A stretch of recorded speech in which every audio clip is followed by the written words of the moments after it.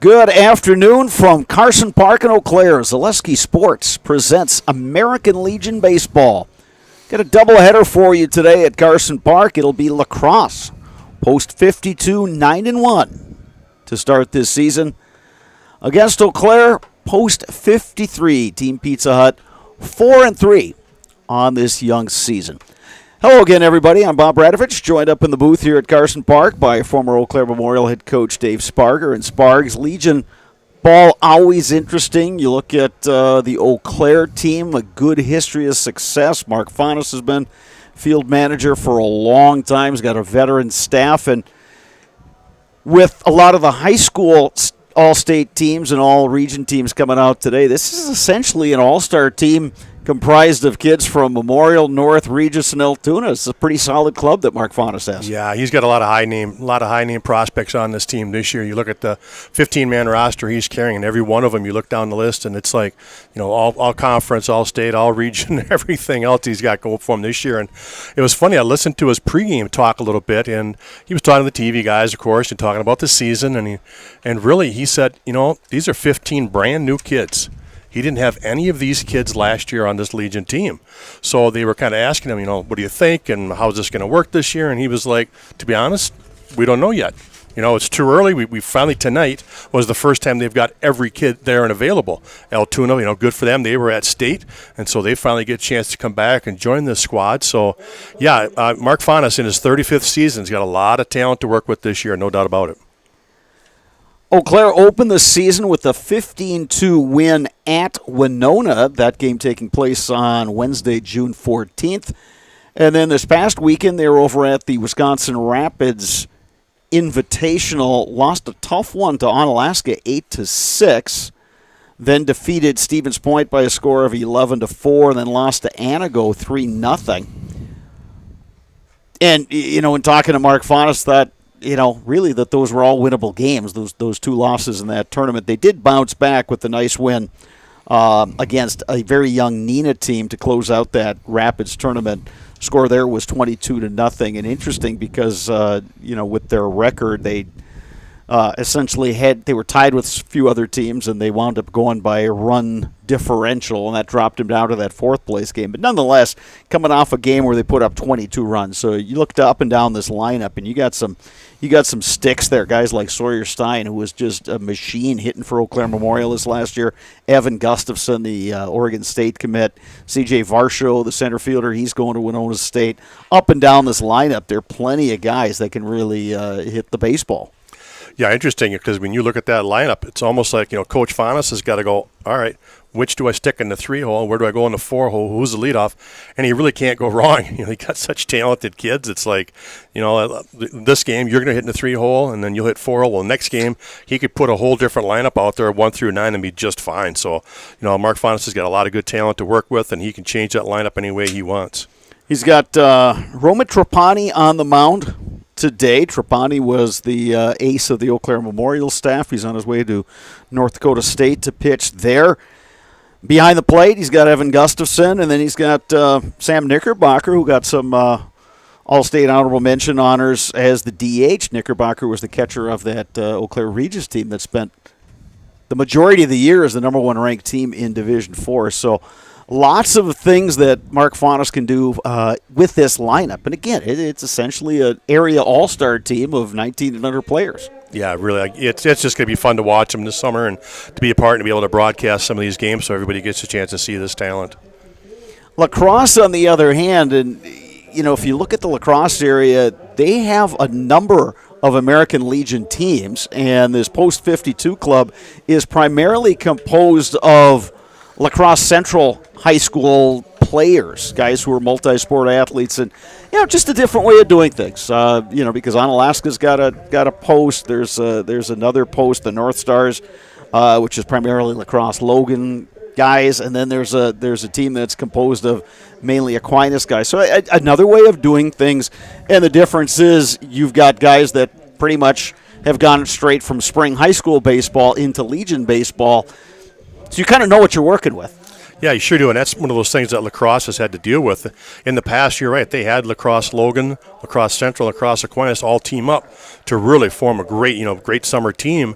But some of those programs have decided, like in Aquinas, you know what? We want all of our kids to keep playing summer ball. And we want them all to play together. To keep that teamship, going together. And so they just kind of decided to go at their own post. And again, not like you said, not right or wrong. It just is what it is. And it just, for me, in my opinion on all this stuff, is the more teams, the more opportunities. More opportunity for kids to keep playing all summer and to play this great game of baseball. So, that's just like you said, one of the things that lacrosse has done is they've expanded their programs to include more Legion teams. And Eau Claire does have a 17 and under team, and so that gives some of the younger players, maybe, a kid from Northwood Memorial who is a freshman or a sophomore that saw some varsity time, now gets a chance to play a full season. And I know going back to my days, ancient history, I get that, but back to my days, we really enjoyed playing Legion. Number one, the weather was better than it is, in April. But it was just more about baseball. It was less about the crowd that was there or whose girlfriend was in the stands or whose parents were around. It was just baseball, and you could really get down to, kind of fine-tuning your game and just kind of becoming a better ball player. So yeah. I always enjoyed that opportunity to play Legion baseball. Much more relaxed atmosphere. Yep. Really get a chance to play with other guys and have a lot of fun during the summer playing baseball. Teddy Jost, Ryan Byer, a couple young guys are your umpires today. Right now, our national anthem sung by Joe Anderson of Zaleski Sports. Oh, say, can you see by the dawn's early light what so proudly we hailed at the twilight's last gleaming, whose broad stripes and bright stars through the perilous fight for the ramparts we watched were so gallantly streaming, and the rockets' red glare, the bombs bursting in air, gave proof through the night that our flag was still there. Oh, say does that star-spangled banner yet wave o'er the land of the free and the home of the brave? Nicely done by Joe Anderson of Zaleski Sports, who's with us today, providing some technical support. And Joe has several times said if he's not here, whether you or I would want to sing the anthem, and we both politely declined. Yeah, that's a safe guess there. Here's the batting order for lacrosse. Post 52 coming in with the record of 9-1. Leading off is the center fielder, Johnny Lever. Left fielder, Mason Elston, will bat second. Batting third is the catcher, Calvin Hargrove. DH Casey Erickson batting fourth. Batting fifth is the third baseman, Bradley Check. Tyler Young, the first baseman, will bat sixth. Batting seventh, Dalen Haney, playing second base. Batting eighth is the right fielder, Gabe Weber. And batting ninth is shortstop, Austin Zemi. Wes Barnhart is the pitcher today for lacrosse. For Eau Claire, post 53, an overall record of 4-3 coming into this game. Roman Trapani is on the mound. Evan Gustafson is his catcher. Sawyer Stein over at first base. Cooper Dykes playing second. Over at third, it's Patrick Callahan. Tyler Webb is the shortstop. Outfield, left to right, Elliot Height, CJ Varsho, Brayton Tillman.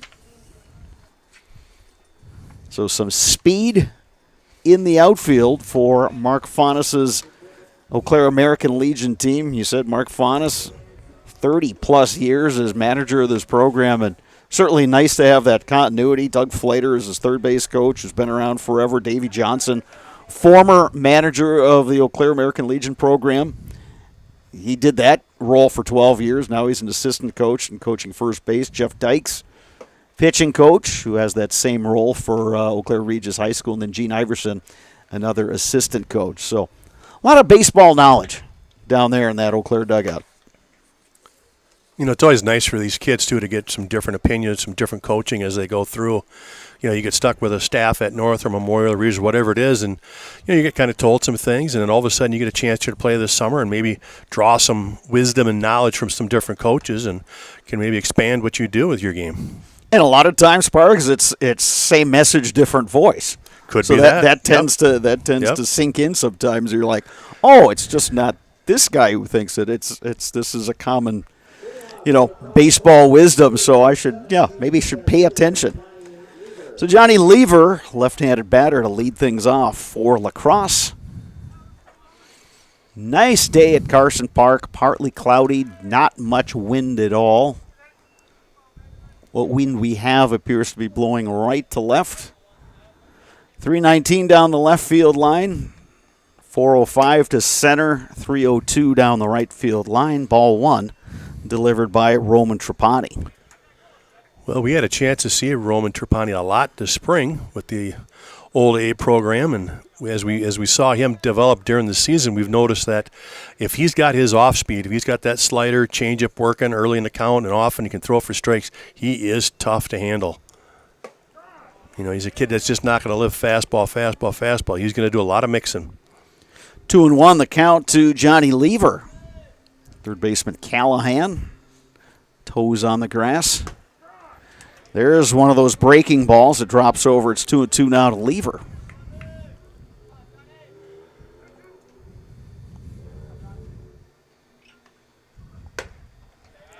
Trying to shoot that outside corner. He missed. 3-2 now. The count to Johnny Lever.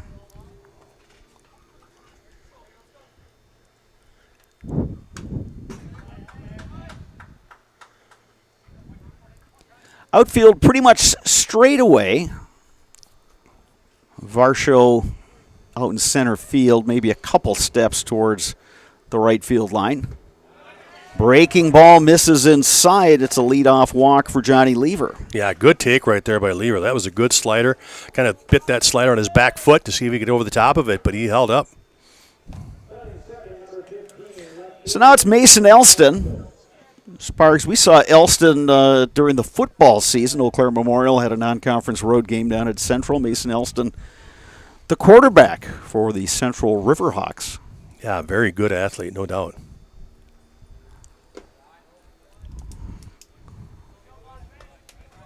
Trapani delivers ball one to Elston.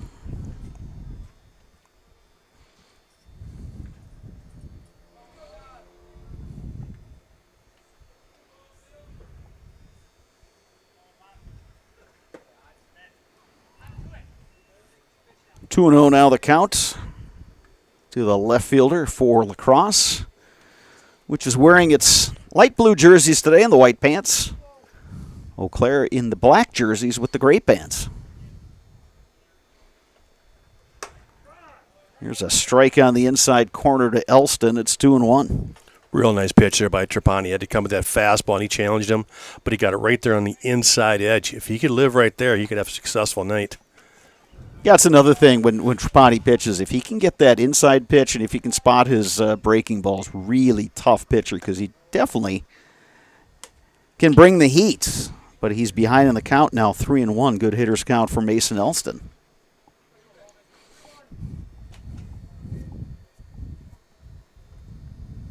Just underway here at Carson Park. First of two, American Legion baseball, and Trapani has walked the first two hitters of the game. 2 on, nobody out. Calvin Hargrove, the catcher, coming to bat for La Crosse. Yeah, Trapani in trouble earlier. La Crosse has done a nice job of not swinging the stuff out of the zone. He's making him pitch and throw strikes. Again, trying to work inside. That one misses. 1-0 the count to Hargrove.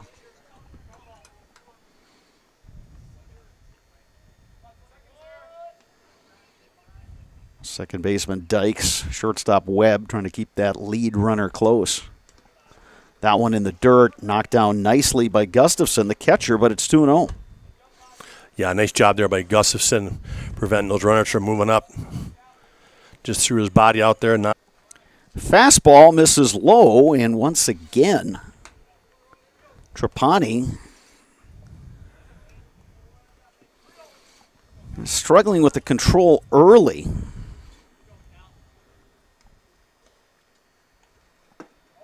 And that one misses. He walks Hargrove on 4 pitches. Lever walked on a 3-2 count. Elston walked on a 3-1 count. And now Evan Gustafson is going to go out there and chat with his right-hander and try to get him settled down. Boy, that's the strangest thing about pitching, though. You know, just every night you come out there, you take that bump, you just never know what you're going to have. Sometimes you'll have your A game, and sometimes you got your B game, and you got to compete a little bit more. And sometimes you're throwing your C game out there, and you're just hoping to survive. And right now, Trapani's trying to find his good stuff. We've seen him get in grooves where he is just pounding the strike zone, but then we've also seen times, and today is one of them, where he's just not finding the zone. And the funny thing is, he wears his emotions right there on his sleeve. You know, he's just a guy that's very charismatic, and right now he's struggling, and he's trying to fight himself right now a little bit. Corner infielders, even with the bags, middle infielders playing for that double play. Another one low. And Sparks, when a guy is in the dirt like that, is that a sign of overthrowing? It shouldn't be for him. It's just more of a release point type situation. You're separating maybe a little too early. You know, it's got to make yourself stay back a little bit more. And there's a 2-0 good pitch, catches the corner. You know, and that's another option right there. You saw he came with a breaking pitch right there. If that fastball, you just can't find the feel for that, you'll come back with a curveball, slider, something like that, just to mix it up to get a different feel on a ball. 2 balls and a strike. Line to left, and that's going to drop in. Lever will score. Elston getting the green light. Throw is cut off. Throw home not in time, and the throw to third not in time. Real good base running right there by Crosse, taking that extra base on that throw home. Good piece of running right there by Hargrove. So a pair of runs batted in for Casey Erickson, the DH. Didn't try to do too much with that, just put the bat on it and looped it out to left field. So Hargrove able to move all the way over to third base. Still nobody out. Bradley Check at the plate. Trapani looking to pitch himself out of this jam. Yeah, infield's going to play back, try to turn 2 here. Driven deep to right. Going back, Carrying way back, and gone. 3-run homer, Bradley Check. And just like that, post 52 is up 5-0. Still nobody out here in the first inning. He checked that one right into the fan deck, didn't he there, Brado? That he did.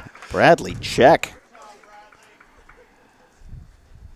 did a good job of squaring up. And now the bases are clear, and it's Tyler Young's turn at the plate. Well, this is, again, you look at records, and La Crosse comes in 9-1. And no matter, what level you're playing at, if you win 9 out of your first 10, you're going to feel pretty good about yourself. Oh, absolutely. There's a reason, right? There's a reason you're 9-1, and obviously they can hit the ball. They showed this inning right now. They just good eye at the bat, and then a couple of single, and then the deep shot. Now a line drive. Just foul. Oof. But again, squared it up. Good swing.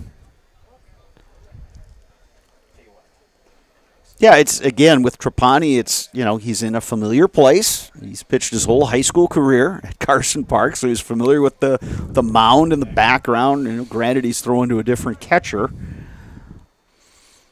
than he did during the high school season. See what he does here, 0-2. Yeah, it is just strange. That's one of those phenomena as far as the pitcher goes. Boy, some nights you go out there, and I don't care if you're in the bigs, minors, high school, whatever it is. There's just some nights that you've got it, and other nights you just can't find it. And right now, Roman hasn't had one of these all year. No, this is just one of those things where, he's just struggling. He's trying to find himself. He's a senior, so he's trying to, gain that composure and recenter and find that strike zone for him now. Swing and a miss. Tyler Young down on strikes, so that's the first out of the inning. Trapani records a strikeout, and it's one of those things, Sparks, and you've coached for a good chunk of your adult life. You know the drill. It's like, hey, it's not the start ideal, but if nothing else, still top of 1. Yeah, exactly. So just kind of reset, let's get some outs, and let's go to hit and try to chip away a little bit. And you talked about before, Trapani could find his rhythm and just absolutely cruise the next 6 innings. You just never know. You could just be a little slow out of the gate and then find a good rhythm and be just fine. And like I said, being the top of the first, they've got plenty of time to come back on this one. Quickly 0-2 to Dalen Haney, the second baseman. And there you go. These next 2 batters now, he's worked ahead of the count, which he didn't do at all in the first 5. And then he plunks Haney on an 0-2 pitch. Ed Sparks, to your point about some days you just come to the ballpark and you just don't have it as a pitcher. And a lot of times it doesn't even translate from your warm-ups. You could be in the bullpen feeling good and, all right, get my pitches over, and then something happens when you take the big mound. Yeah, exactly right. You could have had a great warm-up and then nothing, and then vice versa, right? You've gone to the bullpen, and it's like, oh, I can't throw a strike to save my life. I don't have a feel for my breaking ball. And then you get in for the game, and you're like, I can throw everything for a strike. This is great, and you're cruising. But so, we'll see as this one goes on. 2-0 the count to Gabe Weber. 8th man to bat this inning for La Crosse.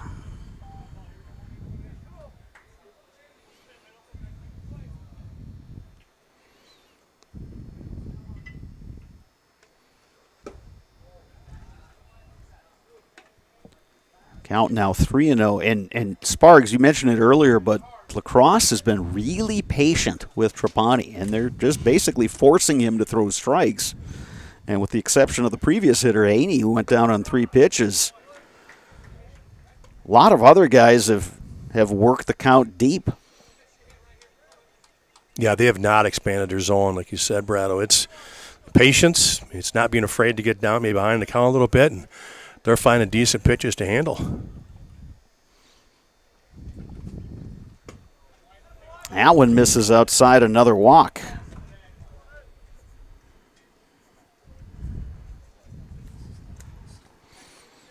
So that's the 4th walk issued by Trapani, along with a hit batter. 2 hits in the inning, but one was a 2 RBI single, and the other one was a 3-run homer. And so now Mark Faunus will make the walk. Yeah, Mark's heading to the mound there just to talk to Trapani a little bit. He told the infielders, listen, just stay away. This is going to be just a little one-on-one heart-to-heart here, and I don't need anybody else staying on this conversation. So it's one of those things that a manager likes to do in this situation. And, again, there's nothing much to be said. Trapani, Roman's doing his best. He's trying everything he can to fix it. And so you just go out there, let him catch his breath, give him a little positive encouragement. Yeah, I mean, this is, again, Roman Trapani has been a stalwart at the high school level, pitching for Eau Claire Memorial in these last couple seasons. He even got some time as a sophomore.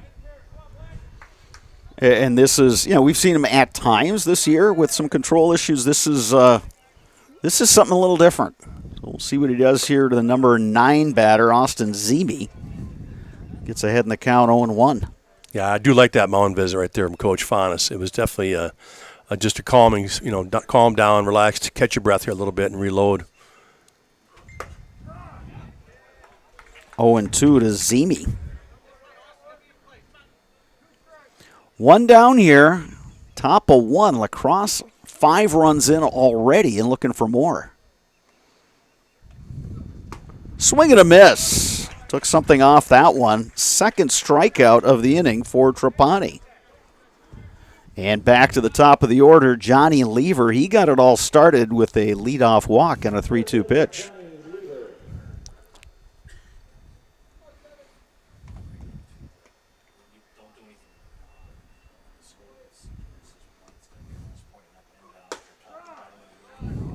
Trapani ahead, 0-1. Yeah, important here now for Eau Claire to get out of this inning with just 5 given up. Need to get back in that dugout and regroup, start swinging and see if they can start chipping away. Good job by La Crosse jumping out early, though. That one in the dirt. Another nice stop by Gustafson behind the plate. With Gustafson, he's got such a big bat. He's got a really strong arm, but I think the underrated aspect of his game is how he can block pitches. Well, that's what he does. You're right. He blocks. He's not worried about trying to catch it or pick it, be fancy or anything like that. He's just doing a really nice job of squaring it up with his chest and knocking things down and then go pick it up. It's laying there out in front of you. Nobody's going to move up. Yeah, catching is so much about technique and just being a willingness to get down there and block the ball.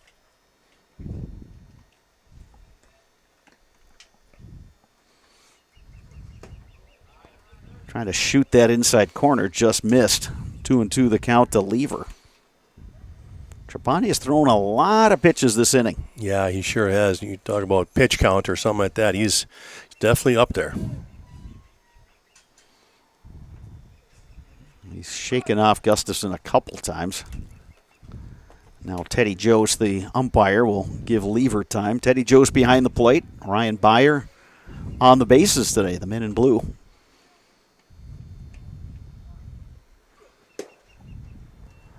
And the count is full to Lever. Now, again, he got this whole thing started top of one when he walked on a 3-2 pitch. Runners will be in motion. Haney at second, Weber at first.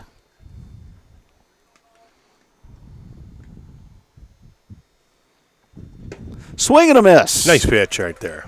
So, despite giving up 5 runs on 2 hits, Roma Trapani strikes out the side. Lacrosse has 5. Eau Claire coming to bat bottom 1 when we return on Zaleski Sports. You know better when you see it.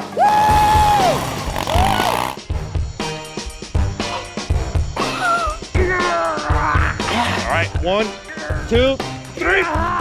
But sometimes it's a little harder to tell what better looks like, and you could use a little help.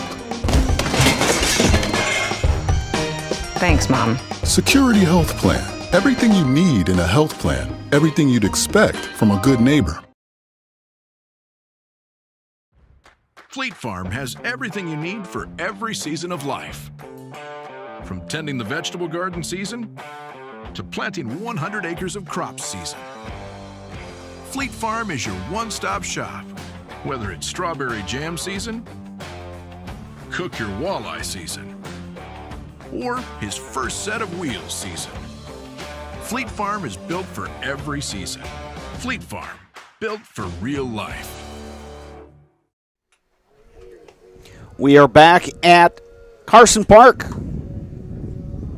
Bottom of the first inning, and Lacrosse leading Eau Claire 5-0. Post 52 putting up a 5 spot on just 2 hits, but they took advantage of walks and a hit batsman.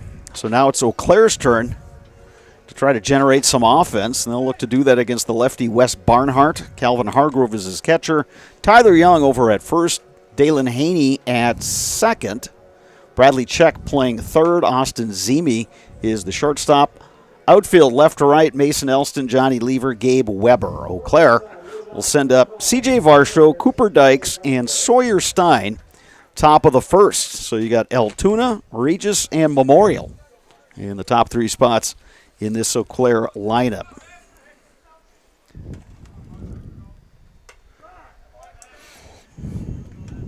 And that's what's really fun about summer baseball right there. Just the fact that you can go Regis, Altoona, and Memorial, and North, or whatever, just that mix of teams. That's fun. Swing and a miss by Varsho as Barnhart working outside on these first 2 pitches. Doesn't look like, you just watching his warm-ups, not an overpowering pitcher, but kind of mixes things up, got a little herky-jerky delivery. Bouncing ball, Haney has it at second. And throw over to Young is in time. 1 out here in the bottom of the first. Well, you said it, not overthrowing. He's not going to throw it past them. So I think he might be more of an adjustment, too, as a hitter, as you got to relax, let that ball travel. Cooper Dykes, second baseman, batting. He's a lefty, so we got a lefty-lefty matchup coming right back at us, but over the press box.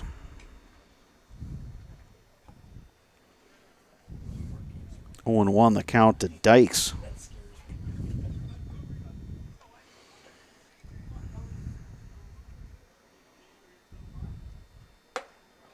Up and in, 1-1. Little chin music there for Cooper.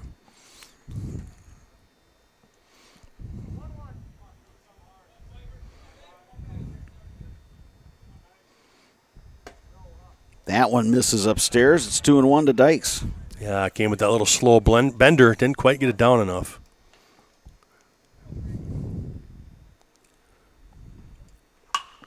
Driven to right and deep.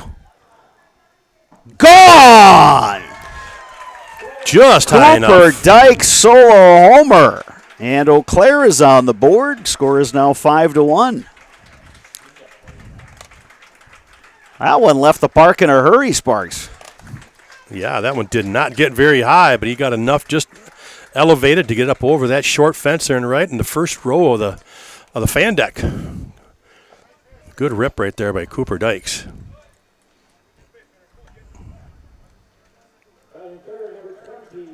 So now it's Sawyer Stein batting. Stein had an outstanding season for Eau Claire Memorial. First pitch swinging. This might stay in. It will. First baseman Tyler Young able to make the catch in foul territory. Big swing from Stein, but got under it. 2 down here, bottom 1. That'll bring up Sam Knickerbocker, who picked up some postseason honors, regional honors. He is on his way to play baseball at St. Mary's University. He's also a starting D lineman on that Regis State Championship football team. Hockey player, too. Yeah, played on that program. Yeah, Regis Altoona McDonald team that was a sectional finalist. Yeah, so he's had a memorable senior year. Heading to St. Mary's to play in the MIAC. And something you don't see a lot, he's a left-handed catcher. That's very true. So he's got the catcher's glove that he wears on the right hand and throws with his left. So, but he's made it work. I've seen a few guys over the years who can pull it off.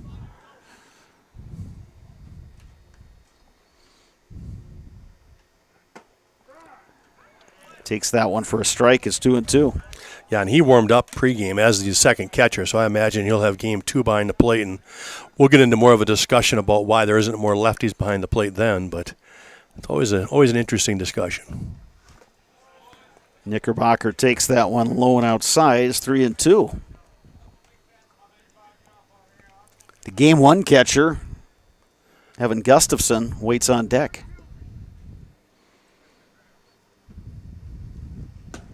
That one misses outside. Knickerbocker works a 2-out walk.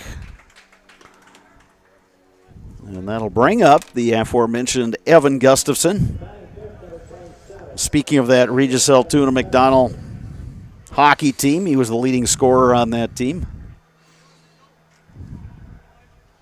Yeah, as much fun as he is watch play the game of baseball, he's also a lot of fun to watch on the hockey rink.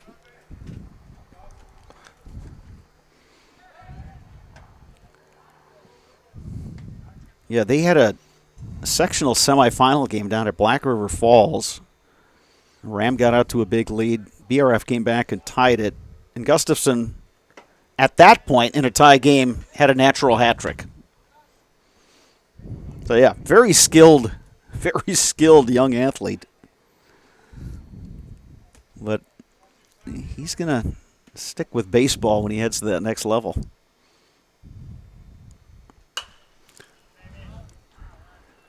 Yeah, I'll be curious to see when he heads out that way, too. A lot of programs want their freshmen to come in during the summer and start summer school and get on their program, weightlifting and such. And, you know, it'd be interesting to see how long he stays here back in Eau Claire to play with the Legion team.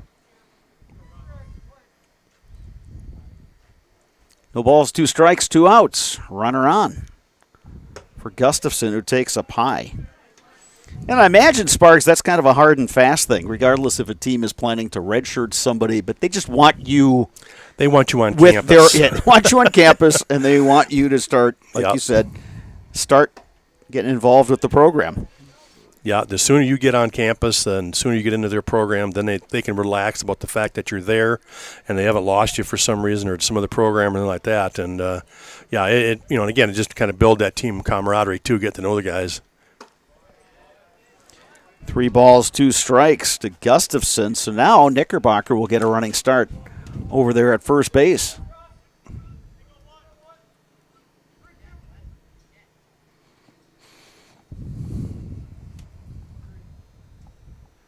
Outfield swung around towards right field. Gustafson, the power to all fields. He's hit a couple out going the opposite way. And back-to-back walks. Yeah, he didn't want to challenge with a fastball there. He went slider away, and old Gustafson wasn't about to reach for that one. So a good eye there. Like you said, back-to-back walks, first and second here now. Here's Tyler Webb, the shortstop. Third baseman Bradley Check creeping up. Just in front of the baseline over there at third.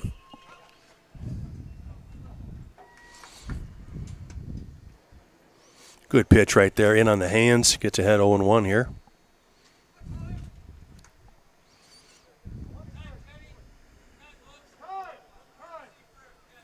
And we're going to get a courtesy runner. That's going to be Eli Rathke running for Gustafson, the catcher.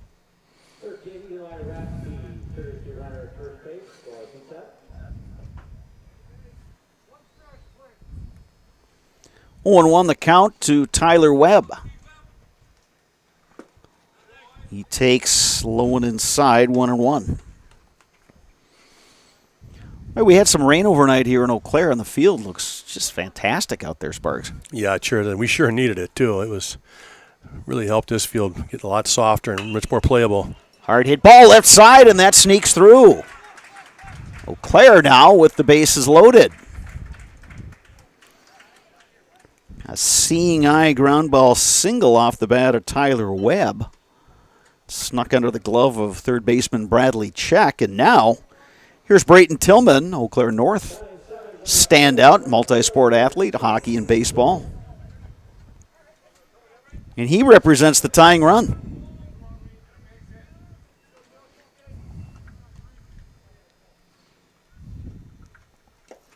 Tillman takes outside. Well, a little base hit from Tillman will obviously score 2 here for the Legion Post here. With 2 outs, they're going to be going on contact, so that'll help them.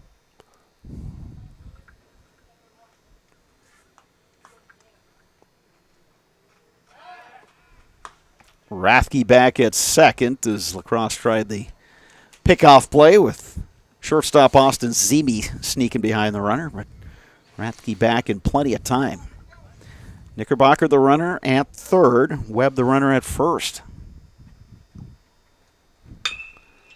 Bouncing ball off the bat at Tillman. Haney has it, and the throw to first to retire Tillman. Eau Claire gets a run on the Cooper Dyke solo homer, but leaves them loaded. After one complete, your score, Lacrosse 5, Eau Claire 1. You're watching Zaleski Sports.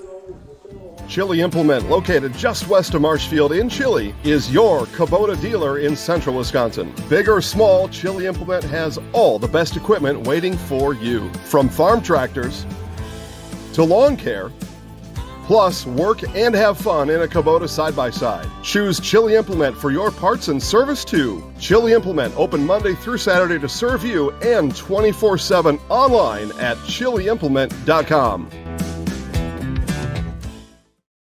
You know better when you see it. All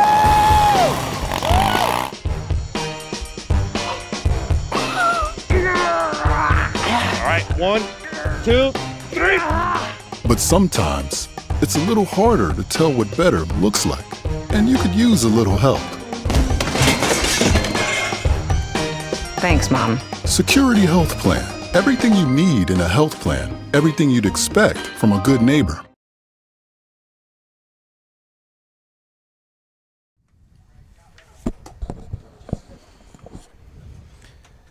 Ready to start inning number 2 here at Carson Park. Lacrosse leading Eau Claire 5-1.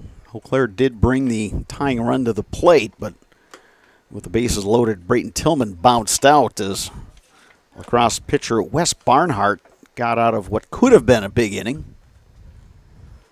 Now Lacrosse hitters will look to get some more offense generated against Roman Trapani, who struggled with his control in inning number 1 when 10 men came to the plate. Yeah, in that first inning, he had 4 walks and 1 hit by pitch, so 5 free bases in that inning.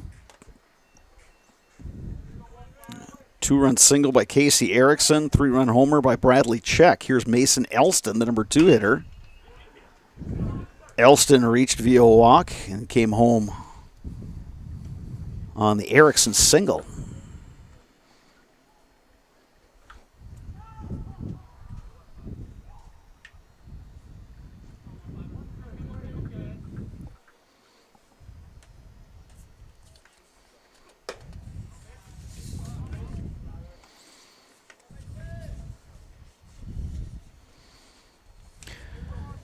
Couple of the wins that Eau Claire has had this year, they've put up 15, 11, and 22 runs. There's a base hit to left by Mason Elston.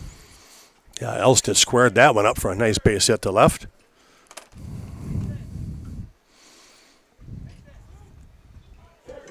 But in Eau Claire's wins this year, they've gotten the bats going later in those ball games. Some of them were close games. They were able to blow them open. Today, though, the challenge is going to be keeping La Crosse close. No play at second, and then the throw to first not in time. So Patrick Callahan got caught in that big hop there. Took a look at second. Elston, good wheels. He didn't think he had a play there, and then decided to try Hargrove at first, and he beat it out. Yeah, once that a high hop and he had to wait for it, he really wasn't going to have a play at second. The only play he had was to get that out at first, and unfortunately he hesitated to take a peek over there and wasn't going to have a play there, and by the time he looked back, he really didn't have a play at first anymore. So that'll be an infield single right there for Hargrove. One of those sparks, and I think Patrick Callahan would tell us that in hindsight, just get the out at first. Absolutely, yep. High bounce like that, you know you got the leadoff man ahead of you on that base. Bouncing ball to short. Webb to second for 1. It's dropped by Dykes. Runner is safe.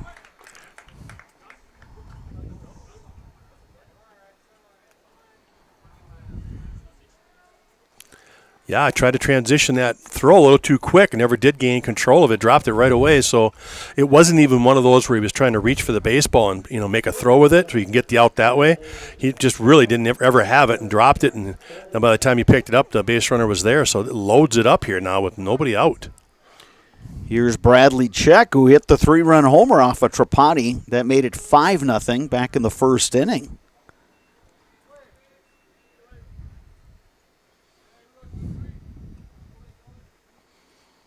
Corner infielders up, middle infielders playing for the double play. Nice pitch by Trapani.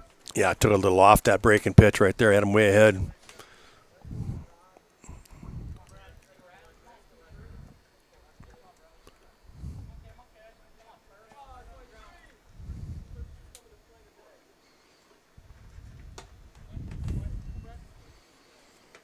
Ball on a strike to Check. Check's obviously looking for a pitch in middle inside that he can turn on, hit that short porch again. It is enticing when you look down there and it's only 3-0-2 down the line. Swing and a miss.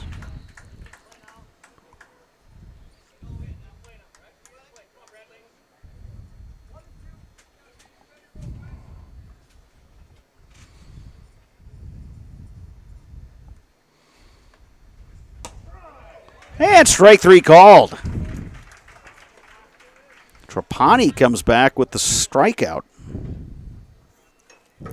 Good series of pitches right there by Trapani.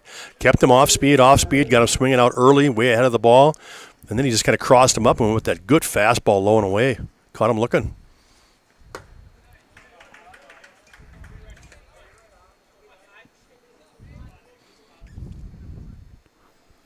So Tyler Young is the batter.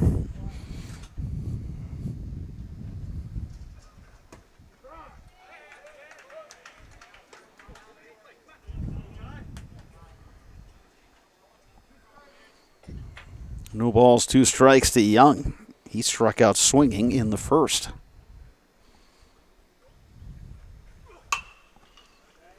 little excuse me swing. That'll go foul. Yeah, a very defensive swing there, but I guess that's what you got to do, right? You're down 0-2. You got to make sure you hang in everything close.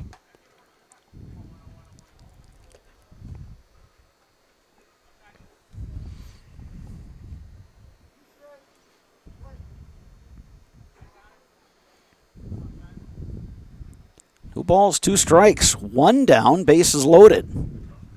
Swing and a miss. Back-to-back strikeouts by Roman Trapani after Lacrosse loaded the bases. And that'll bring up Dalen Haney. He was hit by a pitch in that first inning. Well, here's a chance now for Trapani, who's really bear down now with bases loaded to work himself out of this trouble here in the second.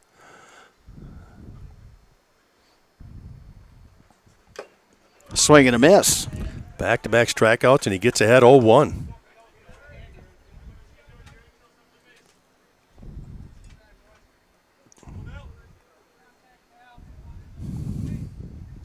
Runners get their lead. 0-1 pitch in the dirt. Another nice stop by Gustafson behind the plate.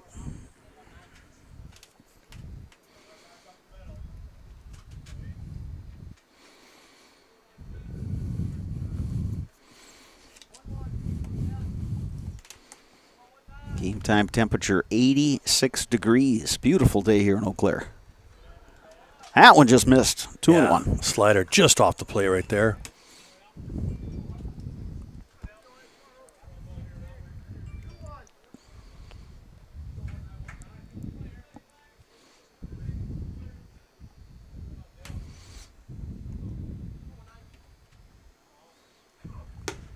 Here's a strike, 2-2, the count on Haney. So Trapani, one strike away from getting out of this mess.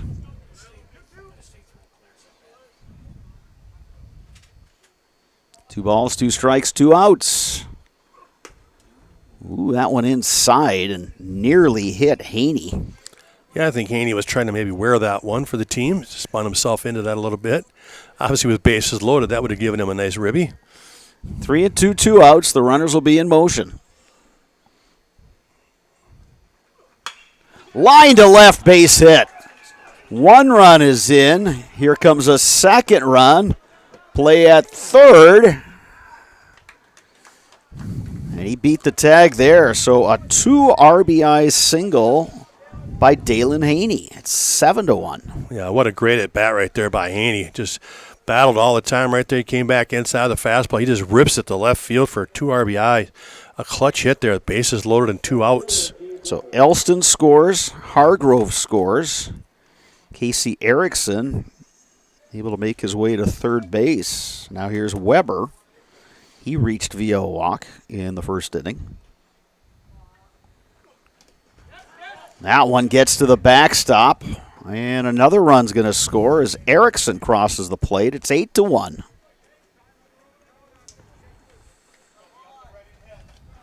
Well, now if you're Eau Claire, kind of pressures on the pitcher Trapani and the defensive players to keep this margin right where it is. Yeah, it's kind of getting away from him all of a sudden. Like you said, it's all of a sudden 8-1. We had a chance to, with a full count, 2 outs, one pitch away from getting out of this and keeping it 5-1. But Lacrosse has taken advantage of their opportunities today. Yeah, have come through with some big hits. Erickson knocked in a pair of runs. Check hit the 3-run homer. Now Haney in this inning, a 2-run single. To right field and shallow. Tillman coming on. He's not going to get it. Another run will cross the plate.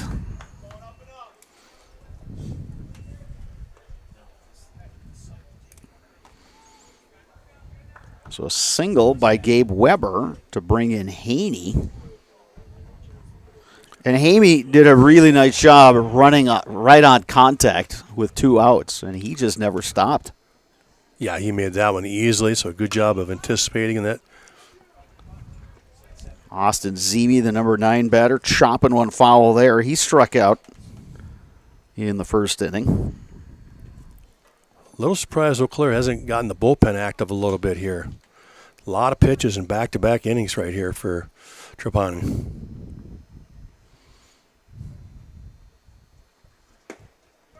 Yeah, it seems like the coaching staff has decided we're going to let him work out of this. We're confident enough in our hitters that, maybe second time through they'll see if they can start chipping away here. Well, and again, tonight is a doubleheader, so obviously you'd like to have your starters go as deep as they possibly can to help with that bullpen.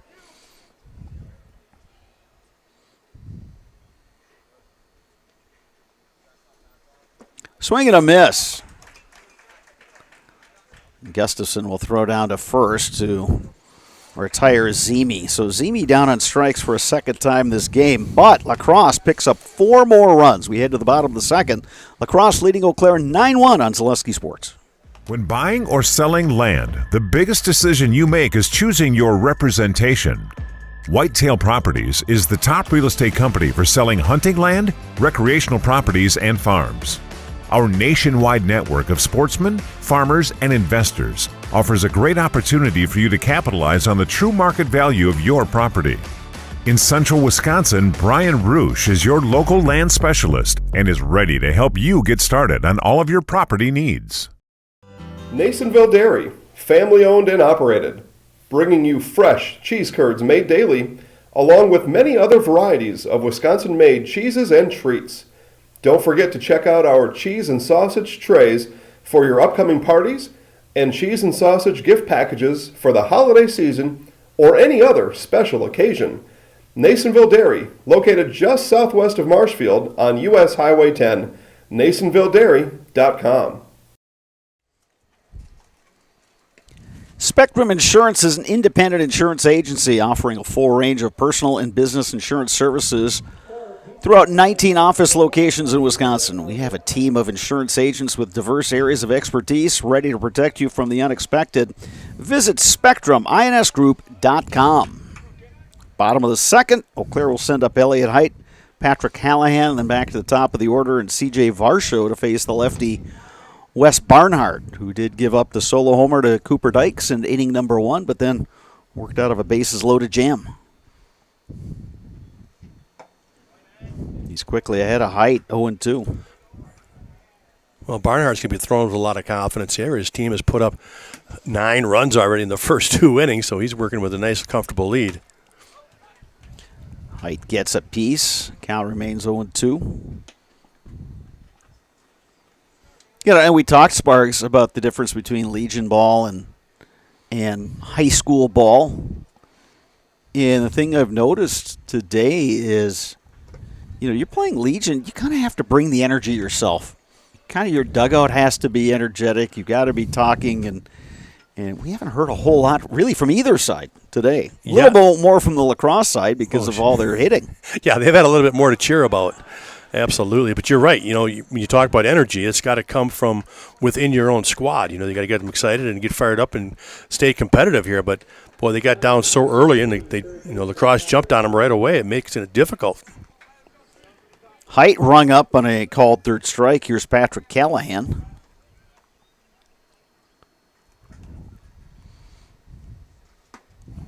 Swings through that pitch from Barnhart, 0-1. Barnhart's doing a really nice job of just staying away. He likes to stay away from those left-handed hitters, just keeping the ball away, changing speeds. He, like you said, doesn't throw hard.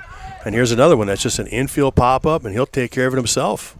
Barnhart has retired the first 2 hitters here in inning number 2. Well, Barnhart's showing you don't have to throw upper 80s or 90 to get guys out. There he's around the plate, establishing his off-speed stuff, and then it just makes that fastball look even faster. C.J. Varsho takes that one on the outside corner. Well, right now it's all about location, that's for sure. He's doing a really nice job of hitting his spots. Varsho reaching out, trying to poke that the other way. The third baseman, Bradley Check, will make the catch in foul territory. Eau Claire goes down quietly in its half of inning number 2. 2 innings in the books. La Crosse 9, Eau Claire 1 on Zaleski Sports.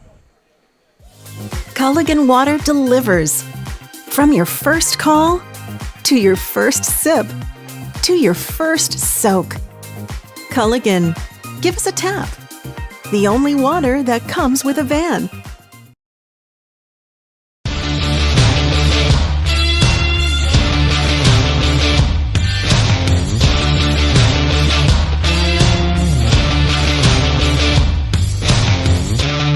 Be ready for your season with Play It Again Sports of Eau Claire.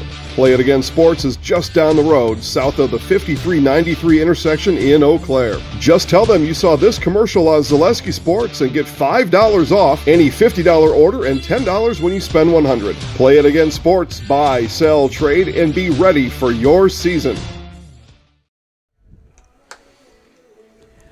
Sign up for Fleet Rewards and get great deals sent straight to you. Plus, you will earn points on every purchase made in-store or online. Sign up now at fleetfarm.com. Get everything you need in one stop. Get it all at Fleet Farm. Contact Brad Stockey, Primerica Regional Vice President, for all of your investment and financial planning needs. Call 715-832-4538 to set up a complimentary financial review. Marquardt Motors, your local Buick and GMC dealer, has the area's largest pre-owned and new vehicle inventory with new arrivals daily. View the inventory at marquardtmotors.com or stop in to talk to a friendly salaried sales consultant. Top of the third inning here, and La Crosse will send up 1, 2, 3 in their batting order. Johnny Lever, Mason Elston, Calvin Hargrove against the right-hander Roman Trapani, who's been touched for 9 runs on 6 hits. 5 runs in the first, 4 in the second for La Crosse. Lever takes upstairs. Yeah, it's never good when your leadoff hitter is already up for the third time in the third inning. So La Crosse has certainly taken advantage of what they've been given. Line to left center, and that's going to split the outfielders. Lever rounding second.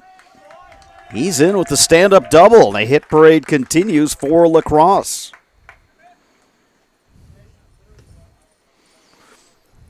Lever now 2 for 3. Or check that. 1 for 2. He walked and scored in the first. Here's Mason Elston, who also walked and scored in that first inning. He's 2 for 2. Pair of singles, been on base all 3 times.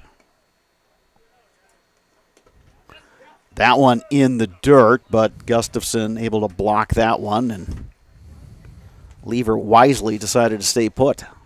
Yeah, Elston's been on both times. He's been up and scored both times. So he's been very active on the base paths also.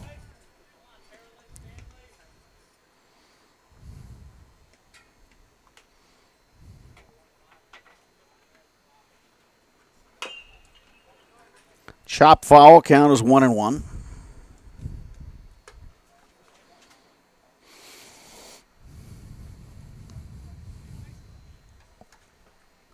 The lights are on at Carson Park as we approach the 6 o'clock hour.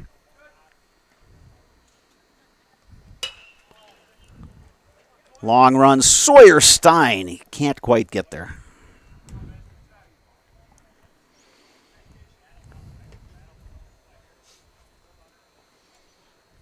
Will it be Wednesday, Sparks? That's the longest day of the year. Do I have that right? If you say so. I forgot to check. Hey, that I'm the for sports you. guy. I'm not the weather guy. Yeah, but you've got those sources. You got those. Well, you have guys. You know people. Matt Schaefer's back at the station building charts. There you go. You cannot disturb him. That one gets away from Gustafson, and Lever will advance to third on the wild pitch. Well, if Matt's listening in, maybe he can give us a little heads up on that. Yeah, sure. Well, then again, at 6, he's got some duties to attend to. He might be a little preoccupied. Yeah, well, you're right. Yeah. Well, La Crosse keeps occupying these bases here today as they got a guy on third now with nobody out.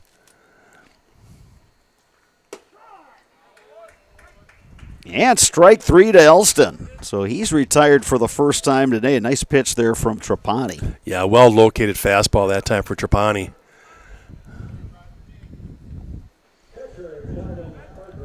Here's Gavin Hargrove, or check that, Calvin Hargrove. Walked and scored in the first inning. Singled and scored in the second. Now, if you're Hargrove in this situation, you've got to get the ball put into play. You know, the big strikeout to Elston, but you still got one more opportunity with a runner on third down to get him in. Infield is back. Middle infield's back, so anything kind of up the middle will score him. And since you asked, Spargs, the June solstice, or summer solstice as some would call it, is Wednesday, June 21st, so in 2 days. Well, it's like you knew. Nice job. Enjoy Good call. the longest day of the year.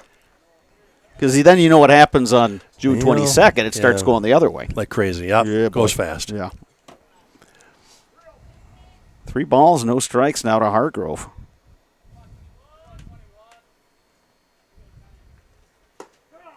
There's a strike. 3-1.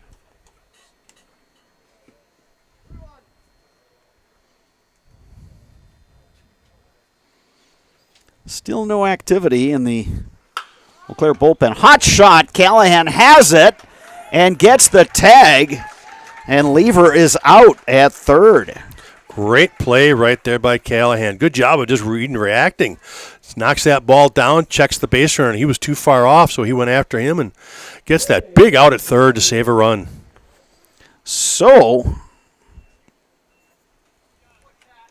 2 down, runner on first. Here's Casey Erickson.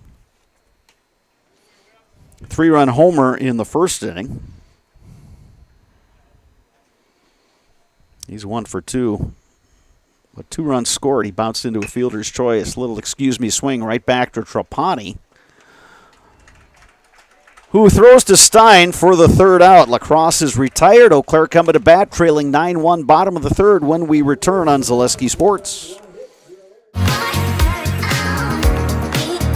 Rich, creamy, and fun. Point Craft Soda. Caffeine-free, made with 100% real sugar. From Stevens Point Brewery. Bauer & Feind has been based in Marshfield since 1955. And if you're in business that long, you're obviously doing many things right. We always focus on selling world-class products, backing it up with world-class customer support. Working with Bauer & Feind Business Technologies has been a pleasure. We have staff on call that we can call if we ever have issues, and the printer usability has been really easy, user-friendly. Give us a call, visit our website. We'd be happy to come in, talk to you. Maybe there's a way we can help you save some money and work more efficiently. This broadcast is brought to you by CCF Bank, a proud member of the Altoona Rails community. From spend and save accounts to accommodating your complex business banking needs, CCF Bank provides you with a home field advantage in Grand Slam products. Visit ccf.us to learn more. Equal housing lender, member FDIC.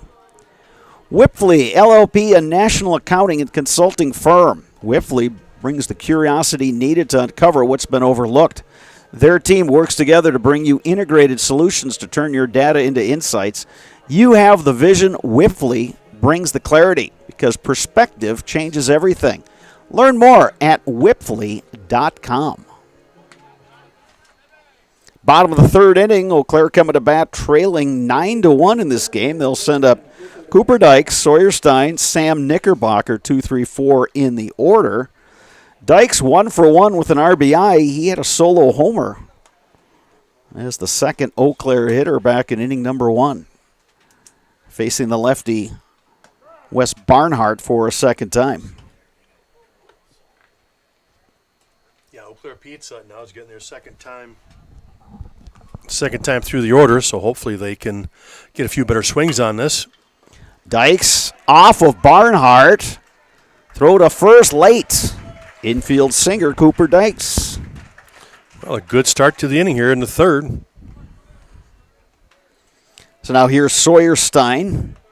First pitch swinging back in the first inning. He got under one and popped out to first base.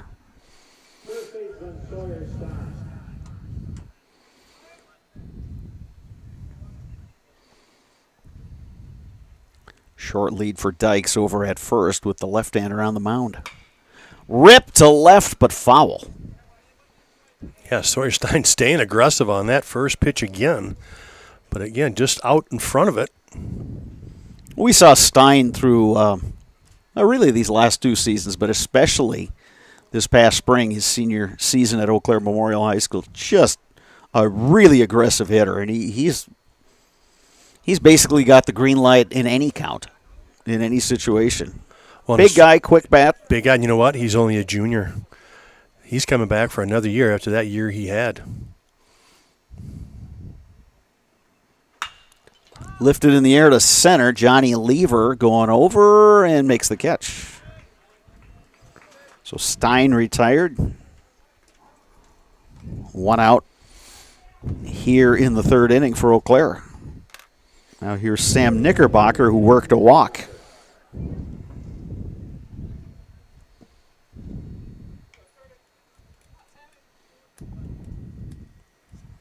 Key inning here for Eau Claire, because Crosse is kind of right on the verge of making this a run rule situation. These are 7-inning games as they're playing 2 today. Knickerbocker takes up and in, count is 1-0.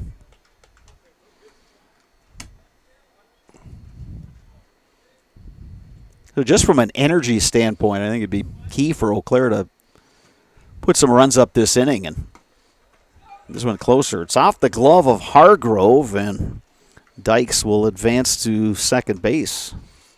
Well, you're exactly right. They need some sort of positive energy to come. They need something positive to happen in this inning to kind of see if they can get some of that momentum back and chip away here as the game goes on. But now we're getting into the 3rd, 4th inning. If you're still sitting 9-1, it's hard to get there. To right field, Gabe Weber battling the sun. Makes the catch. The runner will tag. Good throw. Good throw, and they got him. Wow, what a seed from right field.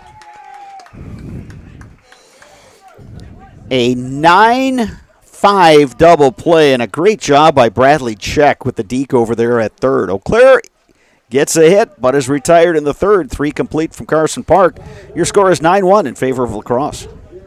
You know better when you see it. All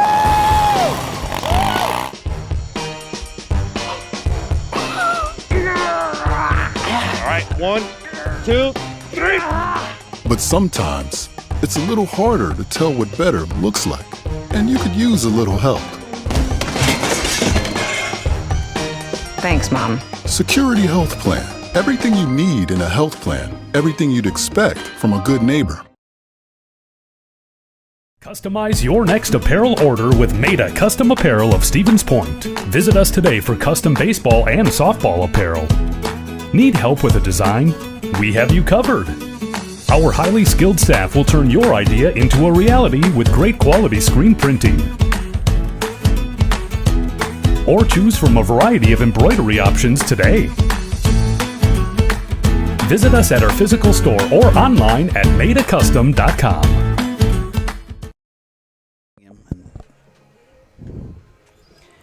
The Altoona Athletics Booster Club invites you to work together and make it fun to support our student athletes and their sports programs. The Altoona Athletic Booster Club meets every 3rd Wednesday of the month, 6:30 p.m. at Altoona High School. All are welcome to join. The Altoona Athletics Booster Club supporting student athletes to achieve excellence in academics, athletics, and sportsmanship. Security Health Plan helps individuals and businesses find the right health insurance program for kids, adults, and families. Self-employed, no problem. Security Health Plan, promises kept, plain and simple. Roman Tripati back on the mound to begin his 4th inning of work. Not going the way he or his teammates expected when they came to the ballpark today. La Crosse, though, team that came to Carson Park with a 9-1 record, showing that our record's legit. They've pounded out 7 hits. They've scored 9 runs, taken advantage of some wildness by Tripati back in inning number 1. Here's Bradley Check, who's got the big hit for La Crosse today. 3-run homer in the first. He's 1 for 2.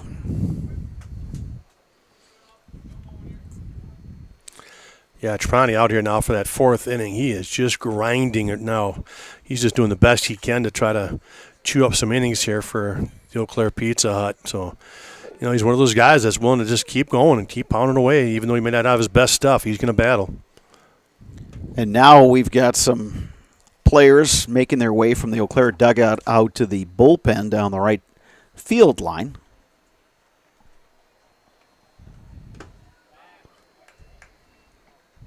Backup catcher Sam Knickerbocker getting the gear on. And it looks like they will have Tyler Iverson. He's going to be doing the throwing. As Trapani delivers a strike to Check, so the count is 3-2 on Bradley Check. Strike 3 called. Gets that high fastball call. Check thought it was a little high taken. Check now 1 for 3, a pair of strikeouts and a 3-run homer. Here's Tyler Young, who's 0 for 2 with a pair of strikeouts.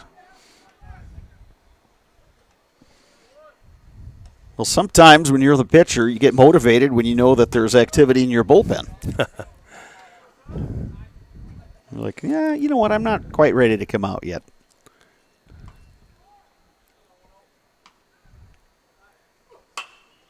There's a little looper to center going back. The second baseman, Cooper Dykes, with a nice running catch.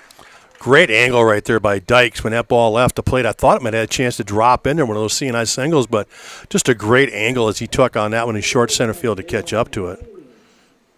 Here's Dylan Haney. 1 for 1 officially. He was also hit by a pitch in the first inning, but he delivered a 2-run single in the second, then he came around to score. That one just misses the outside corner. 1-0 the count.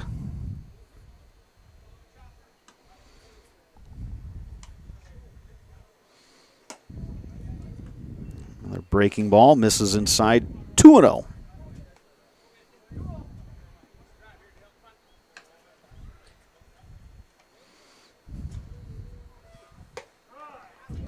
There's a strike, and it's 2-1.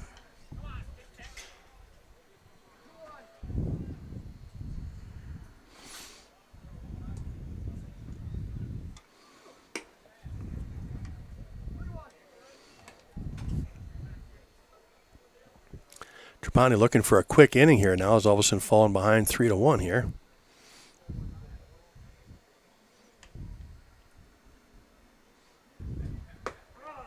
Breaking balls across 3-2.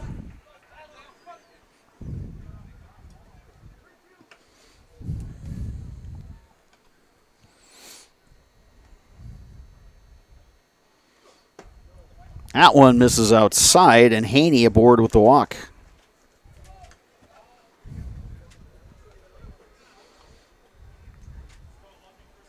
That'll bring up Gabe Weber. 1 for 1. Walked in the first, singled in the second. Trapani has yet to work a 1-2-3 inning.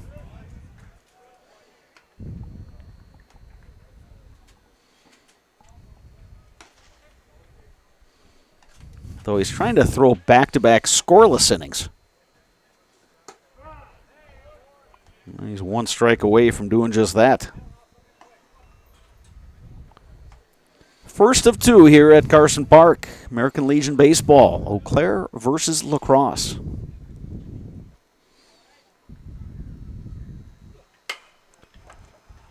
On the infield, Dykes makes the catch.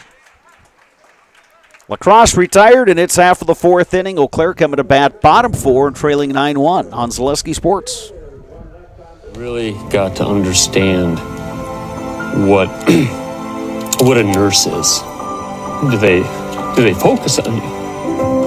You know, do they make sure that you're comfortable? And, you know, that's what Shai has.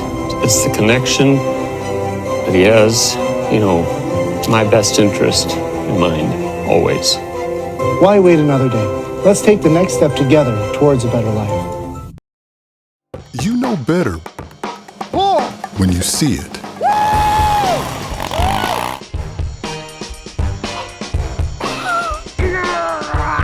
All right, 1, 2, 3.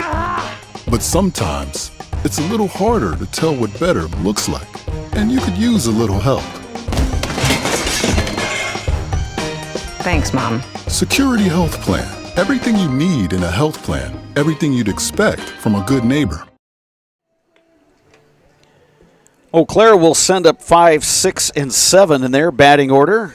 Bottom of the 4th inning. That'll be Evan Gustafson, Tyler Webb, Brayton Tillman, the scheduled hitters for Eau Claire against the lefty Wes Barnhart, who is scattered 3 hits. One of them was a solo homer to Cooper Dykes, the second man he faced in this game. But Barnhart, with his arsenal of off-speed pitches, has kept this Eau Claire hitting lineup in check.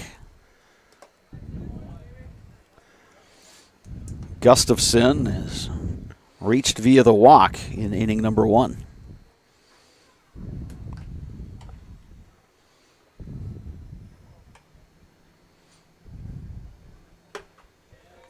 Count now 2-0 to Gustafson.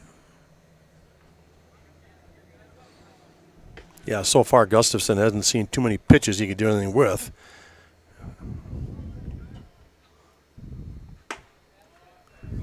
Now 3-0. I think he walked on 4 pitches his last at bat too.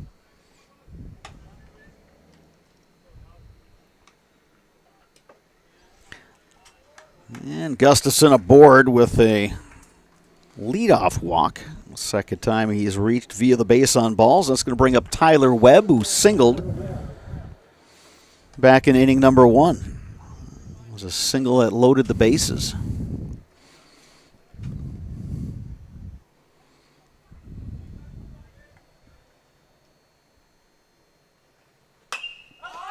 Popped on the infield. Second baseman Haney making the grab. 1 down here in the 4th.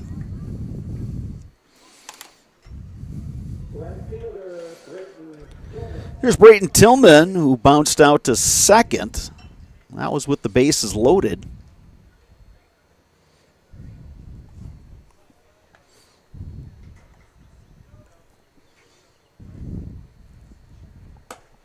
Takes that one outside. Tillman, a first line forward for the Eau Claire North hockey team this past year. Also a starting outfielder for the Huskies baseball team. There's a line drive, and it's just beyond the grasp of Haney. Eau Claire with a pair of runners on. Haney, great effort right there, laying out for that little looping liner. Just gets past him for a single. Tillman's got to be thinking, how come I couldn't do that in my first at-bat? The bases loaded. That would have got him some RBIs, you're right. Yeah, inning number 1, he just rolled over one. He's squared up nicely both times. We just got on top of that first one, grounded out, but a nice base hit there. 2 on now for Elliott Height, who struck out looking. That coming in the 2nd inning.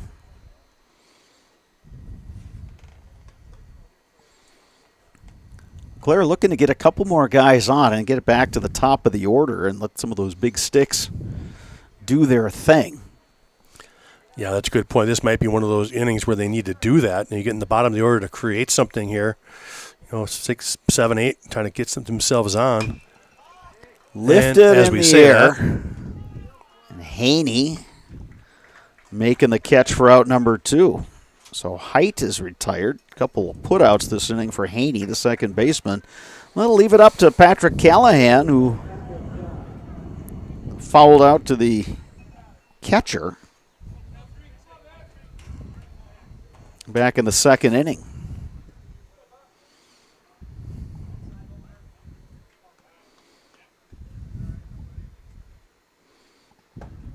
Callahan takes low.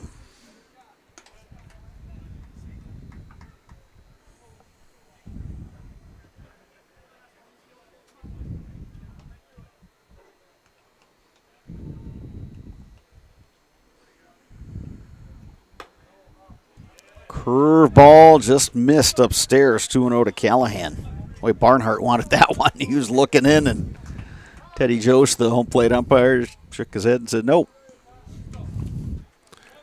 something I just actually noticed here is that the Eau Claire lineup's got like 6 left-handed hitters in their lineup. So Lacrosse coming with this lefty pitcher has really done a nice job of stymieing that left side.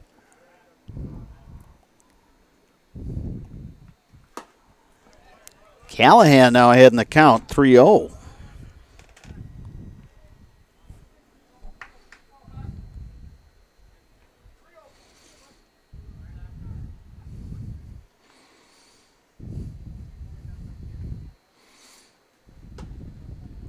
And there's ball 4 to Callahan. And for the second time this game, Eau Claire's got the bases loaded.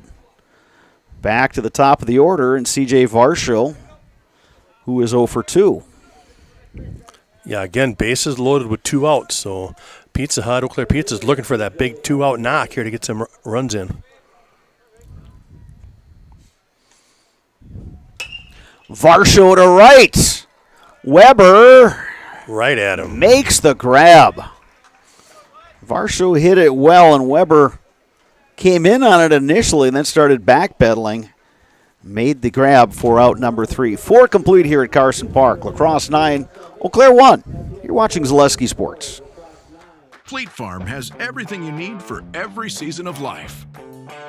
From tending the vegetable garden season to planting 100 acres of crops season. Fleet Farm is your one-stop shop. Whether it's strawberry jam season, cook your walleye season, or his first set of wheels season. Fleet Farm is built for every season. Fleet Farm, built for real life. Chili Implement, located just west of Marshfield in Chile, is your Kubota dealer in central Wisconsin. Big or small, Chili Implement has all the best equipment waiting for you. From farm tractors to lawn care, plus work and have fun in a Kubota side-by-side. Choose Chili Implement for your parts and service too. Chili Implement, open Monday through Saturday to serve you, and 24/7 online at chiliimplement.com.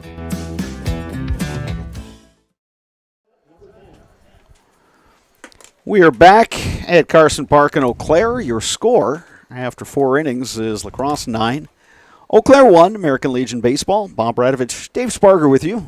Glad you could join us on this warm summer afternoon. Eau Claire has made a pitching change. Tyler Iverson now on the mound for Eau Claire. Iverson, like Roma Trapani, a right-hander. Trapani, not the stat line you would have expected coming into this game. Gave up the 9 runs on 7 hits, 5 walks, 1 hit by pitch. Yeah, and of those 9 runs, 8 were earned. But again, he found a way to stay in there and keep battling, run up his pitch count to try to help out the pitching staff, and was able to at least go 4. So now the onus is on Iverson and this Eau Claire defense to keep the score right where it is. Otherwise, we'd be looking at a run rule situation. Lacrosse, just the opposite. They're thinking, hey, let's get 2. We'll go out there and shut them down, and hey, game 1's in the books. Yeah, any chance you get to end it in 5, you want to jump all over that. Eau Claire, we've talked enough about how much firepower Eau Claire has. You just don't want to give them extra innings to try to climb back into this. 9-1-2 in the Lacrosse lineup. Austin Zemi, pair of strikeouts versus Trapani. Iverson delivers a strike. Iverson, part of the pitching staff for Eau Claire more this year, wasn't a conference thrower, was more of a non-conference guy, but mainly their shortstop for the season. Trapani, finishing his stats, also had 8 strikeouts. Yeah. So just one of those things, and maybe it's a mechanical thing. I mean, who knows what it is? He just from the get-go did not have his usual control. There were times during the high school season he would seem to lose it for a couple, 3 batters, but he could generally get it back, and that was not the case today. And again, credit goes to Lacrosse for jumping on those opportunities. To left, Elliott Height drifting over by the line, and he makes the catch. There have been a couple balls today, Sparks, that off the bat I'm thinking, wow, that's gonna get to the fence. We saw it at the bottom half of the last inning when Varsho, off the bat, I thought, boy, that's over the right fielder's head, but ball's kind of hanging up a little bit. Yeah, we've had 2 home runs, but those guys put a legit shot into those things. They were hammered, where the other ones just didn't seem to carry as well. Back to the top of the order now, and Johnny Lever. Lever 1 for 2 officially. Walked and scored in the first. Doubled in the third.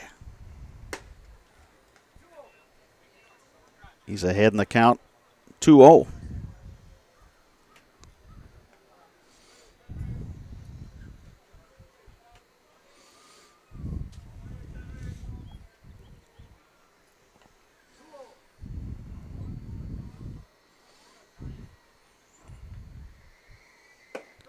Iverson delivers a strike. It's 2-1 to Lever. Carson Park is always a busy place in the summertime. We got some slow pitch softball going on over at Hobbs Field beyond the center field fence. Not seeing anybody out in the tennis courts today. There's a few folks over on the football field.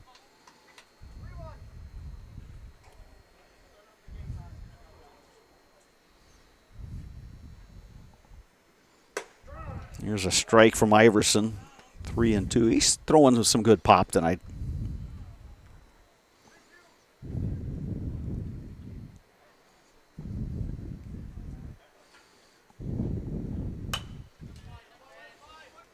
Eau Claire Express on the road tonight. They'll be back here at Carson Park tomorrow. This facility gets so much use in the spring and summertime. Well, and that's fantastic, isn't it? I mean, this is one of the best parks in the state, so it's always fun to watch a ball game at Carson Park. Driven to center, Varsho drifting to his right, and he makes the catch. So 2 down here in the lacrosse half of inning number 5, and Mason Elston will come to bat. Elston 1 for 2. Walked and scored in the first, singled and scored in the second. Yeah, just in terms of just setting, boy, this ballpark, tough to beat it. You get the pine trees. Here's a line drive up the middle, and Elston has his second hit of the day. No doubter line drive right through the middle. Yeah, he took that fastball right back where it came from. Good rip right up the middle. Now you get the pine trees, you get the grandstand that's on the National Historic Register. Located up on a little bit of a hill on a, I guess you could call it a quasi-island. It's surrounded by water on 3 sides. Just a beautiful spot on the southwest side of Eau Claire.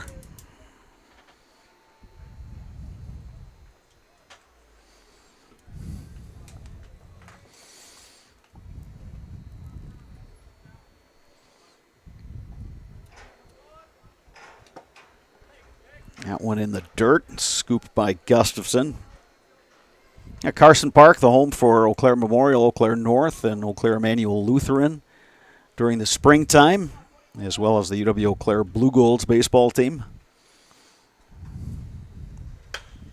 There's a little roller left side, scooped by Callahan. Throw is low, and Stein can't scoop it out. Well, Callahan just kind of short-armed that one. He did a nice job coming in and fielded it.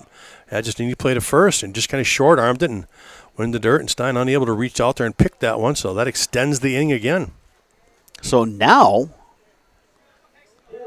2 on for La Crosse, and the DH Casey Erickson. He had that big 3-run homer in the first, reached via the fielder's choice in the second, but came around to score.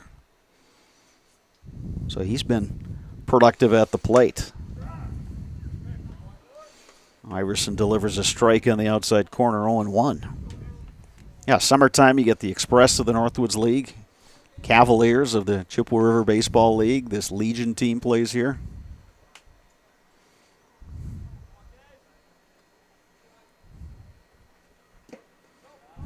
Good scoop behind the plate by Gustafson. Wait, he just kind of makes it look effortless back there. Yeah, it makes it so comfortable for a pitcher, too. You know, just kind of get that confidence of knowing that you're going to hit your location, and if you don't worry about it. You know, old Gus back there behind the dish, he'll take care of it.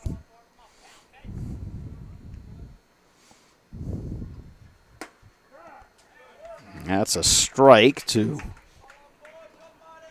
Erickson.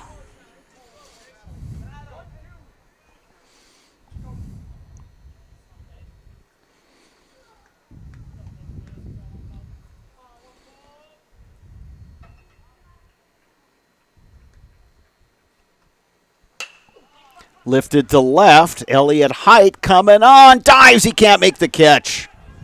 1 run will score. Erickson on his way to second base. It's an RBI double for Erickson. Yeah, good effort out there by Elliott Height. Just kind of took the long path to get to it. Laid out with that long frame of his and just couldn't come up with it. Mason Elston scoring on the double. Calvin Hargrove moving over to third, and it's 10-1. So if you're thinking of a run rule situation, that guy is sitting right down there at third base. And here's Bradley Check, who had the 3-run homer in the first inning. Probably the guy they want up in that situation is right here. 2 outs in this inning. The score is now 10-1. The visitors from La Crosse. I tell you, when I got to the ballpark, it sure sounded good when they were taking BP in those cages down the left field line. And sometimes that transfers over to the game, and obviously it has today. Then again, this is a team that came in here with a 9-1 record. Check takes low. It's 1-1.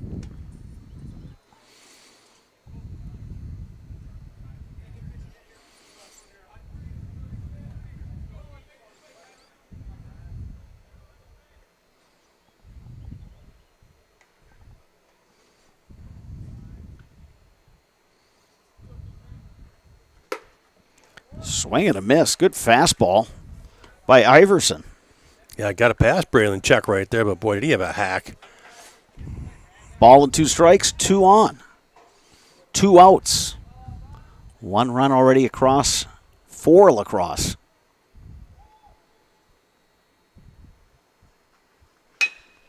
Check, bouncing ball to second, scooped by Dykes. Throw to first is in time. La Crosse gets a run, but leaves a pair. We move to the bottom of the 5th inning with La Crosse leading Eau Claire 10-1 on Zaleski Sports.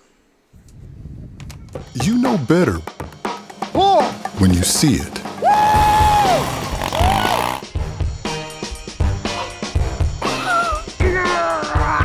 All right, 1, 2, 3. But sometimes it's a little harder to tell what better looks like, and you could use a little help. Thanks, Mom. Security Health Plan. Everything you need in a health plan. Everything you'd expect from a good neighbor. When buying or selling land, the biggest decision you make is choosing your representation. Whitetail Properties is the top real estate company for selling hunting land, recreational properties, and farms. Our nationwide network of sportsmen, farmers, and investors offers a great opportunity for you to capitalize on the true market value of your property. In central Wisconsin, Brian Roosh is your local land specialist and is ready to help you get started on all of your property needs. We move to the bottom of the 5th inning here at Carson Park. Wes Barnhart, the lefty, remains on the mound for La Crosse, and he has really done the job so far. He's scattered 4 hits. Did give up the solo homer to Cooper Dykes in inning number 1, and a couple of times Eau Claire has loaded the bases, but Barnhart has pitched himself out of trouble, and he's facing a lineup 6 lefty hitters in the lineup for Eau Claire, and so the lefty Barnhart has done a really good job of pitching up, down, in, out, and mixing his offerings, and held this very potent Eau Claire lineup to just 4 hits so far. Eau Claire will send up 2, 3, 4, Dykes, Stein, and Knickerbocker. So 3rd time through the order for Eau Claire. Well, Brad, help me out here. I said 6 lefties in the lineup. As I'm looking down there, I'm trying to think of who. Sawyer Stein's a right-hander. Correct. Who else? Driven high in the air. drifting into foul territory. Gabe Weber making the nice grab. Little play there. Boy, I tell you, Gabe Weber has played a really nice right field today for Lacrosse. So here's Sawyer Stein.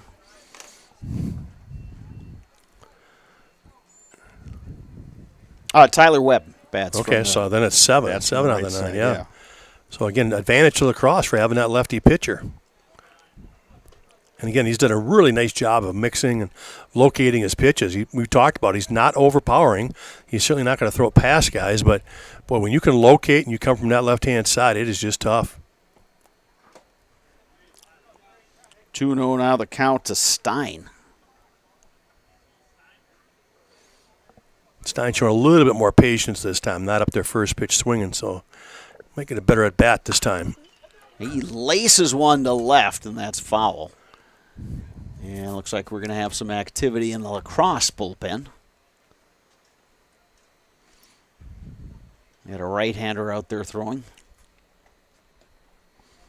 And Sparks, you touched on it earlier. You want to get your starters to get some innings in because you're playing a doubleheader today and want to lessen the stress on that pitching staff. 2-1 pitch. And it's 2-2.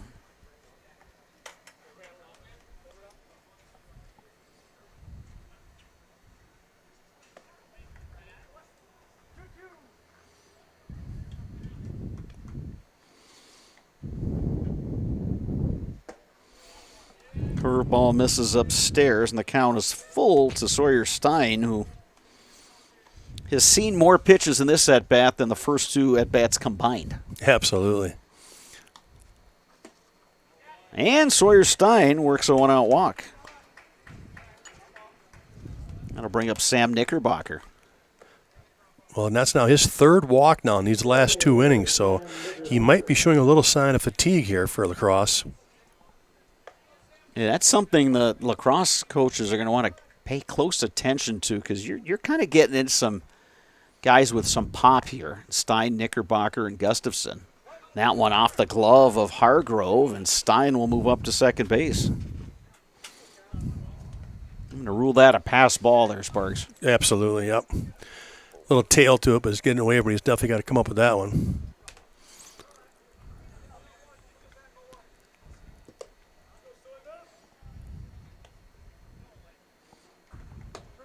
Knickerbocker takes a strike. Yeah, Barnett continues to pound that part of the plate. You know, away from lefties and in from righties. He sure picks his spots nice on that side of the plate.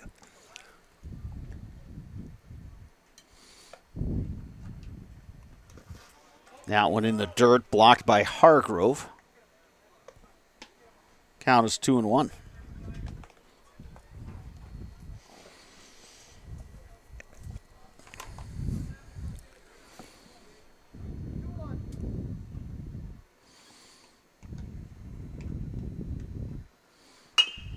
Bouncing ball. Haney has it. Throw to first for the outs. 2 down here in Eau Claire's half of the 5th inning. Kevin Gustafson, who's worked a pair of walks today. We'll see what he sees from the lefty Wes Barnhart. Sawyer Stein moving over to third base. Gustafson rips one to right. And that is over the head of Weber. Gustafson on his horse slides in with an RBI double, and Eau Claire has its 2nd run of the ball game. Well, Evan Gustafson, that's the first strike I think he's seen today, and he was ready for it. He ripped that on a line off that right field wall. Yeah, that one, Weber has made some outstanding catches. That one just got over his head in a hurry. Yeah, he played it great off the wall. He actually had a nice cannon coming into second base, made Gustin hustle all the way and come in sliding. So well played off the wall, but that was hammered. Here's Tyler Webb, who's 1 for 2. And now we're going to get a runner as Eli Rathke will run for Gustafson, the catcher. Yeah, Rathke's had a good day out there on the bases. Gustafson's gotten on 3 times, and he gets to run every time for him. Yeah, exactly. Yeah, you're into the ball game. Yep.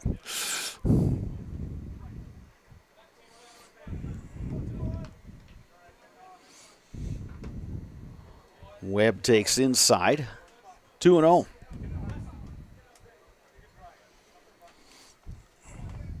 A little bit more chatter out of that Eau Claire dugout after that Gustafson hit. Yeah, a little more life. Yeah, they've been RBI. waiting for a big hit ever since that Dykes solo homer in the first. It seems like that was a long time ago. Yeah, they've had some other opportunities with bases loaded twice before and couldn't drive anybody in, so at least now they executed here with 2 outs to get an RBI. That one misses inside, and it's a walk to Tyler Webb.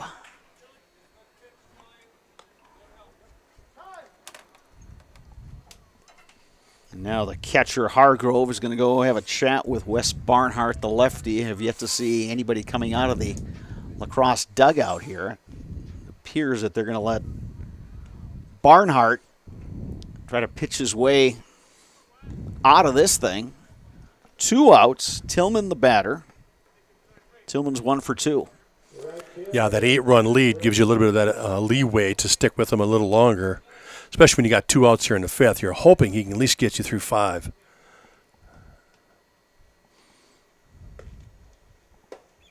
Tillman takes low.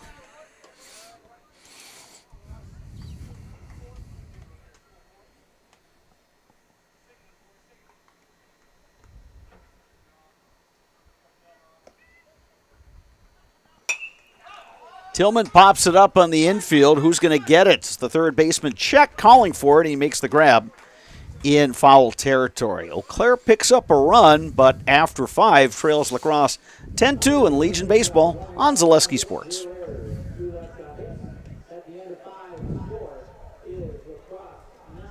Nasonville Dairy, family owned and operated, bringing you fresh cheese curds made daily, along with many other varieties of Wisconsin-made cheeses and treats. Don't forget to check out our cheese and sausage trays for your upcoming parties and cheese and sausage gift packages for the holiday season or any other special occasion. Nasonville Dairy, located just southwest of Marshfield on U.S. Highway 10, NasonvilleDairy.com. Culligan Water delivers. From your first call to your first sip, to your first soak. Culligan, give us a tap. The only water that comes with a van. Getting ready to start inning number 6 here at Carson Park, American Legion Baseball. Post 52 from Lacrosse, leading post 53 from Eau Claire by a score of 10-2. Big first inning. 5 runs for Lacrosse, a big second inning with 4. Lacrosse in this inning will send up 6, 7, and 8 in their order. Tyler Young, Dalen Haney, and Gabe Weber against the right-hander Tyler Iverson in his second inning of work. Yeah, and Lacrosse has now gone double barrel there in their bullpen. So they've got a couple of guys warming up just in case. I'd imagine we'll see a new pitcher in the 6th, but they're just making sure they've got plenty of guys ready to close this one out.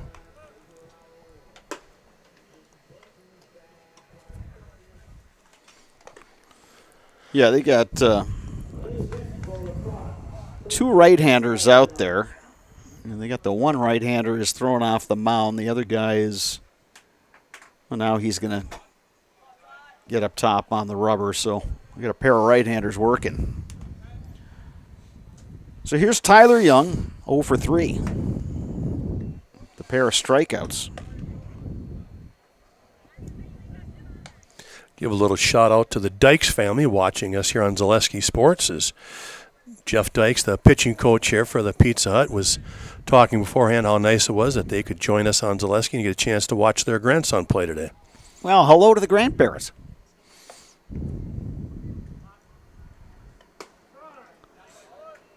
Yeah, always nice that if you can't make it to a game, but you've got a son, a grandson, a daughter, whoever it may be,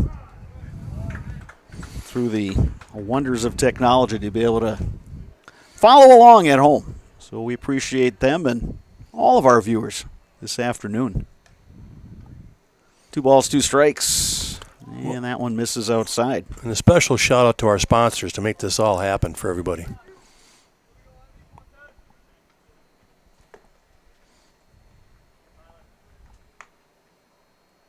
Three-two pitch. Popped right back towards us, but over the press box here at Carson Park. Sun continues to shine on this warm June afternoon. Ooh, and that one just missed outside. So Tyler Young works a walk. He's on for the first time today. And that'll bring up Dalen Haney, who's been on base all 3 times. Hit by a pitch in the first, singled in a pair of runs in the second, walked in the fourth. And played a pretty nice second base as well for this lacrosse team. Yeah, he sure has. He's had plenty of action over there, too. Iverson misses outside. 1-0 is the count.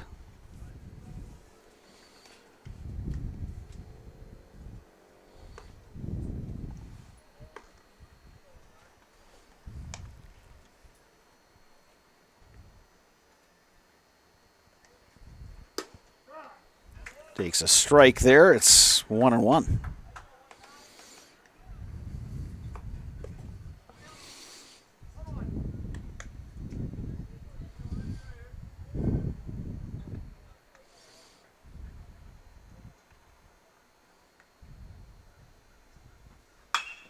Hard hit ball knocked down by Callahan, and he's not going to have a play.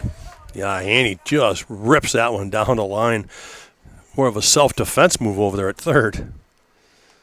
Yeah, just was able to get the glove on it. It was really hit too hard for him to do anything else, and now Lacrosse threatening here with nobody out.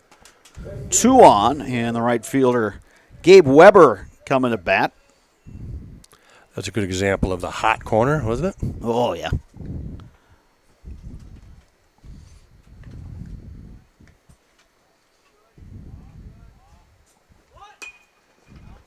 Bunted back to the pitcher.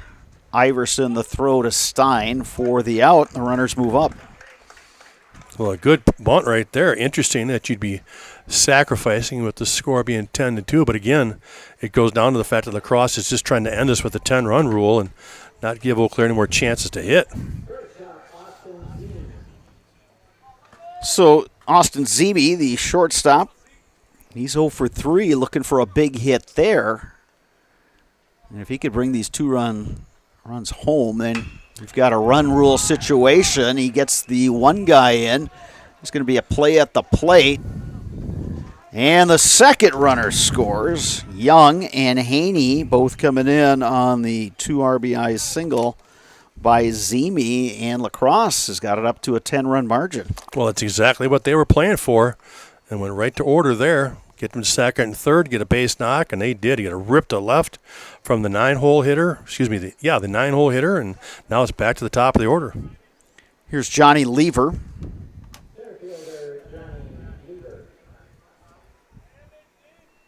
He's 1 for 3 officially, also walked and scored in the first inning. 12-2 is your score. Lacrosse has just had really just good plate approaches at the plate all game long, and it started in that first inning. Yeah, they sure have. They've drawn several walks today, taken advantage of those. It seems like every time they get a guy on base, they're driving him home. You know, all their singles have been big RBIs. Runner goes, throw by Gustafson's a good one, and they got him. Gustafson put it on a string right to the bag. If he makes that 2 inches to the left or the right, he's going to be safe, but he just put it right on the bag. The runner had no choice but to slide right into the tag. Wow, what a throw. That was impressive. He gets a lot of attention for his bat, and rightly so, but defensively, he's done just a great job. Well, we saw him a few times during the season playing for Altoona High School, and now here today in the Legion. He's just so good at blocking pitches in the dirt, and he's got a really good arm, and that was on display there. So Lever on via the hit by pitch. Mason Elston Yeah, it'll be interesting to see what he does at the next level when he goes off to play his college ball. If they leave him behind the dish, or if they find a better, suiting position for him. As talented as he is and such a good ball player, you could probably put him in a lot of different positions on the field just to get him on the field. Yeah, and again, you're going to not just a Division I program, but a top Division I program. So, yeah, it'll be interesting to track his progress. Be one of a number of guys from the local area playing at the Division I level. 1-1 the count to Elston.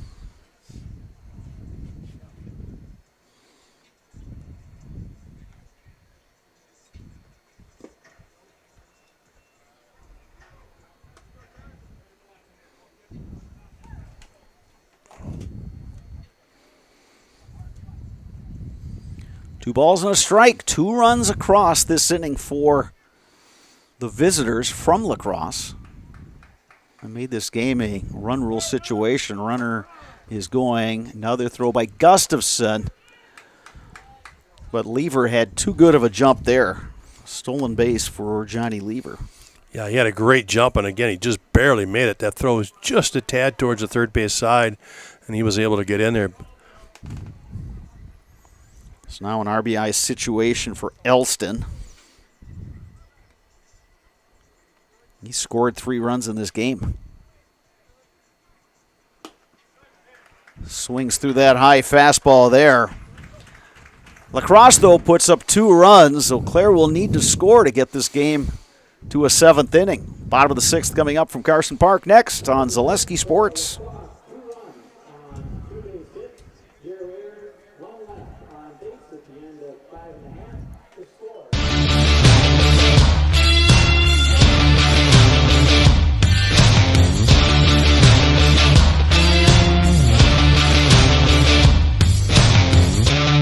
Be ready for your season with Play It Again Sports of Eau Claire.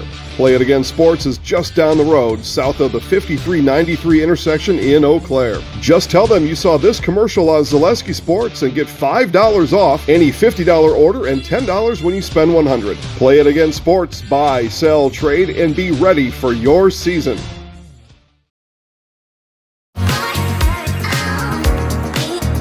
Rich, creamy, and fun. Point Craft Soda.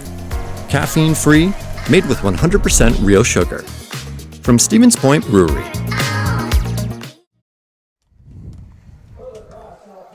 We have a new pitcher for La Crosse as post 52 is going to try to close this thing out in 6th inning. It's Lucas Eilertson, a right-hander. Wes Barnhart allowed 2 runs on 5 hits. Did a really nice job of keeping the Eau Claire hitters off balance. Only had the 1 strikeout, but got some good defense behind him and threw strikes. Limited the walks.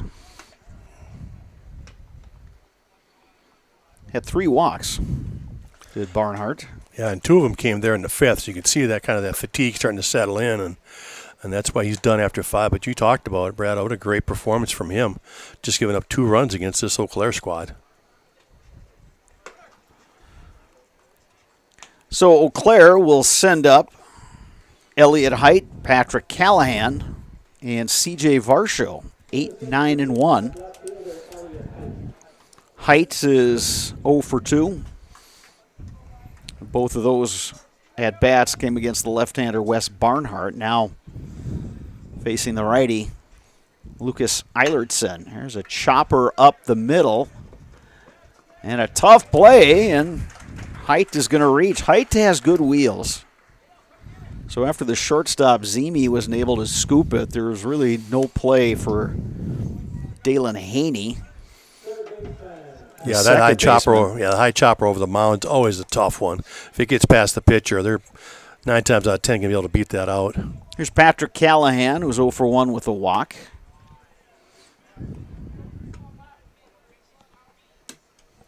We've got a lefty warming up in the Eau Claire bullpen.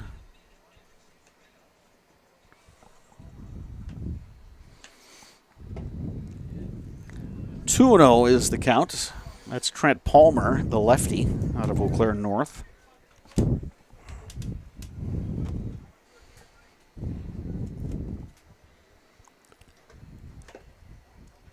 Check swing foul by Callahan. It's 2-1.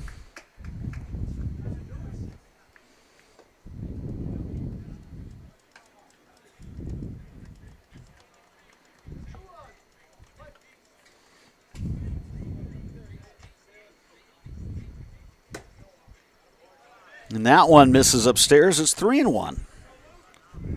So yeah, if you're Eau Claire, you want to get this run across to give yourself an opportunity to get this game to inning number 7. And right away, Eau Claire's got a pair of runners on here in the bottom of the 6th.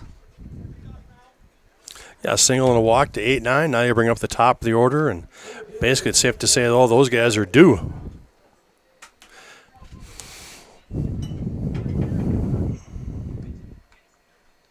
CJ Varsha with a batter, showing bunt, pulls back, takes a ball.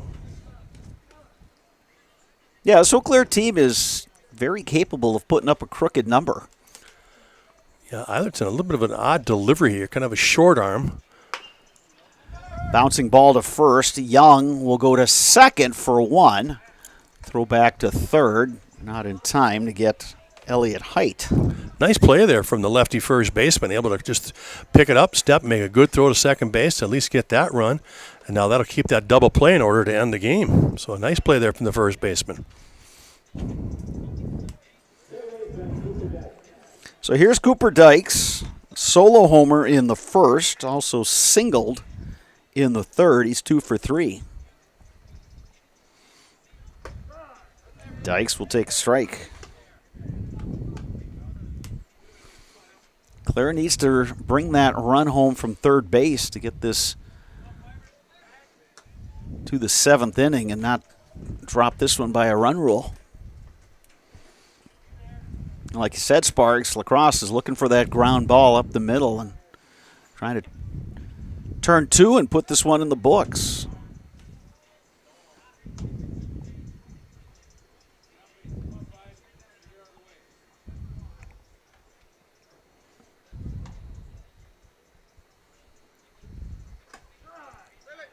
Dykes takes that one for a strike, and it's 0-2.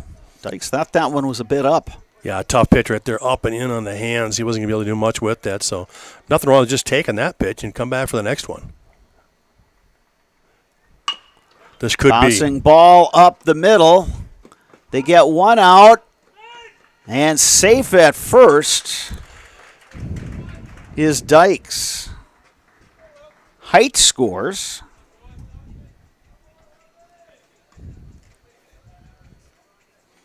Yeah, that ground ball just went to the second base side. If that stays over the bag or stays in the shortstop side, that's kind of an easy double play, but it just went the other side, so we had to backtrack to get to the bag. So Dykes reaches via the fielder's choice. Yeah, that'll extend us into the 7th inning, too. Sawyer Stein at the plate, skies one in the air to center. Johnny Lever under it, makes the catch. Eau Claire picks up a run, which means we will have a 7th inning, and that's coming up next on Zaleski Sports. Bauer & Feind has been based in Marshfield since 1955. And if you're in business that long, you're obviously doing many things right. We always focus on selling world-class products, backing it up with world-class customer support. Working with Bauer & Feind Business Technologies has been a pleasure. We have staff on call that we can call if we ever have issues, and the printer usability has been really easy, user-friendly. Give us a call, visit our website. We'd be happy to come in, talk to you. Maybe there's a way we can help you save some money and work more efficiently. You know better when you see it.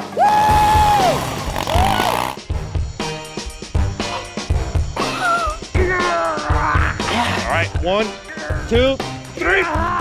But sometimes it's a little harder to tell what better looks like, and you could use a little help. Thanks, Mom. Security Health Plan. Everything you need in a health plan. Everything you'd expect from a good neighbor.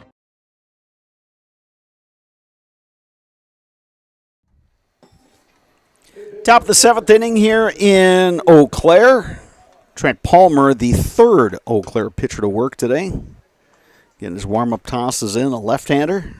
Plays his high school ball at Eau Claire North. And he will face the middle of that lacrosse order. 3, 4, 5, Calvin Hargrove, Casey Erickson, Bradley Check. Scheduled hitters for post 52 in this 7th inning. Eau Claire getting a run. Bottom 6 to go along with the run they scored, bottom 5. And that's the reason we're not in a 10-run rule situation after lacrosse put up 1 in the 5th and then 2 in the 6th. So Palmer, the lefty, to work here in inning number 7 at Carson Park.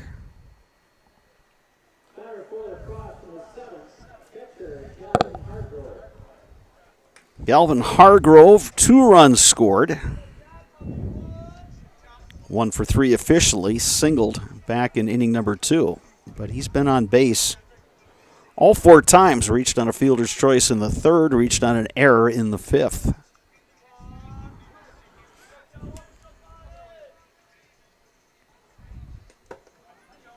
Palmer bounces that one up there, 1-0 the count.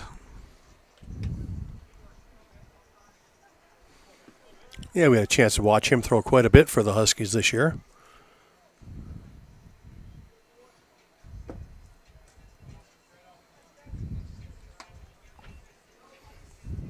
Yeah, he's got some run on that fastball.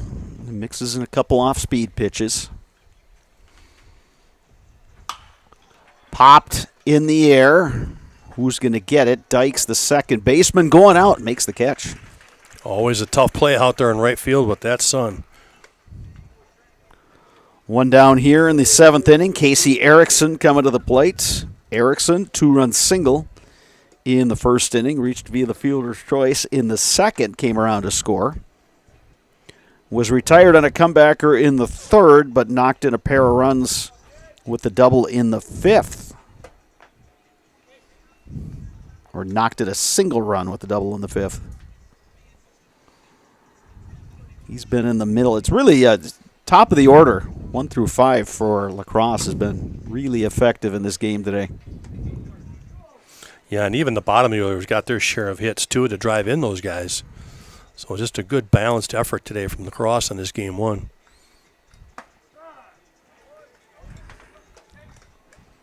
And it's very early in this American Legion season, but these two teams will wind up in the same regional as they look to advance to the state tournament in Marinette in late July.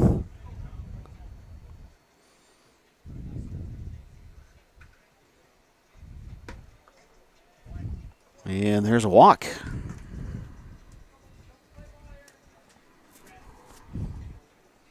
So Erickson continues that trend of getting on base. So it'll be these 2 clubs in Chippewa Falls, Superior, Hudson.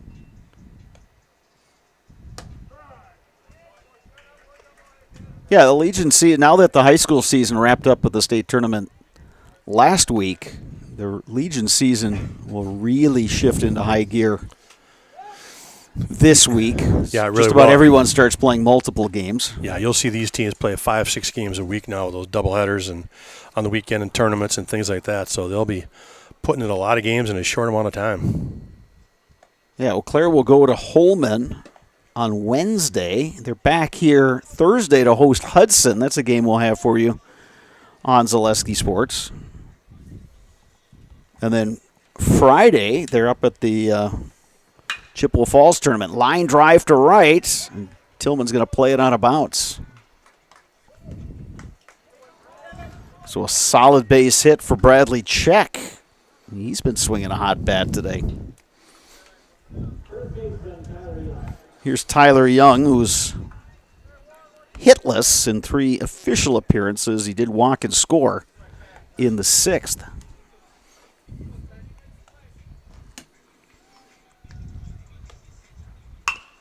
Young right back to the mound. They'll go to 3rd for 1. The throw by Callahan is late. Good scoop over there by Sawyer Stein at first. 2 down now here in the top half of the 7th. Yeah, I know Palmer was excited there to get the lead run, but that play right there has got to be turned back up the middle. He's got to wheel and throw to his shortstop. He'll get 2 if he just turns around and turns it up the middle.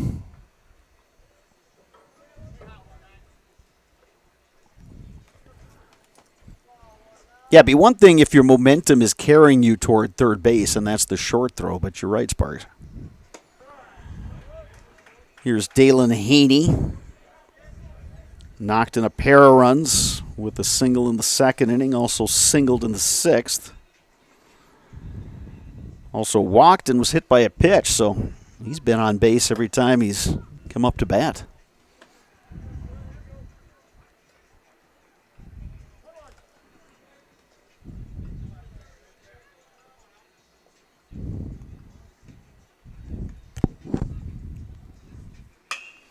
Haney up the middle. That's a base hit. Check will get the green light, and he'll score. Crosse tacks on another run. It's now 13-3. Yeah, every single lacrosse player has reached base in some form tonight.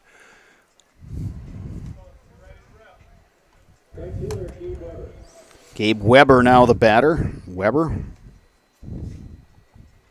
1 for 3. Pops it up to Sawyer Stein, who makes the grab. Lacrosse retired in the top of the 7th, but they pick up another run, and they lead Eau Claire 13-3. Bottom 7 coming up next on Zaleski Sports.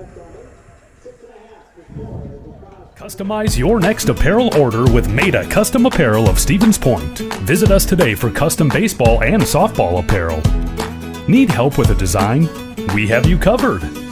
Our highly skilled staff will turn your idea into a reality with great quality screen printing. Or choose from a variety of embroidery options today. Visit us at our physical store or online at maidacustom.com. Really got to understand what a nurse is. Do they focus on you? You know, do they make sure that you're comfortable? And you know, that's what Shai has. It's the connection that he has. You know, my best interest in mind always. Why wait another day? Let's take the next step together towards a better life.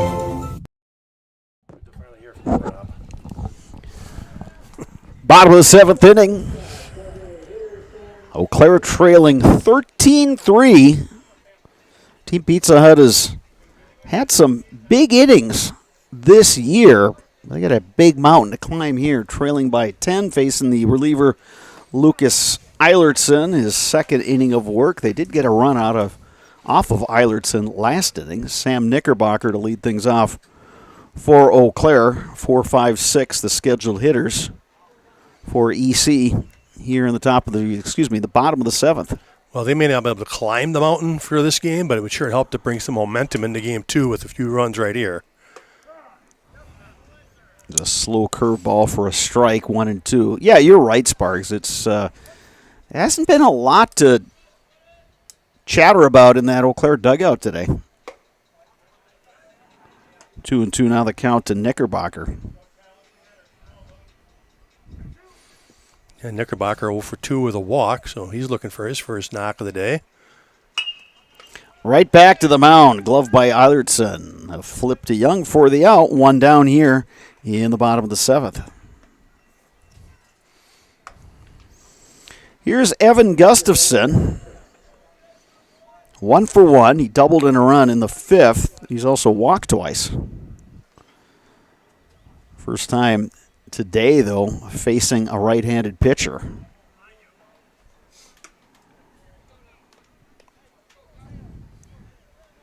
Eilertson with that kind of funky motion. The ball kind of gets on you in a hurry.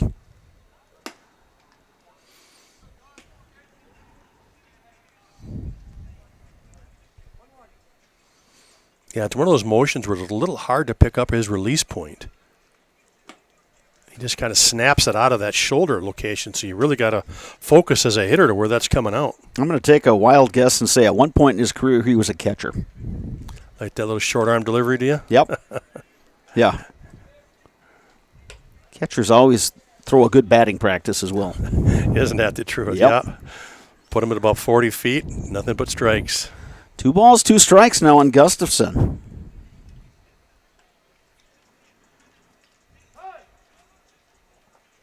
Granted time by home plate umpire Teddy Jose.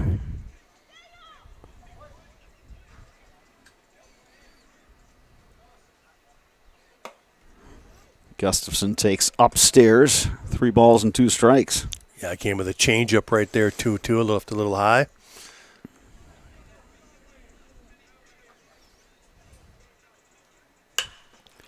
Lifted high in the air to left. Going back, Elston, and it's off the wall. Gustafson has his second double of the game. That thing just kept carrying. Boy, that sure did. When that left the bat, I thought, well, he's going to go a little ways for it, but he'll track it down for a nice, running catch. But, boy, that did. He had some good carry to that, good lift, and banged it off the wall for a second double, like you said. So now Tyler Webb. Looks like they're going to let Gustafson run. He's been lifted for courtesy runners earlier in the game, but the guess is that Sam Knickerbocker will be behind the plate for Game 2 today of this doubleheader. So, yeah, absolutely. 7th inning, let him run.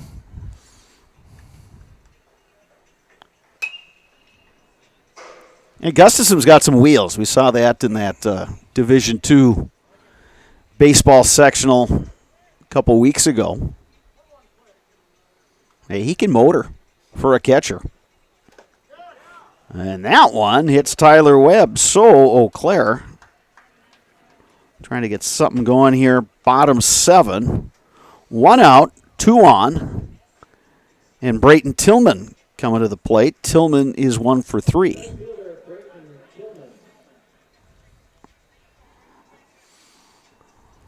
And now the umpires are going to have a discussion after the lacrosse manager wanted a second opinion on that hit by pitch.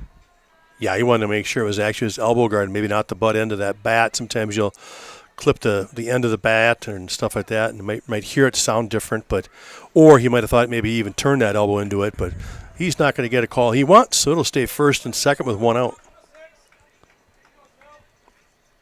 Tillman takes that one low. 1-0 the count. Tillman has put the bat on ball all 3 times. He's 1 for 3. Takes a strike there from Eilertson to make it 1-1.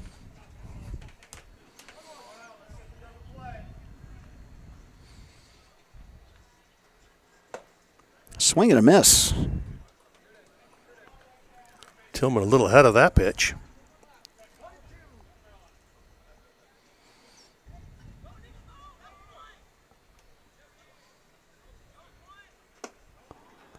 That one misses away. It's 2-2.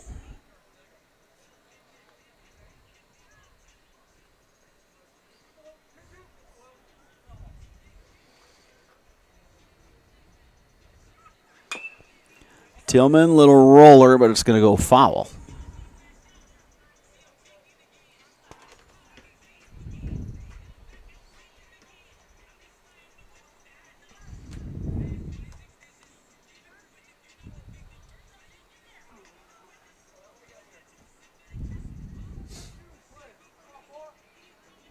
Two balls, 2 strikes. 2 on, 1 out.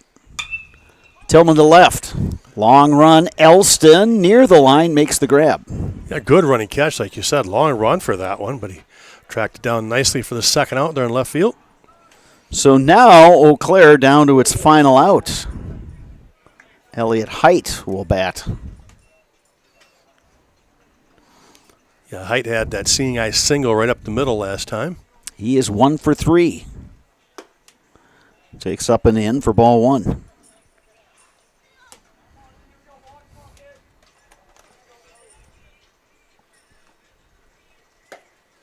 Now 2-0.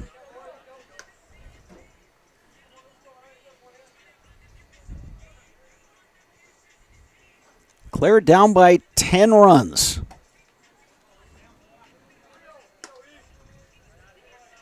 Three 3-0 now the count on Elliott Height. We'll see if he gets the green light here, 3-0. He does not. Or he may have and just chose to take that one. Either way, a wise move when you're down 10. And now it's 3-2. Eau Claire down to its final strike. Runners will be on the move with a full count and 2 outs.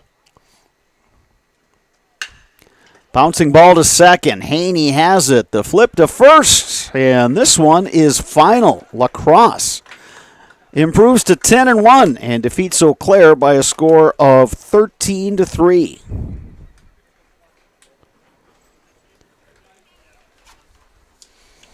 Crosse now 10-1. Eau Claire drops to 3-3.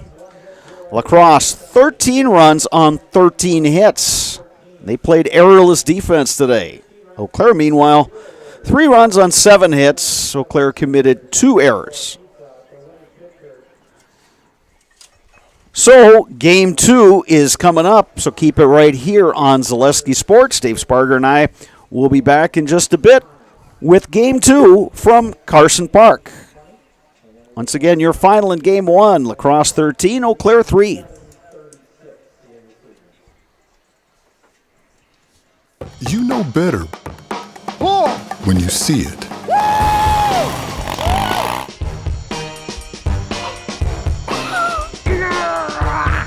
right, 1, 2, 3. But sometimes it's a little harder to tell what better looks like, and you could use a little help. Thanks, Mom. Security Health Plan. Everything you need in a health plan. Everything you'd expect from a good neighbor.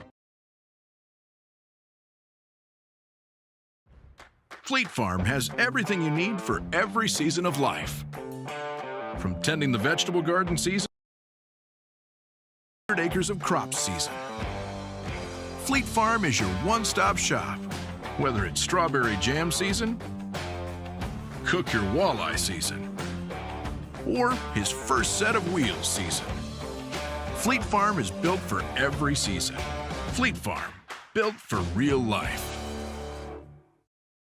Chili Implement, located just west of Marshfield in Chili, is your Kubota dealer in central Wisconsin. Big or small, Chili Implement has all the best equipment waiting for you. From farm tractors to lawn care, plus work and have fun in a Kubota side-by-side. Choose Chili Implement for your parts and service too. Chili Implement, open Monday through Saturday to serve you and 24/7 online at chiliimplement.com.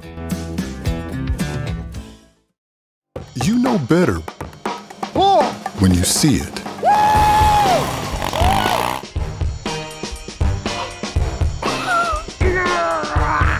right, 1, 2, 3. But sometimes it's a little harder to tell what better looks like, and you could use a little help. Thanks, Mom. Security Health Plan. Everything you need in a health plan. Everything you'd expect from a good neighbor.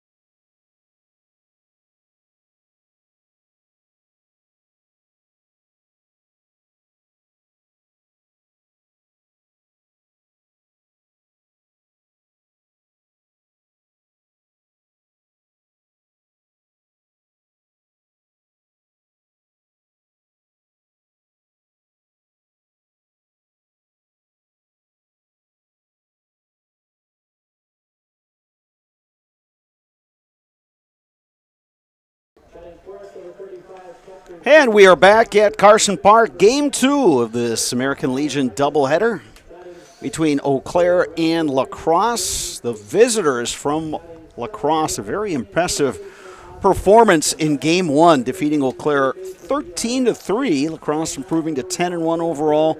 Eau Claire dropping to 3-3.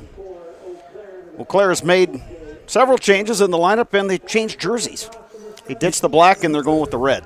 Well, you got to change your luck, absolutely. Yeah, exactly. With an outing like that, you got to change it all up. Yep. So, familiar batting order for La Crosse: Johnny Lever, Mason Elston, and Calvin Hargrove facing the left-hander C.J. Varsho.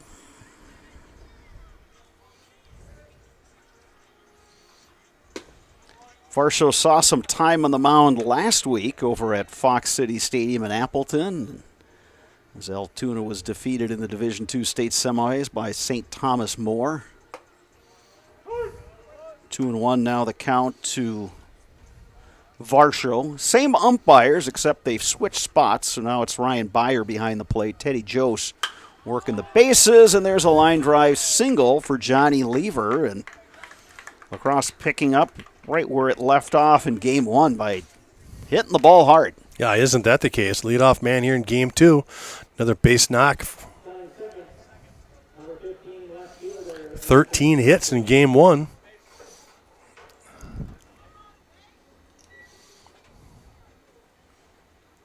So here's Mason Elston, the left fielder. Varsho, the lefty, working out of the stretch.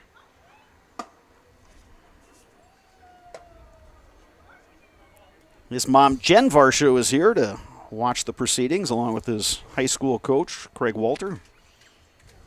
Some other folks from Altoona here as well.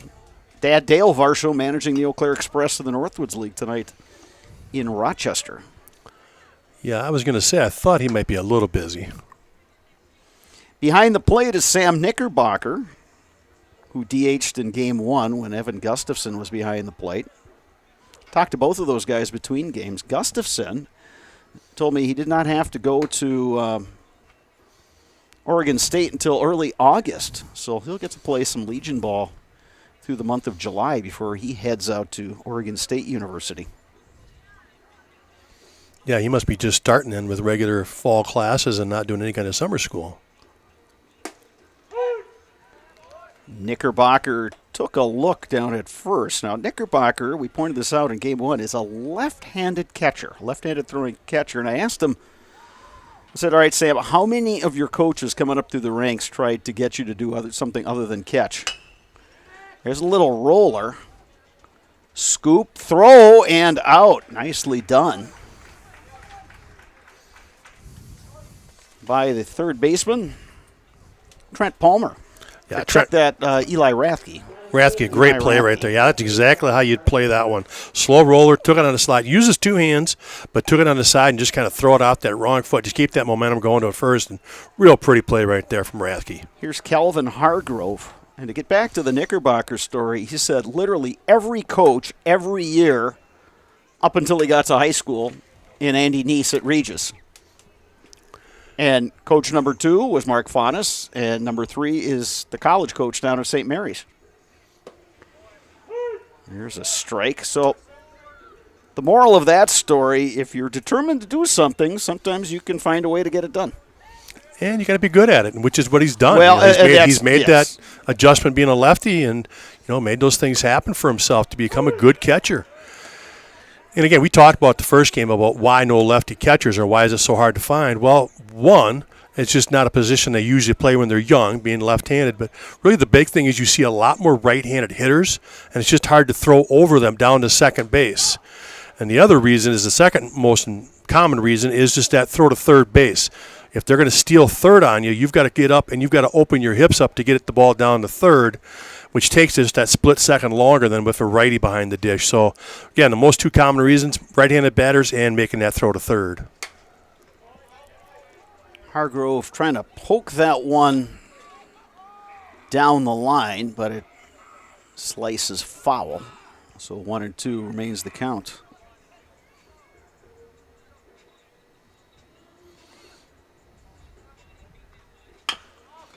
There's a little roller.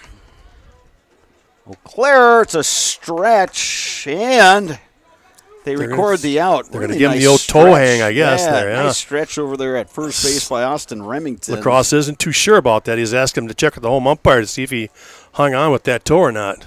Cooper Dykes fielded that one and made the throw over. And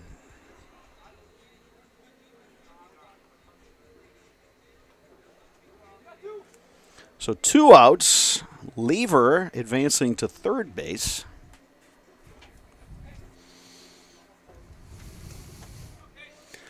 Casey Erickson, the DH, now batting. Varshaw's got a little Clayton Kershaw in that delivery on occasions. Not on that one. No, that one did not break at all. Plunked him right in the helmet, but you'll see in his delivery sometimes he'll bring that leg kick up and bring it straight back down and almost pause at the bottom there, and that's sometimes you'll see that at Clayton Kershaw quite a bit, where he's got that little bit of a look to him. He needs to grow out the beard, though, to get the full Kershaw experience out there. Here's Bradley Check, who hit a big 3-run homer early in Game 1 to get La Crosse off and running. Yeah, you think of C.J. Varsho and just how much baseball he's been around. The baseball family, no kidding. Family, It's like having another coach on the field right there. His uncle Gary played in the major leagues.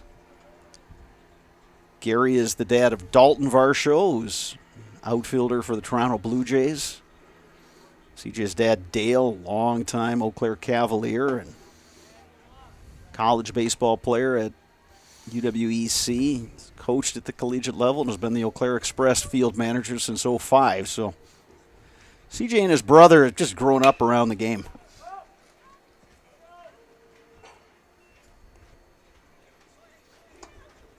And Sparks, you know that as both a coach and a dad of a couple ball players, you kind of tread that fine line, don't you? Because you want to expose them to the game, but you don't want to, force it on them. Yeah, you don't have to. I don't think you really have to. If they're around the game as much as they are, I think they just grow a passion for it, and they learn the game so well. And again, my boys were very successful, but again, they just kind of lived the game. They had a passion for it, and couldn't get enough information. They'd go to camps or go to other coaches and just try to learn as much as they can. And and Varshaw's been blessed with that same thing. He gets to go hang around his dad, hang around other coaches, and he's a kid who just has a passion for the game and willing to learn. And I don't think it's forced upon him at all. It's just a thing that you're around so much. There's that Kershaw-like delivery, but it's ball 4 to Check. So Crosse has loaded the bases, and now Lucas Eilertson, who's playing first base in this game, will come to bat. Yeah, that little pause at the bottom is real close to being a balk. If he comes to a complete stop, then that would be a balk, but he's just kind of swinging right through it right now. Lifted in the air to center, and Varsho's going to get out of it. La Crosse threatens but does not score. Top of 1. Eau Claire coming to bat when we return on Zaleski Sports. When buying or selling land, the biggest decision you make is choosing your representation. Whitetail Properties is the top real estate company for selling hunting land, recreational properties, and farms. Our nationwide network of sportsmen, farmers, and investors offers a great opportunity for you to capitalize on the true market value of your property. In central Wisconsin, Brian Roosh is your local land specialist and is ready to help you get started on all of your property needs. Nasonville Dairy, family owned and operated, bringing you fresh cheese curds made daily, along with many other varieties of Wisconsin-made cheeses and treats. Don't forget to check out our cheese and sausage trays for your upcoming parties and cheese and sausage gift packages for the holiday season or any other special occasion. Nasonville Dairy, located just southwest of Marshfield on U.S. Highway 10, NasonvilleDairy.com.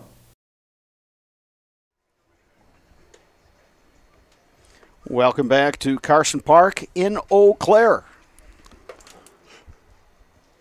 La Crosse and Eau Claire, American Legion Baseball, Game 2 of this doubleheader. The visitors from La Crosse won Game 1, 13-3. Not the only good thing for Eau Claire in that game is they were able to extend it to 7 innings. And they were several times on the verge of getting 10-run ruled. But Eau Claire was able to get out of the top of the first without getting a run across. Trent Palmer will lead things off for Eau Claire here, bottom 1.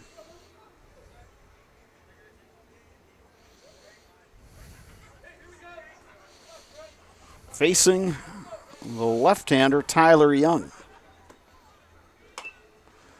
A little cue shot back to the mound. Young will go to first for the out. So 1 pitch, 1 out. Yeah, Young's first pitch was about a 65-mile-an-hour slow curveball right there. And Trent Palmer way out ahead of it, just a cue shot off the end of the bat. Here's Cooper Dykes. Had a solo homer in Game 1.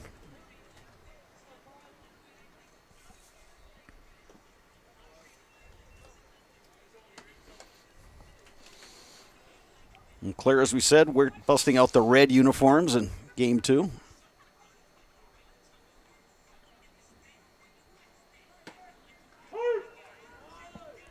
One the count to Dykes. Evan Gustafson waits on deck.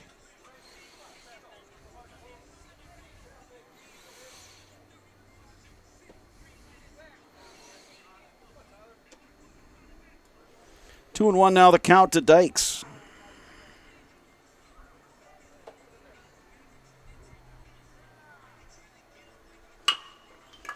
Bouncing ball to second. Crosse will get the out, and 2 ground ball outs for Eau Claire, bottom 1.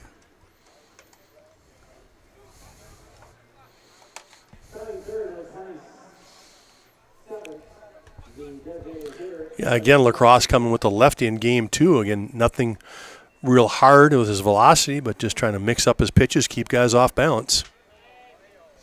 Swing and a miss by Gustafson. And there was that slow breaking ball right there.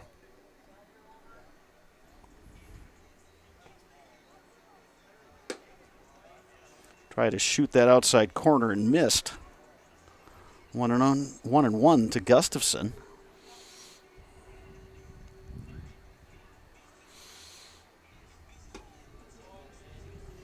As we mentioned, Gustafson on his way to Oregon State to play baseball, but will not have to go until August to enroll as a freshman. So that's good news for Team Pizza Hut. High drive to right field at the fence and making a nice grab out there to retire the side. Gustafson gave it a ride, but comes up just short. Eau Claire goes down 1-2-3, and it's after the first.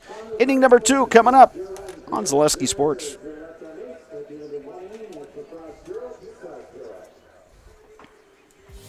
Culligan Water delivers. From your first call, to your first sip, to your first soak. Culligan, give us a tap. The only water that comes with a van.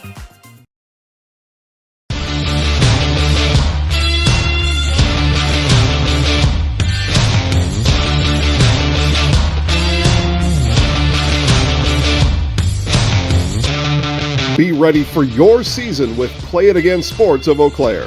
Play It Again Sports is just down the road, south of the 5393 intersection in Eau Claire. Just tell them you saw this commercial on Zaleski Sports and get $5 off any $50 order and $10 when you spend $100. Play It Again Sports, buy, sell, trade, and be ready for your season.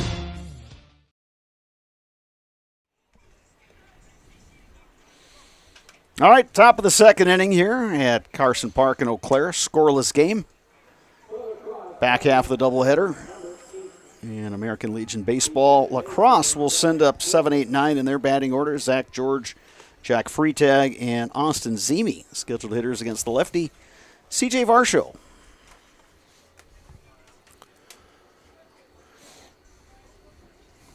Yeah, Varsho was able to work out of some trouble there in the first inning as he left the bases loaded, but got the last guy to fly out to center field.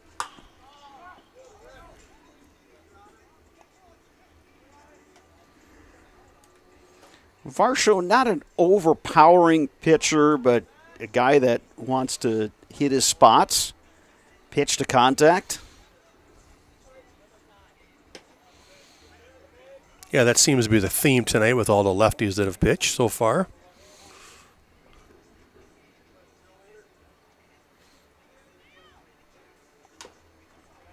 As ahead in the count to George, 1-2.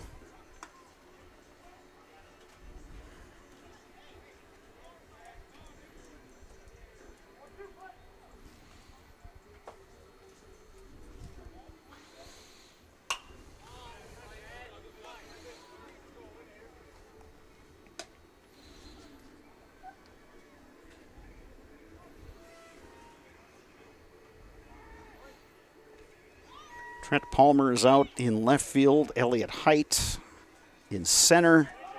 Brayton Tillman in right. Austin Remington is over at first base. Cooper Dykes remains at second. Eli Rathke is over at third. Tyler Iverson playing shortstop in this game. So a number of changes for Eau Claire in game 2. Yeah, the Eau Claire Legion program is very good about making sure every kid gets in the field during the night. Yeah, they're all going to get their 7 innings at least, get a chance to showcase and work on their game.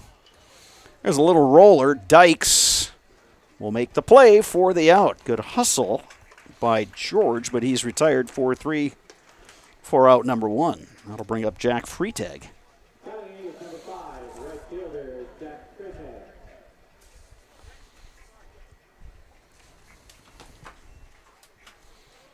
Eau Claire 3-3 in the season after that game 1 loss. Looking to get back above 500.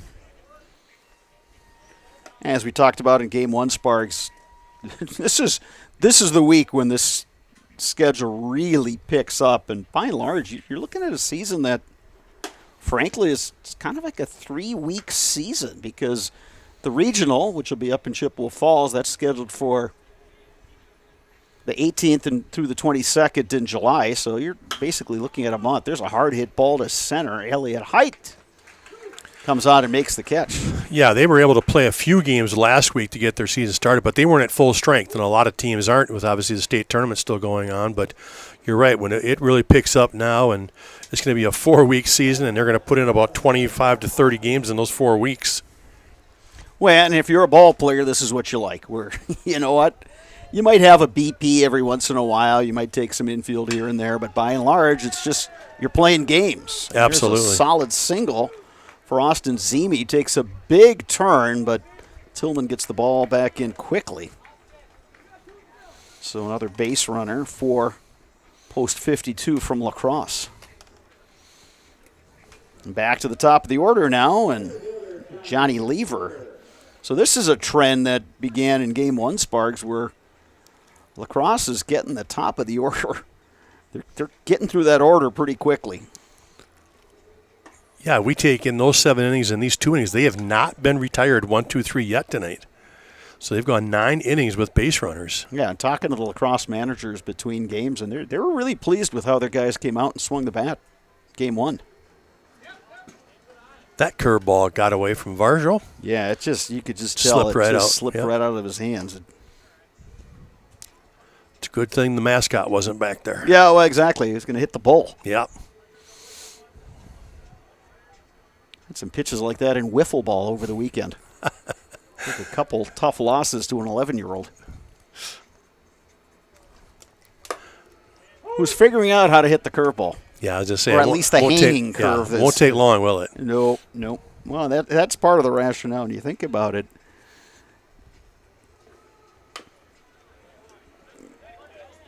Were you a big wiffle ball guy growing up? Absolutely. Oh, yeah. In the backyard, in the streets and stuff like that, we used to pick it up all the time because you could play 2-on-2 or 3-on-2. Yeah, exactly. Make that ghost runners and or all even that one-on-one. wiffle ball. Yeah, absolutely. You could even play one-on-one. Yeah, you'd have your places where it was a base hit. The or lawn out chair and was the strike zone. Swing and a miss. And Varsho strands a runner. Bottom of the second coming up. We're still scoreless at Carson Park on Zaleski Sports.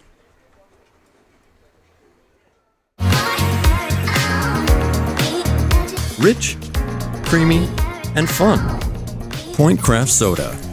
Caffeine free, made with 100% real sugar. From Stevens Point Brewery.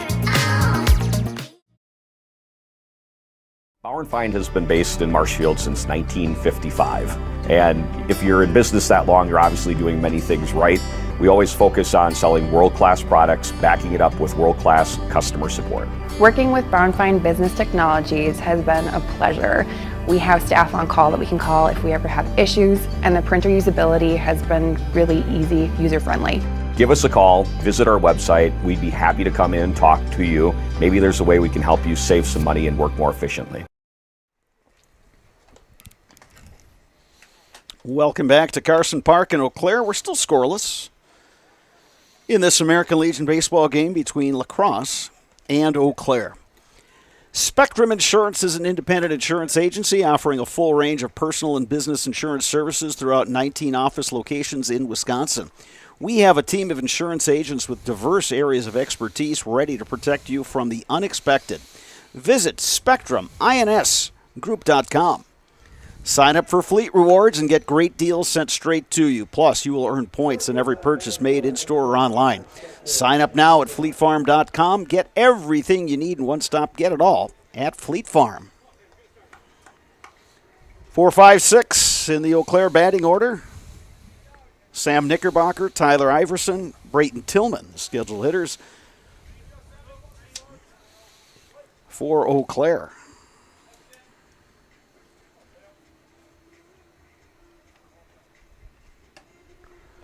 Knickerbocker takes a strike from Tyler Young.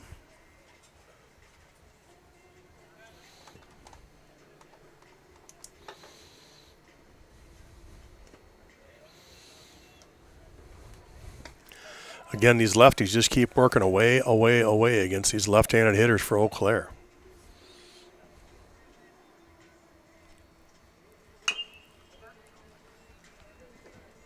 And again, these two teams will be in that same regional, which this year will be hosted by the Chippewa Falls. So those games will be taking place up at Casper Park. So something to keep an eye on. Hard hit ball. Glove there and the throw over to Eilertson for the out.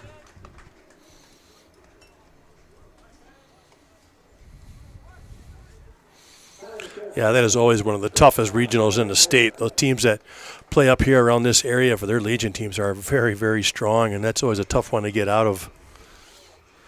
Well, and you know the drill too, Sparks, as Tyler Iverson steps in. You've got guys that might be leaving early for college, whether they're playing a sport or not. You've got any number of challenges, guys who have jobs, all sorts of things. So your goal is to kind of build and get ready for that tournament run. And we saw Eau Claire do that last year, and that's been one of Mark Faunus's it's kind of the way he manages. It's like he's thinking about it for the long haul, First step is to kind of get the guys together, get them to blend. And you touched on it in game one as we were talking about this Eau Claire team. Really, very few of these guys have ever played together on a single team. So there are some chemistry things that you got to work through. And, you got to figure out just, who's excelling in what roles, who can play multiple positions. You try to get your pitching lined up and then try to make that run once you get to the postseason. Yeah, that really is the biggest concern for Coach Faunus is just that pitching. As the summer rolls on, you get kind of a feel for who's going to be your top throwers for the summer in that postseason tournament, and then you fill in from there. Lifted down the line, but foul. Yeah, and Coach Faunus talked about it in pregame. He was just simply saying is that we've got to play a few weeks here. We've got to play a few weeks just to get to know the guys, see what they can do, and try to make them all mesh together and make it a little more cohesive. So he'll get them there. Like you said, it's always they come to that regional tournament time, and they're always at their best.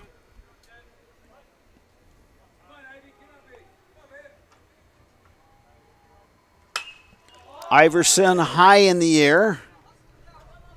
The second baseman, George, going out and making the catch. Jack Freitag, the right fielder, got a little bit of a late jump, and George was able to get out to shallow right to make that catch. So now Brayton Tillman.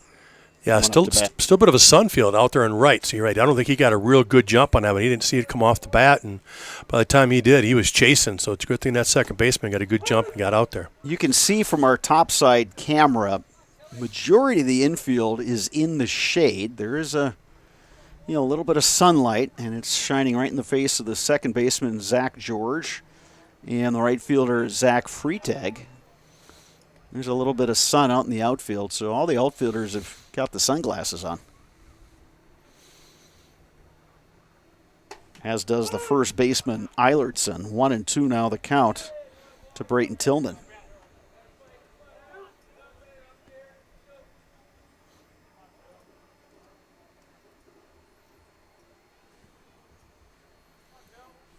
Tyler Young, the pitcher, kind of similar to Wes Barnhart. Taller kid than Barnhart, but a lefty who kind of relies on just hitting his spots and working in and out, up and down, changing speeds. Not overpowering, but effective. Yeah, pitching's all about keeping him off balance. It's not allowing the guy to time you up and sit on something. And, that's the one thing these lefties have done from lacrosse is they've come with the curveball. They come with a slower curveball. When they're fastball, they might leave that off the plate, so it's not right down the middle from the handle. And, again, just that's the game of pitching. Keep your opponent off balance. 2 balls, 2 strikes, 2 outs. Roller to short. Zemi, the scoop. Quick throw in time. 2 innings complete here at Carson Park. We're still scoreless between La Crosse and Eau Claire on Zaleski Sports. You know better when you see it. All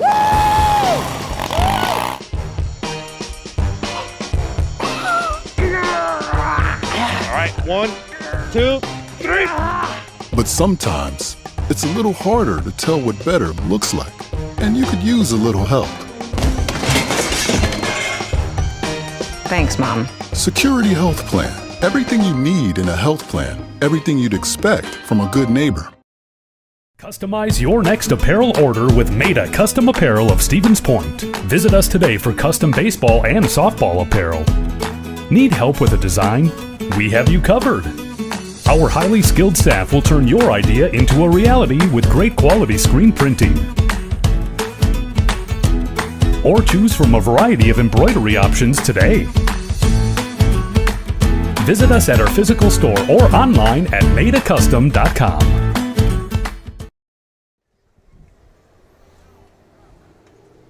Getting ready to start inning number 3 here at Carson Park. Still scoreless in this American Legion baseball game between La Crosse and Eau Claire. Game 2 of the doubleheader. Contact Brad Stockey, Primerica Regional Vice President, for all of your investment and financial planning needs. Call 715-832-4538 to set up a complimentary financial review.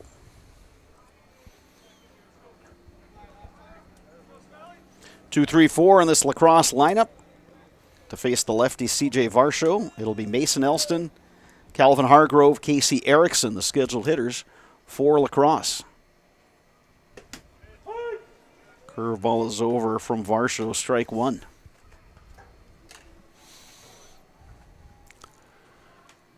Varsho much more efficient in the second inning. He only allowed the 1 single and then worked out of it pretty quick.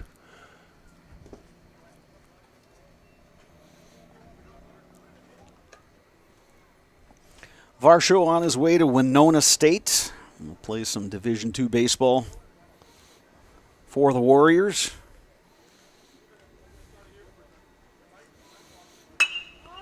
Hard hit ball. It's knocked down by Dykes, but caroms into center field.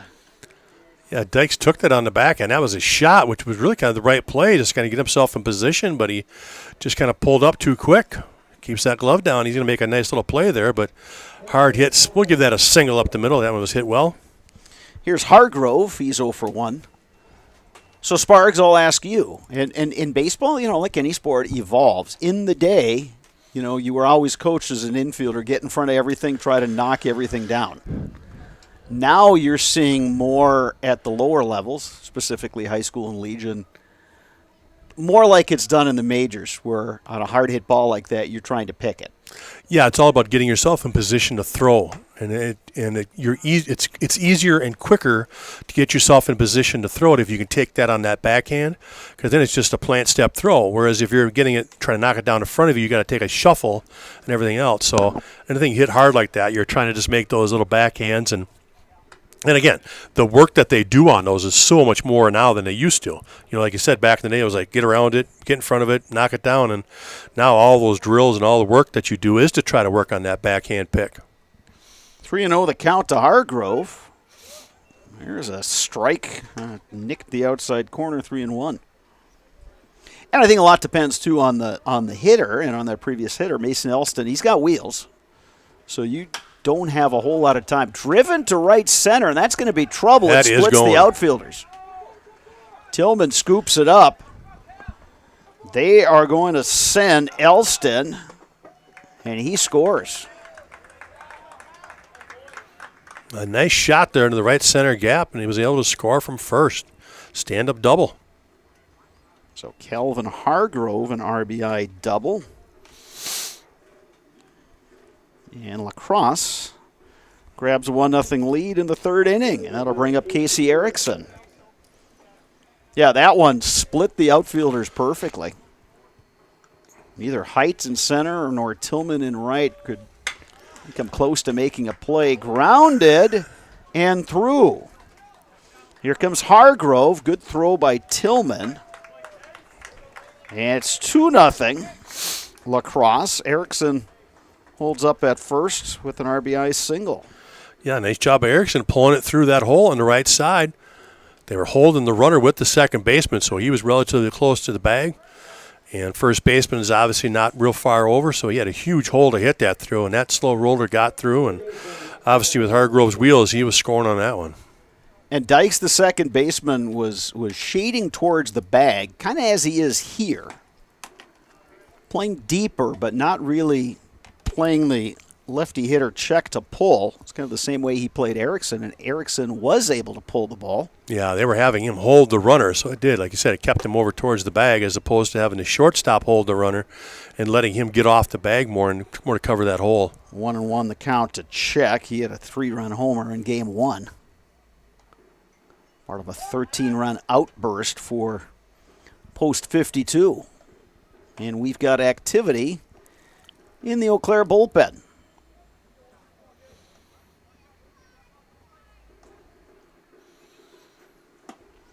Swing and a miss. Check comes up empty on that one. Ball and 2 strikes. Still nobody out here in the third inning. Lacrosse has picked up a pair of runs in this frame to grab the early lead on Eau Claire. Yeah, 3 consecutive hit now has played at 2 runs. That one bounces up to the plate. Knickerbocker doing a nice job behind the plate. 2-2 the count to Check.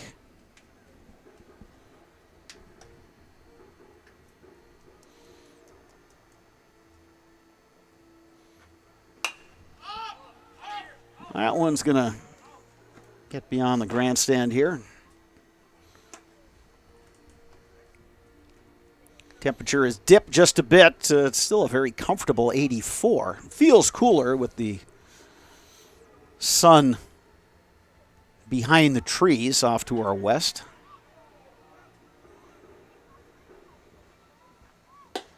Swing and a miss. Then a quick throw by Knickerbocker. Close play over there. Check down on strikes.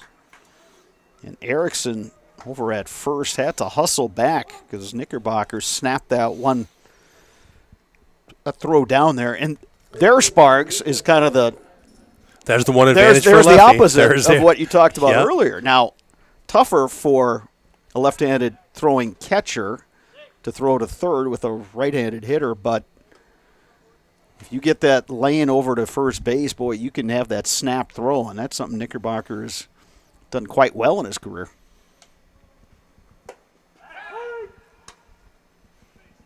Perfect example right there. Yeah, you wanted to make sure you saw that again. Yeah, well, that's for the kids out there.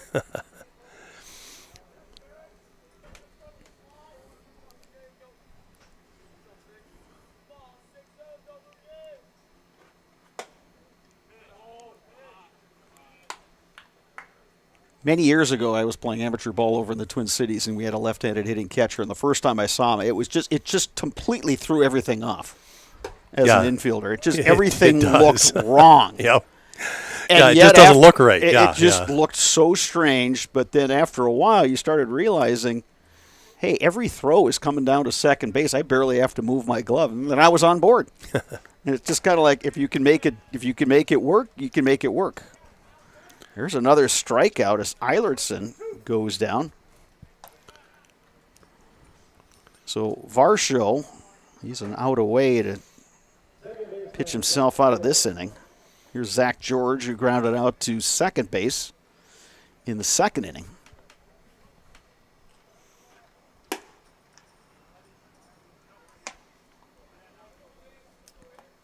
Yeah, and tough to, for La Crosse to get a runner in motion here because you got a lefty pitcher, and then you have to be aware of that lefty catcher with that snap throw down to first base. So you really have to have your head in the game if you're on base for La Crosse with Varsho pitching and Knickerbocker catching. Yeah, you're going to make sure you've got a little shorter secondary lead, that's for sure. There's a strike delivered by Varsho. It's 2-1.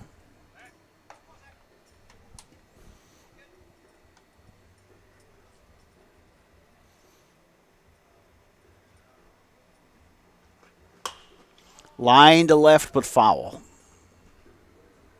I see my colleague from WQW News 18, Nick Tabbert, out in the bleachers on the first base side shooting highlights for TV tonight. And I got to give Nick a bad time.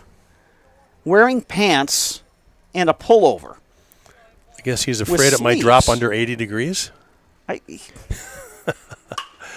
Ground ball to short. Iverson, the flip to second for the out. We'll continue hassling Nick Tabbert when we return right here on Zaleski Sports. La Crosse with 2 runs in the inning to take a lead on Eau Claire. More coming up next on Zaleski Sports. You know better when you see it. All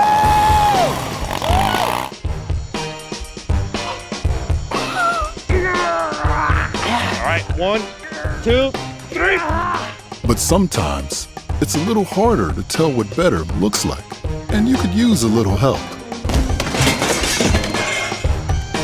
Thanks, Mom. Security Health Plan. Everything you need in a health plan. Everything you'd expect from a good neighbor. Really got to understand what a nurse is. Do they focus on you? You know, do they make sure that you're comfortable? And, that's what Shai has. It's the connection that he has, my best interest in mind, always. Why wait another day? Let's take the next step together towards a better life. We're back at Carson Park in Eau Claire. Bottom of the third inning coming up. Eau Claire coming to bat. Against the lefty Tyler Young, it'll be 7-8-9, Austin Remington, Eli Rathke, Elliott Heights. Scheduled to bat for Eau Claire.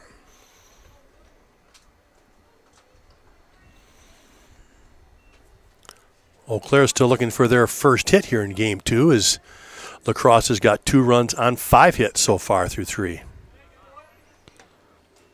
And again, if you're just joining us for Game 2 and Game 1, La Crosse got a really nice start out of Wes Barnhart.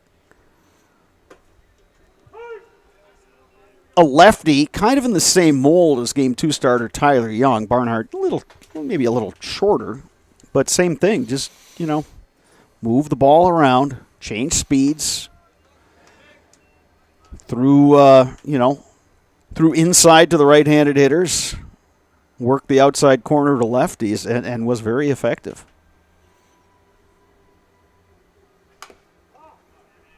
1-2 the count now to Remington.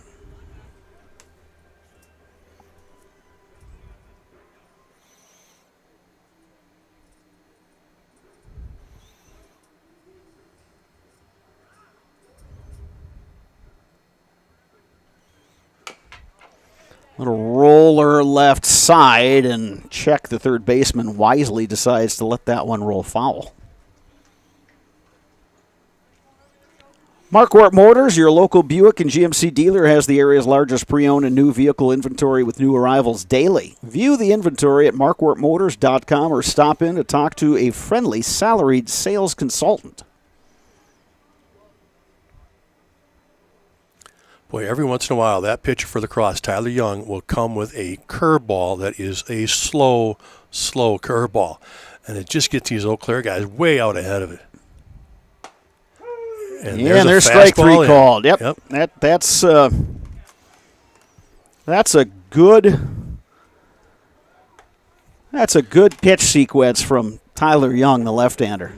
Yeah, it really is. And you just got done saying how they were trying to work in on the righties and away on the lefties. And, he came with that slow curveball. He was way ahead. And then all of a sudden he snaps off that little fastball on the inside and just froze him. Rathke to right. Jack Freitag coming on and makes the catch. So 2 down here in the bottom half of the third inning. And Elliott Heights will be the batter for Eau Claire.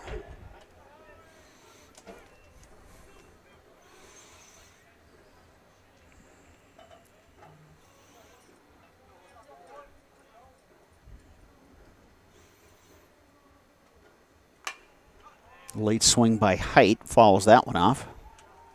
But again, he continues to work ahead in the count. Got 8 up and 8 down so far. Bouncing ball to first. It gets through. They still have a play, and they're able to retire the speedy Elliott Height. 3-1 on the putout. Eau Claire goes down in order in the third. 3 completes. La Crosse leads Eau Claire 2-0 on Zaleski Sports. Fleet Farm has everything you need for every season of life. From tending the vegetable garden season to planting 100 acres of crop season. Fleet Farm is your one-stop shop. Whether it's strawberry jam season, cook your walleye season, or his first set of wheels season. Fleet Farm is built for every season. Fleet Farm, built for real life. Chili Implement, located just west of Marshfield in Chili, is your Kubota dealer in central Wisconsin. Big or small, Chili Implement has all the best equipment waiting for you. From farm tractors to lawn care, plus work and have fun in a Kubota side-by-side. Choose Chili Implement for your parts and service too. Chili Implement, open Monday through Saturday to serve you and 24/7 online at chiliimplement.com.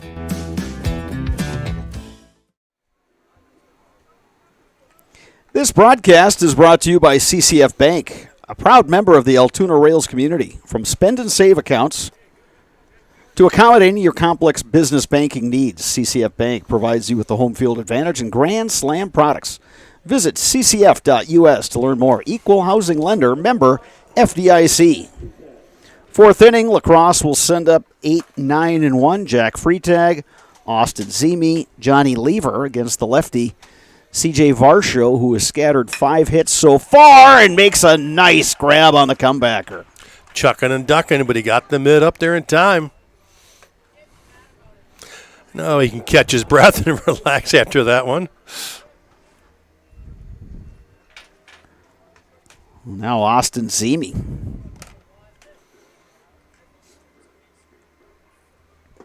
Now the entirety of the field is in the shade. The sun appears to not be a factor anymore. I mean, I'd have to get way out by the right center field fence to get some sunlight, but we're not too far away from the lights here at Carson Park from taking effect. Just a beautiful night to play baseball. Boy, it really is. I mean, there really isn't a cloud in the sky right now. We had that great rain, late yesterday that really helped settle everything down, and just been a beautiful day for a doubleheader. Ball and 2 strikes to Zemi. Back to Varsho. Underhand flip to Remington for the out, 2 down. So C.J. Varsho, the pitcher, is involved in the first 2 outs here in the 4th inning. Yeah, I guess he's just going to take charge and control everything himself.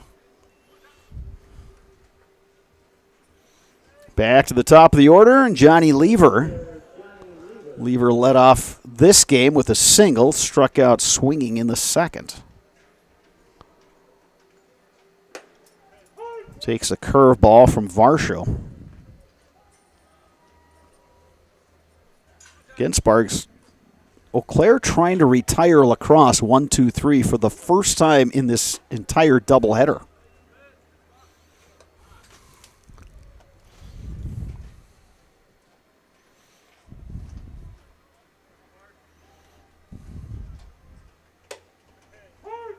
There's a strike that catches the outside corner, 1-2. Yeah, good fastball right there from Varsho. Sawyer Stein is going to make the walk out to the Eau Claire bullpen with catcher Evan Gustafson and one of the assistant coaches. Looks like Jeff Dykes out there.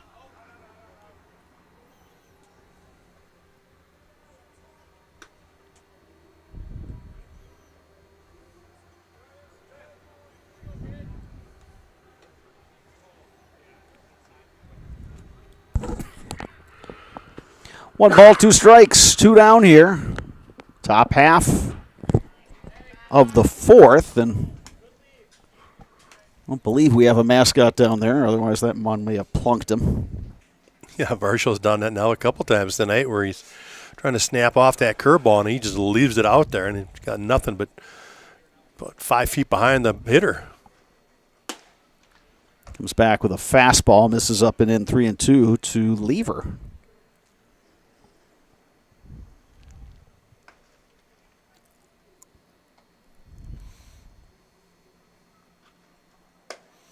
That one misses inside, and Lever works a walk, and once again, Lacrosse able to get a base runner on, which is something they've done in, well, this is now the 4th inning. So yeah, 11 innings in a row. 11 innings. That's you don't see that all that much.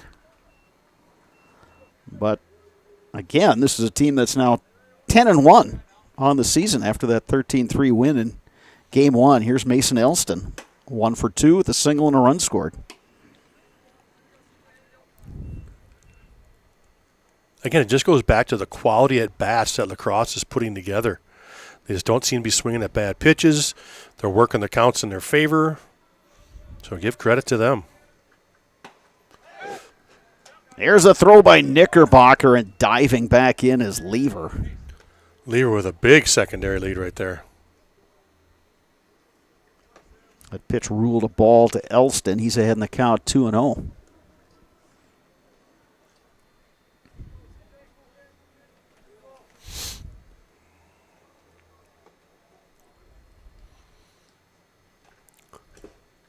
That one in the dirt. Knickerbocker doing a good job of blocking that one. Count is 3-0 now to Elston.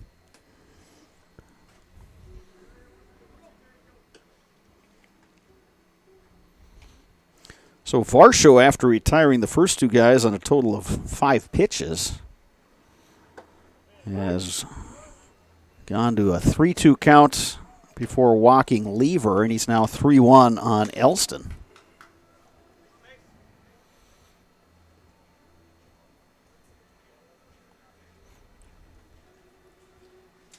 Runner goes.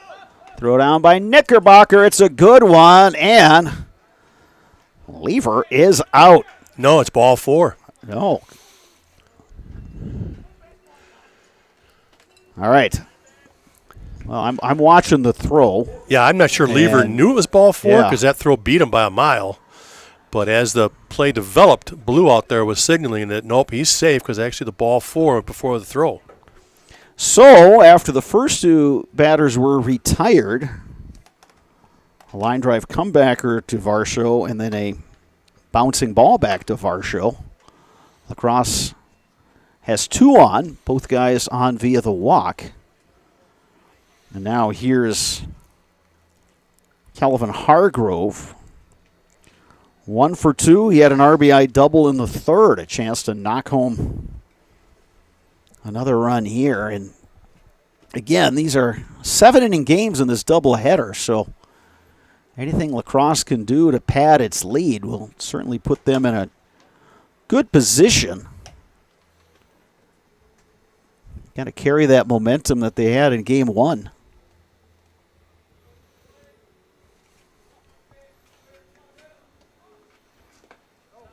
That one in the dirt. Knickerbocker keeps it out in front. Not a bad slider right there, but Hargrove was able to hold up.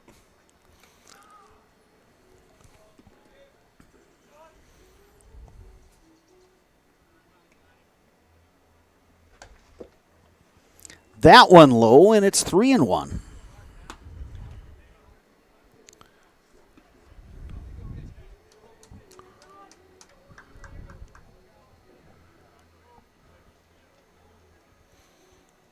Stein continues throwing in the bullpen. Doesn't look like he's throwing all that hard. 3 balls, 2 strikes now, so the runners will be in motion with 2 outs. I don't think it'll take much to get ready in a night like this. It's warm. He's already played a game, so.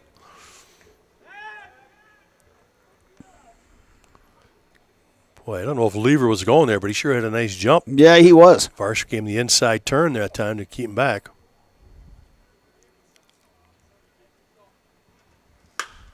Line drive to center, but right at Elliott Height, who makes the grab. La Crosse threatens, does not score, top of 4.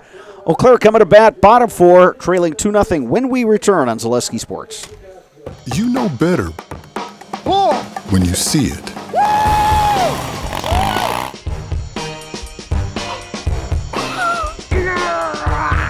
right, 1, 2, 3. But sometimes it's a little harder to tell what better looks like, and you could use a little help. Thanks, Mom. Security Health Plan. Everything you need in a health plan. Everything you'd expect from a good neighbor. When buying or selling land, the biggest decision you make is choosing your representation. Whitetail Properties is the top real estate company for selling hunting land, recreational properties, and farms. Our nationwide network of sportsmen, farmers, and investors offers a great opportunity for you to capitalize on the true market value of your property. In central Wisconsin, Brian Roosh is your local land specialist and is ready to help you get started on all of your property needs. Wipfli LLP, a national accounting and consulting firm. Wipfli brings the curiosity needed to uncover what has been overlooked. Their team works together to bring integrated solutions to turn your data into insights. You have the vision, Wipfli brings the clarity. Because perspective changes everything, learn more at wipfli.com. The Altoona Athletics Booster Club invites you to work together and make it fun to support our student athletes and their sports programs. The Altoona Athletic Booster Club meets every third Wednesday of the month, 6:30 p.m. at Altoona High School. All are welcome to join the Altoona Athletics Booster Club, supporting student athletes to achieve excellence in academics, athletics, and sportsmanship. Top of the order for Eau Claire, Trent Palmer, Cooper Dykes, Evan Gustafson. The scheduled hitters, and Trent Palmer is aboard via the hit by pitch. First base runner of the game for Eau Claire.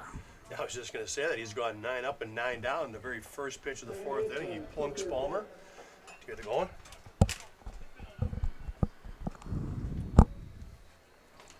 Yeah, so Palmer, the first base runner for Eau Claire. Been 9 straight retired by the lefty Tyler Young, and now it's Cooper Dykes. 0 for 1.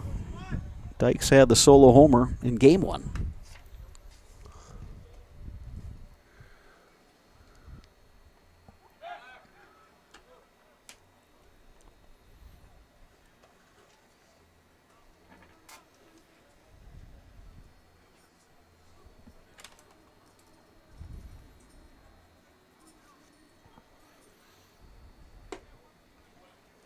Young delivers upstairs, and it's 2-0 to Dykes. Paying attention to Palmer over there at first base. Trent Palmer does run well. Not going here. It's a strike to Dykes. 2-1.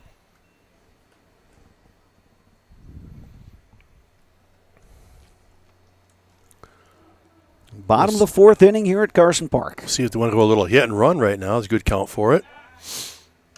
Obviously, Young thinking along those lines maybe too. A little check back to first.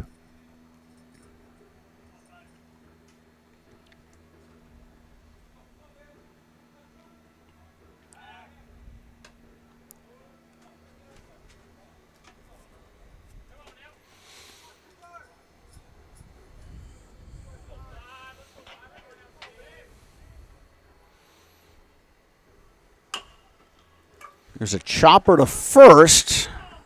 Eilertson, but they say it's a foul ball. And Ryan Byer, the home plate umpire, has probably got the best view of anybody.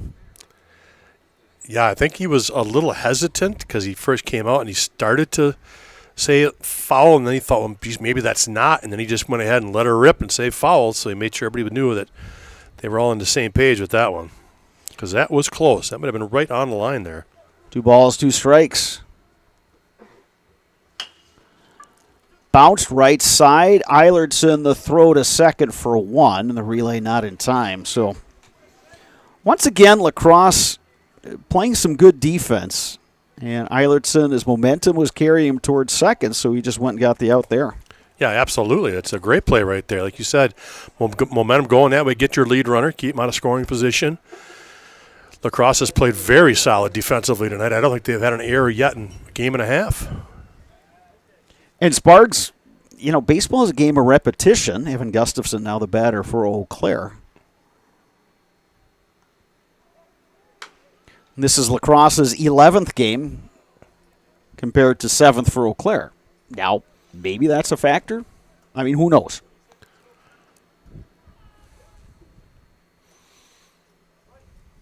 But Lacrosse has looked like it's in midseason form today.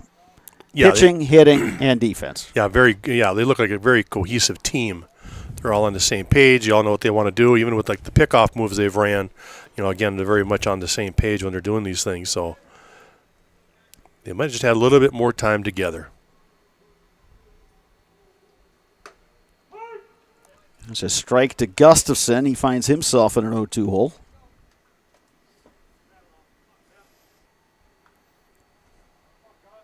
I think Gustafson's got to look away here. He's got to look for something on the outside half and drive it to that, drive it left center. He, like you said, strong enough to go the other way and get it out of here. Not chasing at that one, as that was well off the plate. Young trying to get him to bite. See, he's got quick enough hands where if he just looks away, if all of a sudden something busts inside, he can turn on it in a hurry. Catcher Hargrove was set up inside, but Young threw over to first. Trent Palmer's the runner over there. He's the first base runner for Eau Claire in this second game of the doubleheader. Gustafson gets a piece. Got away with the pitch there. Gustafson would like to see that one again. Yeah, that was a high fastball with not a lot of movement on it, but just like high enough where. Yeah, like you said, he was trying to set him up inside. He's going inside there again. Swing and a miss. Good breaking ball away. Set up inside, but it tailed away. Good pitch.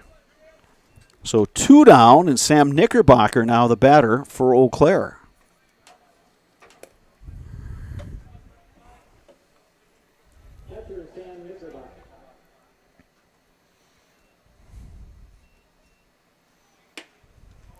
Knickerbocker takes high for ball 1. Other than Gustafson's 2 doubles tonight, there really hasn't been much pop out of the Pizza Hut squad tonight. Pretty silent at the bats. Yeah, I would agree, Sparks. And again, this is a team that, on paper, figures to be a slugging ball club, and that's just based on what these guys have done in their high school careers. Yeah, absolutely. So many of them hitting around 500 for the season. These Lacrosse pitchers have just nibbled and picked at the outside corner, kept them off balance, and have really just kept them at bay.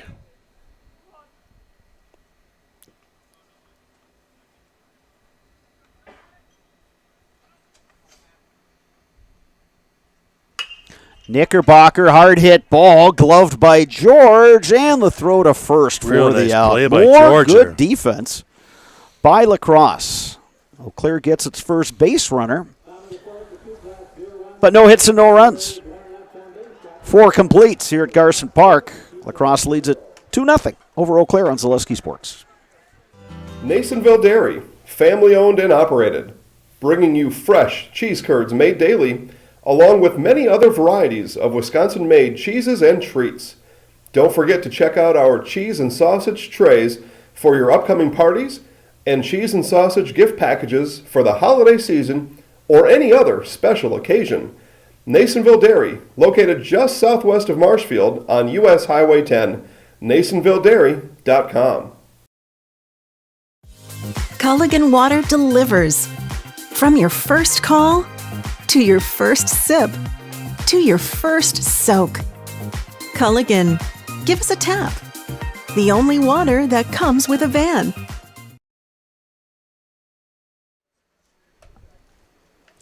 Security Health Plan helps individuals and businesses find the right health insurance programs for kids, adults, and families. Self-employed, no problem. Security Health Plan, promises kept, plain and simple. CJ Varsho remains on the mound for Eau Claire. He worked the first 4 innings. Sawyer Stein had been warming up. He returns to the bullpen to get some more throws in. And Varsho will work to the middle of this Lacrosse order. Casey Erickson, Bradley Check, and Lucas Gilbertson. 4, 5, and 6 for Lacrosse.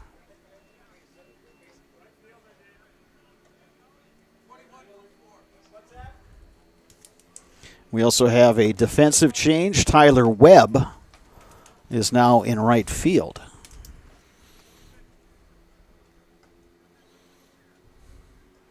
He'll replace Brayton Tillman, who played the entire first game, as well as the first 4 innings in left field. Excuse me, right field. Varsho delivers ball 1.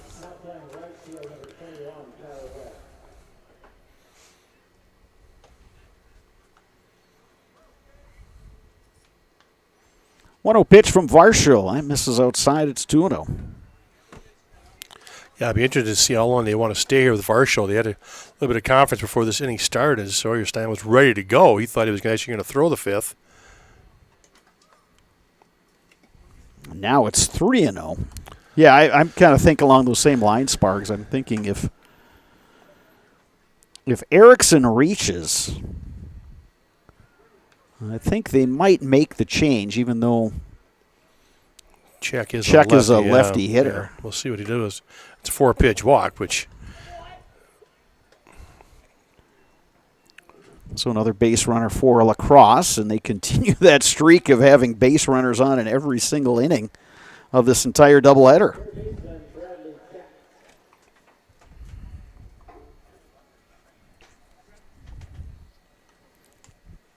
Check 0 for 1. Walk and a strikeout. Lifted high in the air to left. Palmer is there. And he makes the catch. 1 down here in the Lacrosse half of inning number 5.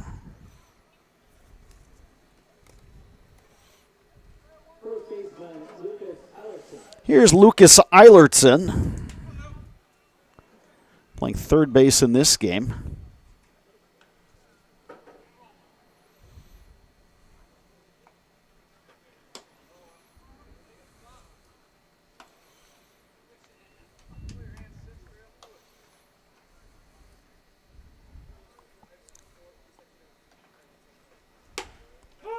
There's a strike, and it's 1-1.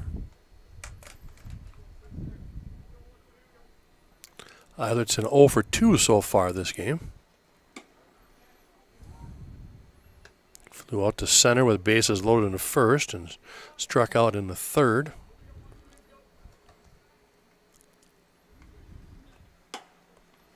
That one misses high. 3-1.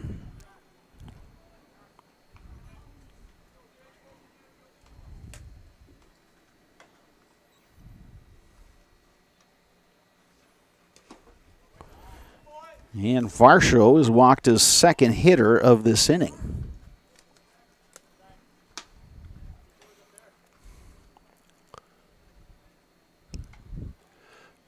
Good job by Knickerbocker here, taking a little moment to come out and talk to him, let him relax, let him settle down again, catch his breath. A little surprised that the coaching staff hasn't come out and maybe talked to him a little bit to see how he's feeling. Again, it's a hot night. You're in the second half of a doubleheader. And we're into the fifth here, and he's got 2 walks this inning, so got a feeling he's a little bit on a short leash here coming up.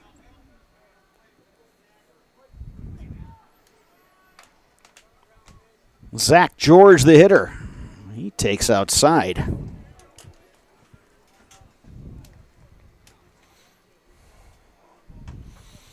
Stein continues to work in the Eau Claire bullpen. Yeah, Stein's ready to go. He's just staying loose, so if they want to go to the bullpen, he's ready.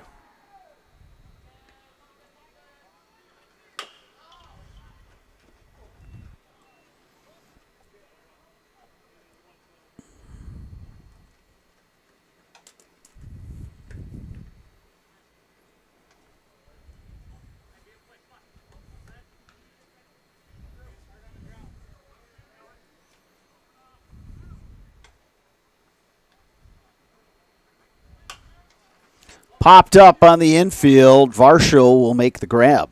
2 down. Real nice pitch there, and Varsho got way inside on his hands, jammed him up, and just popped it right back up to him. Big second out for this inning. Here's Jack Freitag. 0 for 2. Fly ball to center in the second. Liner right back to Varsho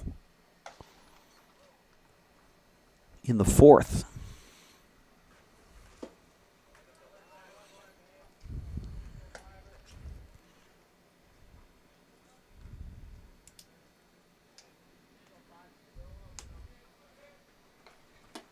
Swing and a miss. Varsho getting Freitag chasing that one.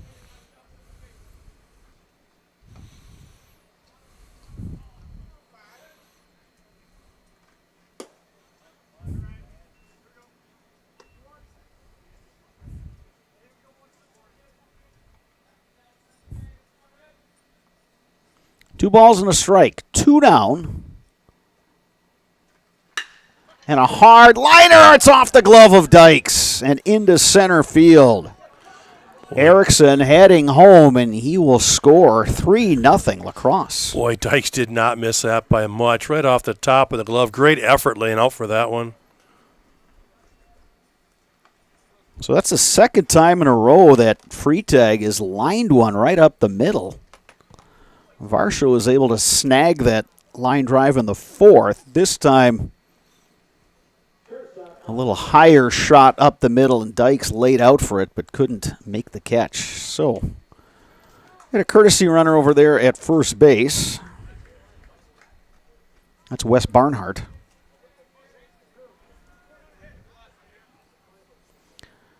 Austin Zemi is now the batter.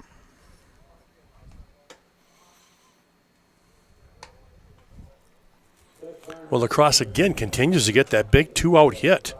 You know, we saw that in the first game with bases loaded and stuff like that. They would get that 2-out hit to produce some RBIs late in the inning, and just something the Eau Claire Pizza has not been able to do tonight.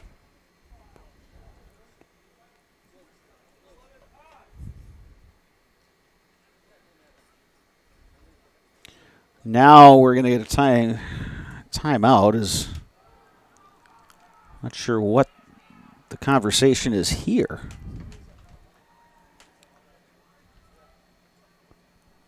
Stein is done throwing out in the bullpen, and now the home plate umpire, Ryan Byer, is going to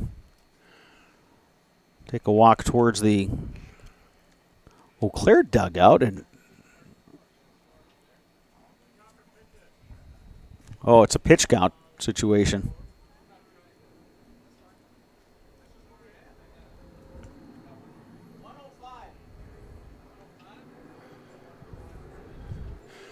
Okay, the discussion's about a pitch count situation here, and apparently Varshall's sitting at 105, but he started this hitter. He should have been out before this hitter, but since he started this hitter, he'll be able to finish him out.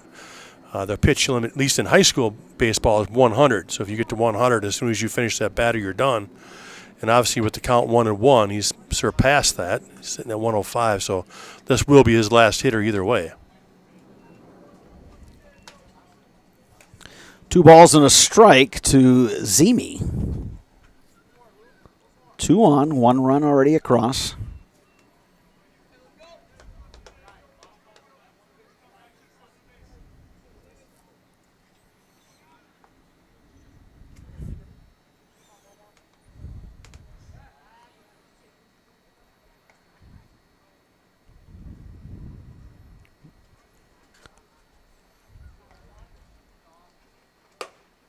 There's a strike delivered by Varsho, and it's 3-2. Real good fastball on the inside corner right there.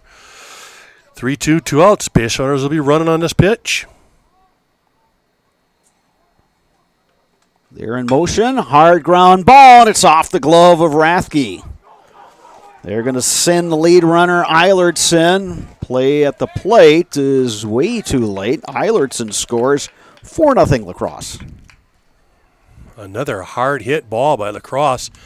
Unable to backhand and come up with it. They're going to score that a base hit and an RBI.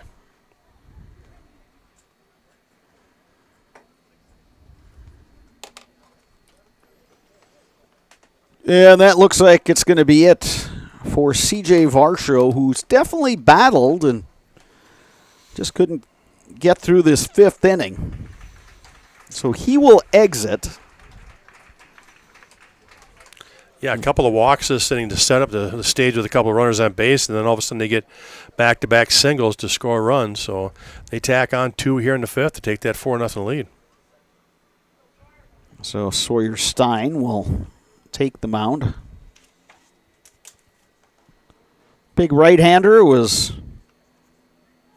an effective pitcher this past spring for Eau Claire Memorial.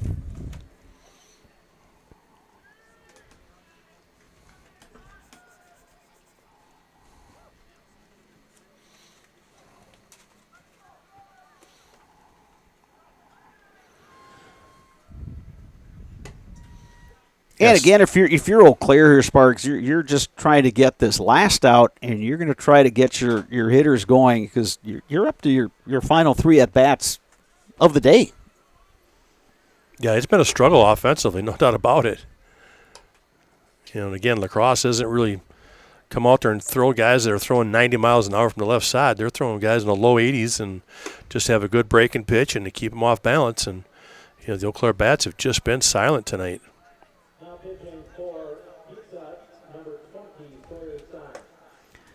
Stein, he can get the ball up there, but he'll mix in a curveball and a slider as well. Yeah, he did a fairly decent job in relief for the Eau Claire Memorial program this spring. Was used quite a bit in that role.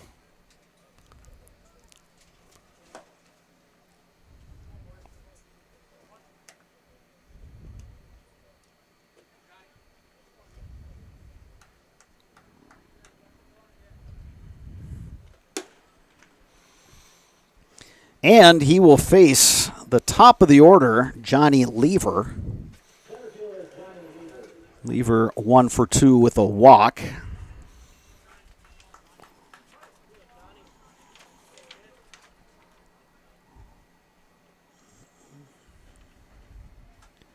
Lever was on base 3 times in the first game.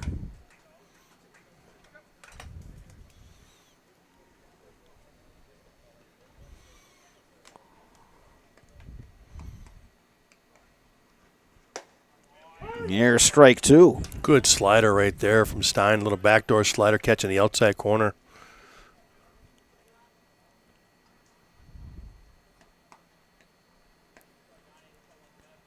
Here's the 0-2 pitch from Stein, lifted in the air to left. Palmer coming on, still coming on, makes the catch. Lacrosse picks up 2 more runs. Eau Claire coming to bat. Bottom 5, trailing 4-0 on Zaleski Sports.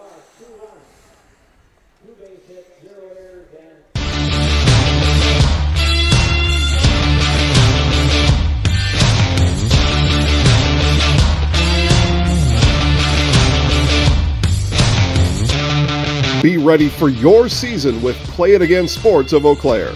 Play It Again Sports is just down the road, south of the 5393 intersection in Eau Claire. Just tell them you saw this commercial on Zaleski Sports and get $5 off any $50 order and $10 when you spend $100. Play It Again Sports. Buy, sell, trade, and be ready for your season.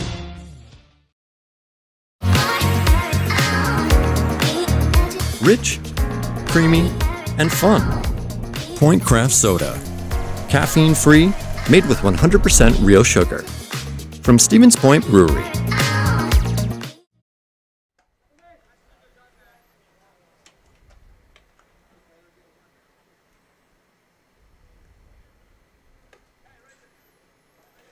We are back at Carson Park, bottom of the fifth inning. Eau Claire trailing 4-0 versus La Crosse. Eau Claire will send up 5, 6, and 7 in their batting order. Tyler Iverson, Brayton Tillman, Austin Remington against the left-hander Tyler Young, who has yet to allow a hit through 4 innings.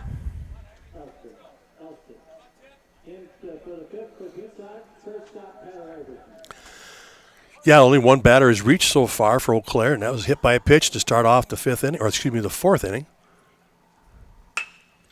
Here's a drive to center. Lever makes the catch. Lever took about 4 steps and went nowhere. Came right to him. Yeah, he took a couple in, couple back.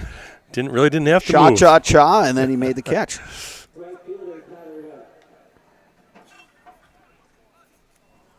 So here's Tyler Webb batting for the first time in this game.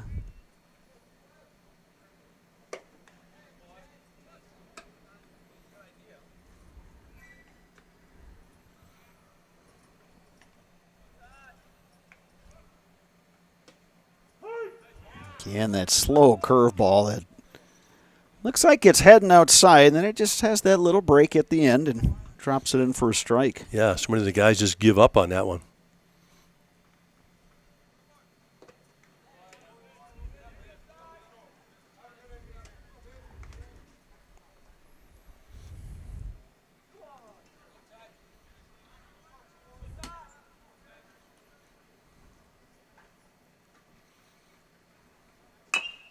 There's a high chopper.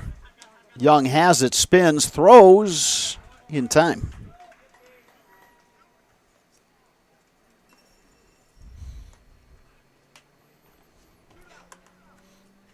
I'll leave it up to Austin Remington, the first baseman. He struck out looking in the third.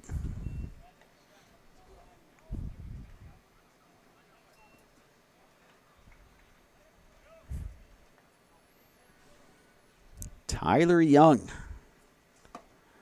He has been the story in this second game. Just kept the Eau Claire hitters off balance right from the beginning. Kind of continuing what Wes Barnhart, the lefty starter, did in game 1.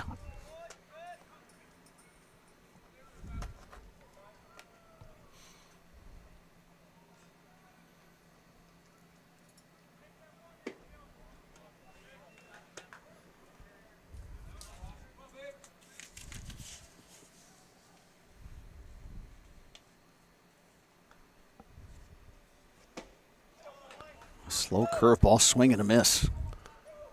Just having a tough time handling that pitch right there. That one ended up right over the middle of the plate and just swung right through.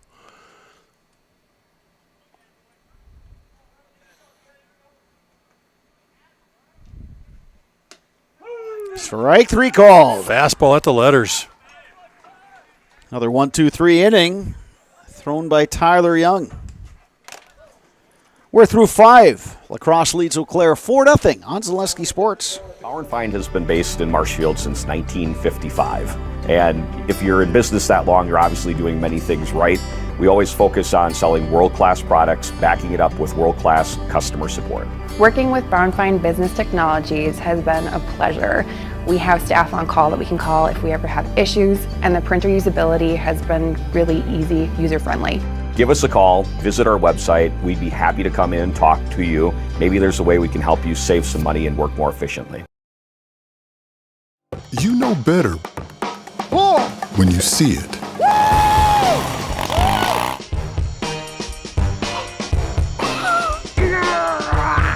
right, 1, 2, 3. But sometimes it's a little harder to tell what better looks like, and you could use a little help. Thanks, Mom. Security Health Plan. Everything you need in a health plan. Everything you'd expect from a good neighbor. Fast-moving game 2 here at Carson Park. We're already to the 6th inning. La Crosse coming to bat, leading Eau Claire 4-0. La Crosse 4 runs on 7 hits. They've committed no errors. Eau Claire, no runs, no hits, and no errors. La Crosse will send up 2-3-4. Mason Elston, Calvin Hargrove, and Casey Erickson against Sawyer Stein, who came on in relief last inning of C.J. Varsho. Recorded an out, facing the only hitter he dealt with in the last inning.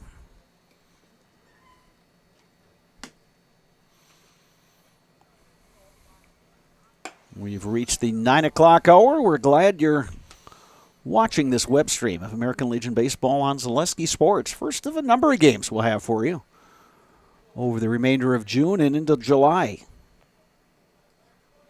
So keep checking that Zaleski Sports website. Lifted to right, Tyler Webb has a beat on it and makes the catch. Yeah, we'll be back here again on Thursday night against Chippewa Falls. Actually, Hudson. Sparks. Hudson, oh, that's right. Hudson, that'll be a good one. And it'll be interesting to see how many of those Hudson players from their very successful high school team that made it to a sectional final actually had a lead late against Stevens Point. Let that one slip away there in that sectional finals. And it'll be interesting to see how many of those guys make the transition to Legion. Are they going to go play with traveling teams? The difference with Hudson is you're so close to the Twin Cities that, you know, if you're a high-end player, you might have some other options to play. And there are a lot of options over there in the Twin Cities. Like you talked about, that travel ball is predominant over there. They'll take you all over the country to get noticed if you want to travel with them. There's a line drive to right. Going back is Webb. It's over his head and all the way out to the wall. Hargrove will cruise into second with a one-out double. And once again, Spargs. You can say it. La Crosse able to get a base runner. They have not been retired 1-2-3 all day long here at Carson Park. And they're down to one more chance probably.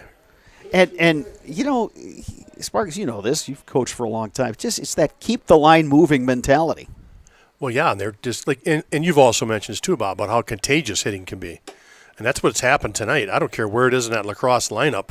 Those guys are all getting good swings and getting base hits. Not a single one of those guys has taken an offer tonight. They've all gotten base knocks.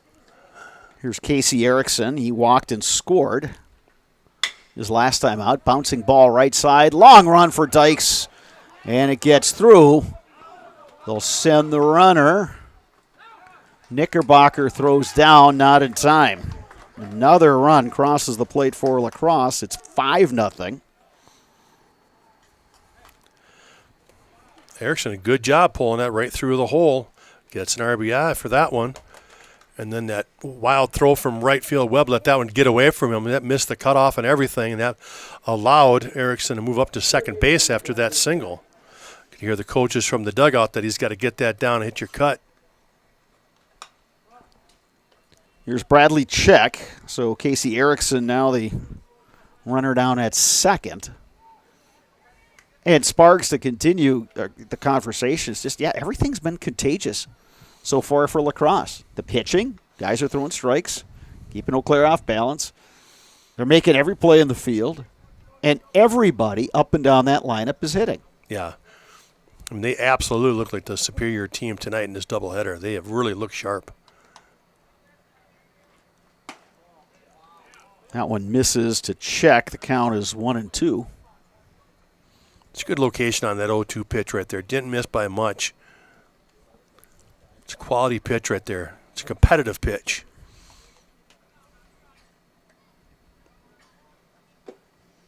Challenge for Stein here is just to kind of regroup and try to get outs and limit the damage to just the one run. I mean, it's a 5-run margin, but with this hitting lineup, yeah, it's doable, but at the same time, you don't want to get it. You want to kind of snuff this out right here. And that'll help right there for Stein as he delivers strike 3 to Bradley Check. Yeah, high inside fastball, just locked him up. He gets the call, so there's that big second out, like you said. And here's Lucas Eilertson. And the other thing Lacrosse has done today is they just haven't helped Eau Claire at all.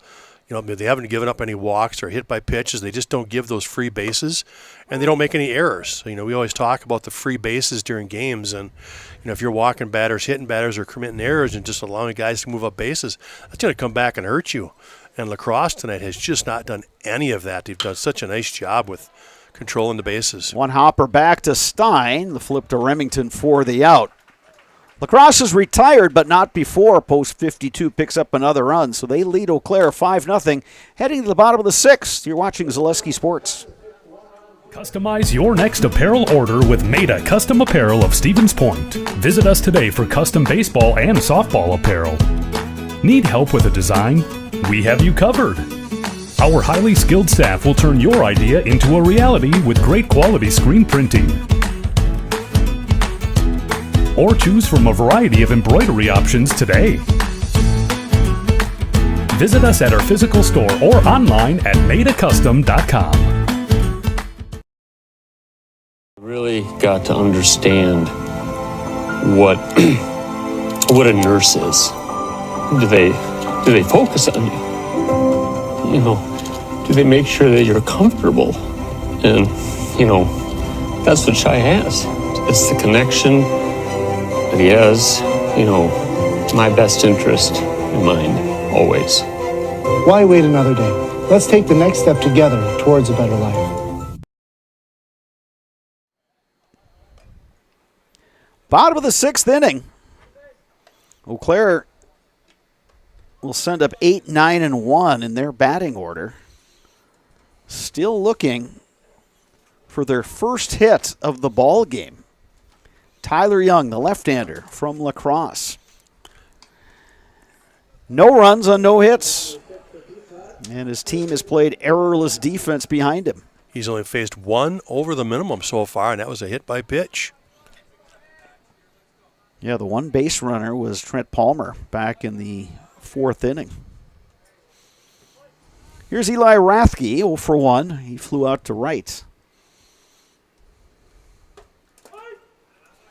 Young delivers a strike.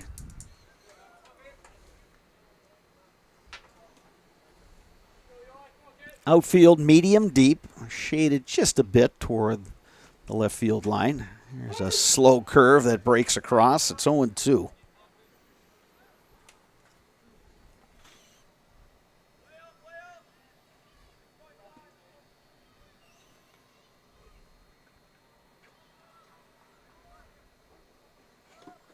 Swing and a miss. Got him to chase at a breaking ball in the dirt. Strikeout. Rathke is retired. One down here in the 6th.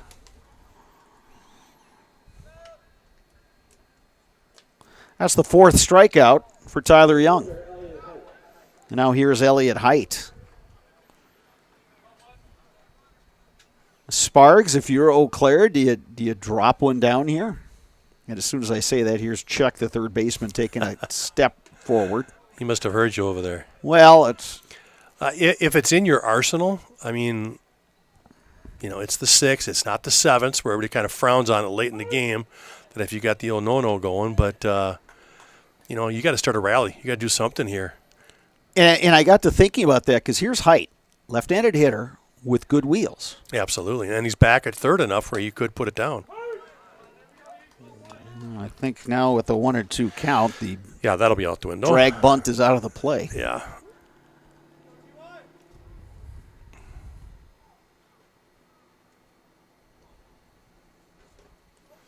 Swing and a miss. Another curveball down in the zone. They chased.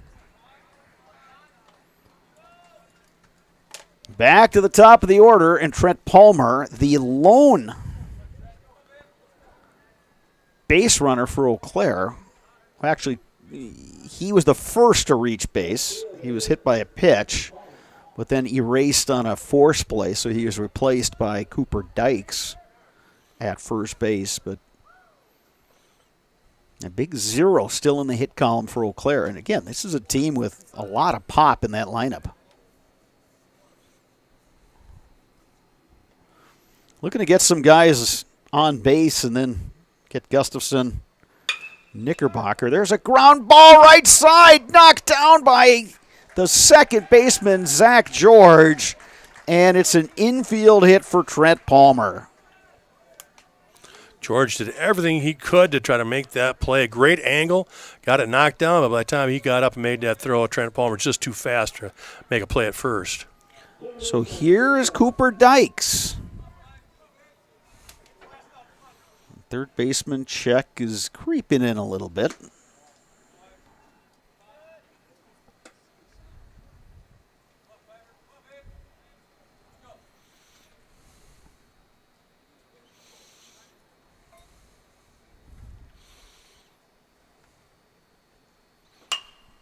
Dykes to left, long run.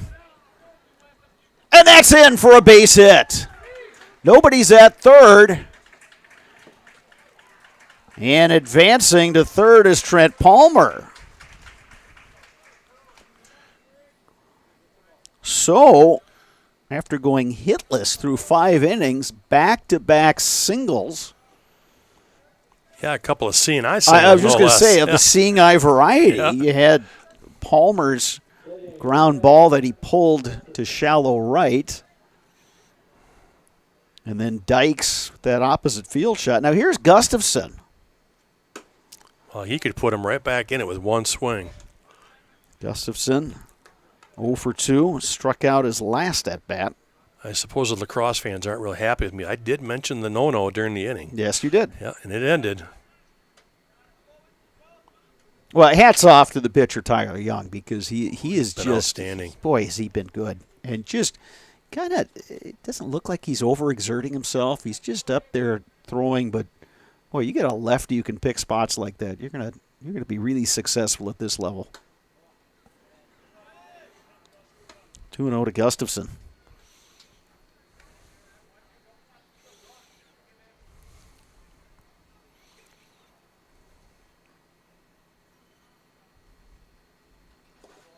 Now 3-0.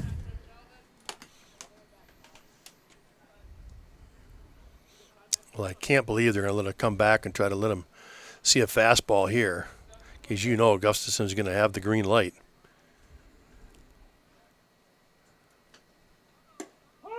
Here's a strike. Good pitch by Young. That came high and tight on Gustafson. There's not much you can do with that. Gustafson just let that one go. He's going to try to find his pitch here.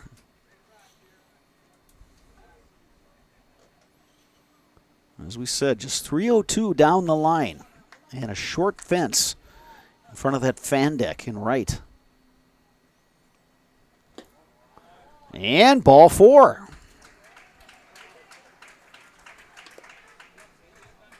So Eau Claire with its first bona fide rally.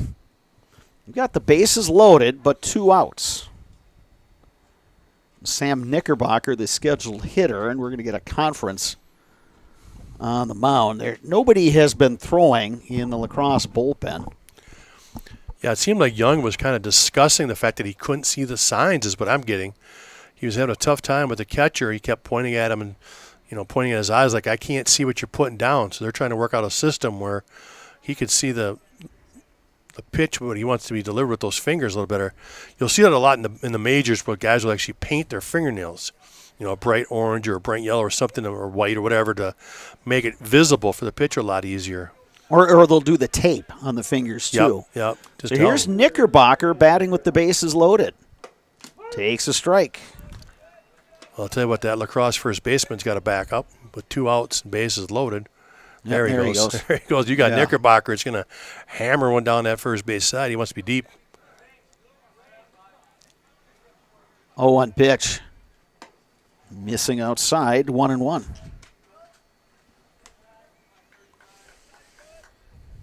Boy, this is a big moment in this game, huh? Bases loaded, 2 outs. Yeah. Eau Claire needs to put something on the board here.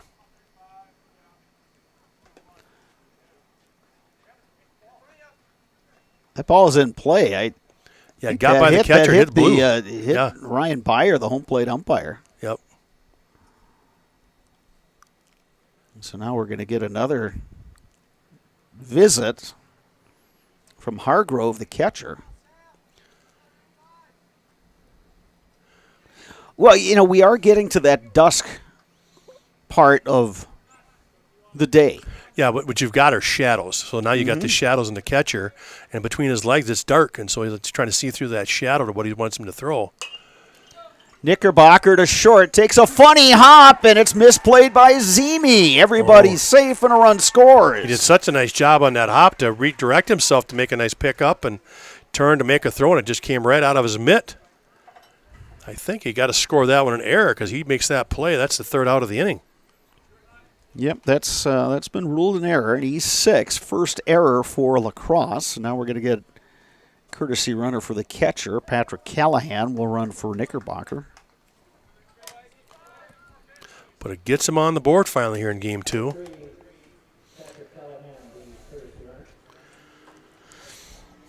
So here's Tyler Iverson. He represents the tying runner.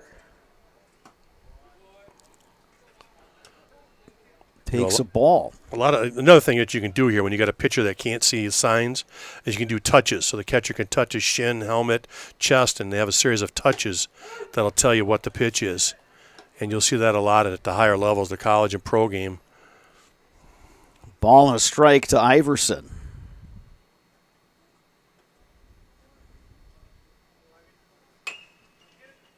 Rolled foul.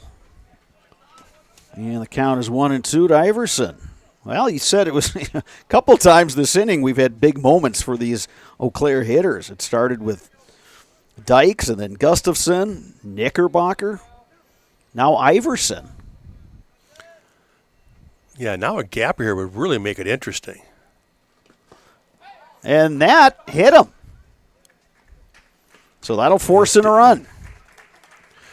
Yeah, I was a little unsure about that, a little hesitant to move, but it looked like it hit the bottom of his feet there as he spun. So now Young's trying to work himself out of this trouble. Yeah, he was so good through the first 5 innings. But again, I mean, this is a 3rd time through the order.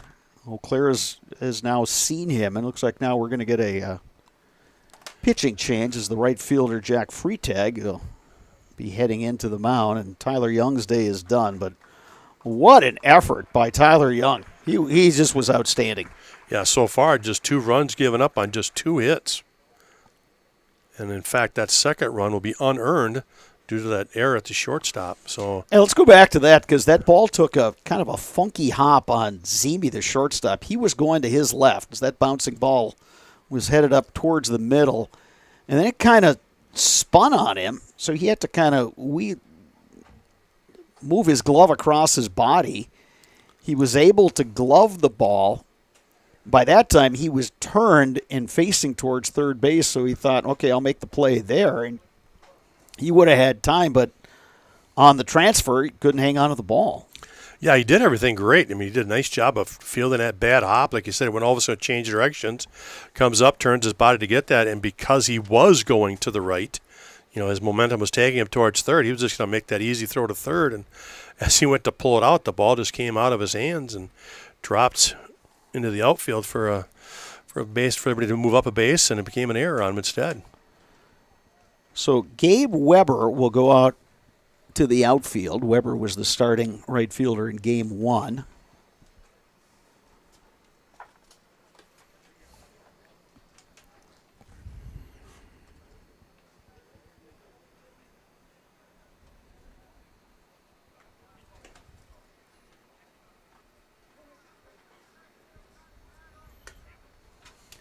And the pitcher is number 15, Mason Elston.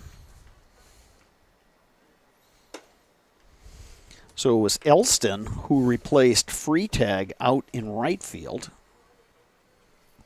Now Elston is the pitcher.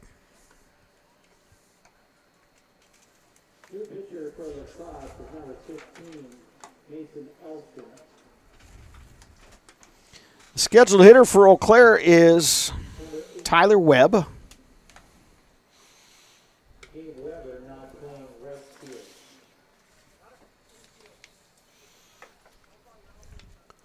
Well, Eau Claire's been able to push some runs across here now with 2 outs, something they haven't been able to do tonight in this doubleheader. But they've found a way here with ease 6 on a tough play and then a hit by pitch. So it pushed 2 runs across. And, a big hit here. This game could get really interesting. We maybe even tie it up with a double. Webb is 0 for 1, and that was facing Tyler Young. He's retired on a comebacker. Webb with a chance to pull Eau Claire even closer. 2 runs across this inning. Takes a strike on the outside corner. Good pitch from Elston.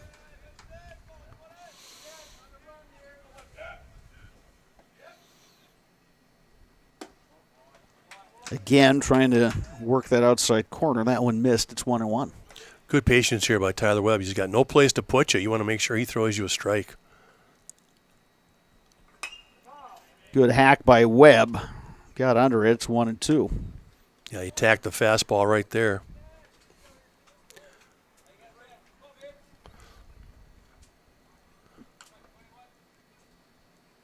Curveball missing up high, 2-2.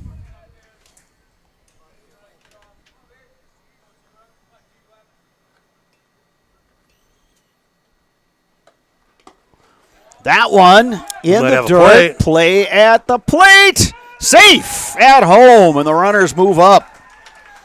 Evan Gustafson comes around to score and get ourselves a ball game now. It's 5-3. And tying run is out there at second base. So Callahan, the courtesy runner, moves up to third.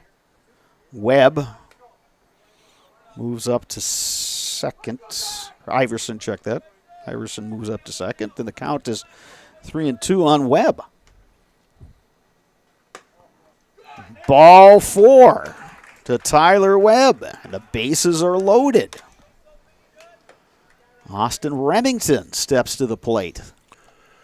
Well, we talked about how well Lacrosse has played tonight defensively and how they haven't helped Eau Claire at all. They've just limited the extra bases well. That certainly changed here in the 6th. Remington check swing foul. Lacrosse here in the 6th, they had a couple of seeing eye singles to start out the inning, and then it went walk, E6, hit by pitch, and walk. Remington, the 9th batter to hit this inning. Here's a nice strike right on the outside corner. Remington's in an 0-2 hole. Across 1 strike away from getting out of this mess. Eau Claire looking to keep this inning going. Line drive up the middle, base hit. This will tie it. Callahan will score. Here comes Iverson. He scores. We got ourselves a tie ball game.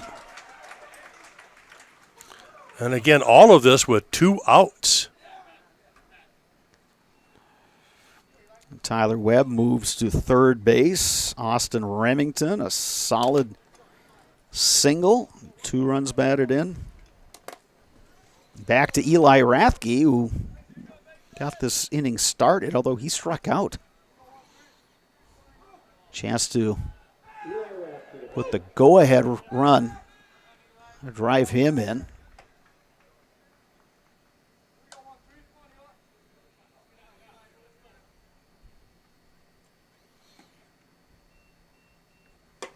Rathke takes up high.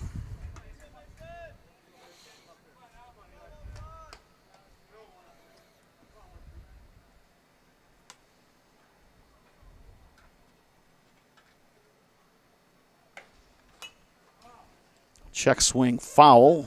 1-1 the count to Rathke. Well, how quickly the table has turned in this game from 5-0 in total control to all of a sudden Eau Claire's tied 5-5 and a chance to go ahead here in the bottom of the 6th. There's a strike on the outside corner. Nice pitch from Elston, who's once again a strike away from getting out of the inning.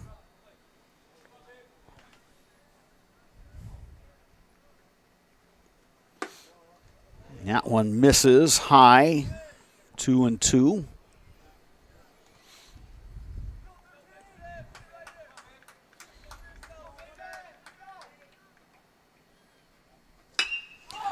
Driven in the air to left center, and that's deep. Lever's going back, and he can't get it. One run is in. Here comes a second run. Remington is around to score. 7-5 Eau Claire. Wow. What a bomb from Rathke right there. Deepest part, left center, all the way to the wall. Again, all of this with 2 outs, Brado. Wow. Just when you think you've seen everything.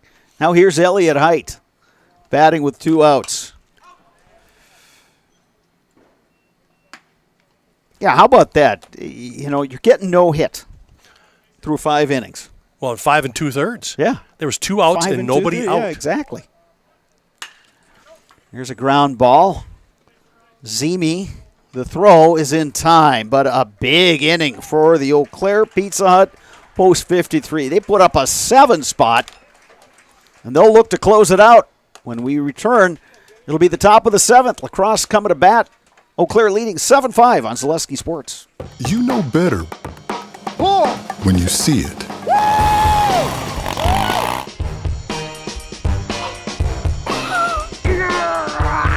All right, 1, 2, 3. But sometimes it's a little harder to tell what better looks like, and you could use a little help. Thanks, Mom. Security Health Plan. Everything you need in a health plan. Everything you'd expect from a good neighbor. Fleet Farm has everything you need for every season of life. From tending the vegetable garden season to planting 100 acres of crops season. Fleet Farm is your one-stop shop. Whether it's strawberry jam season, cook your walleye season, or his first set of wheels season. Fleet Farm is built for every season. Fleet Farm, built for real life.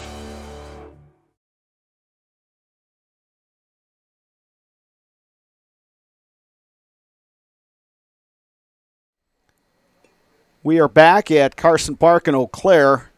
A 7-run, bottom of the 6th for Eau Claire. All 7 runs coming with 2 outs. Eau Claire was getting no hit, and they rallied. We kept talking about it, Sparks. This is a good hitting lineup. And we were wondering, frankly, if we were going to see it. And then all of a sudden, boom. Yeah, and they took advantage of La Crosse mistakes, which La Crosse hadn't done for 13 innings tonight. You know, all of a sudden that inning, a couple of walks, hit by pitch, an error, and Eau Claire just capitalized on it. They took advantage of it big time with 2 outs. So now Sawyer Stein a chance to pick up the save, actually to pick up the win. Yeah. He delivers a strike to Dalen Haney, who's pinch hitting here. Haney played a really nice game 1 of this doubleheader. He's batting for Zach George.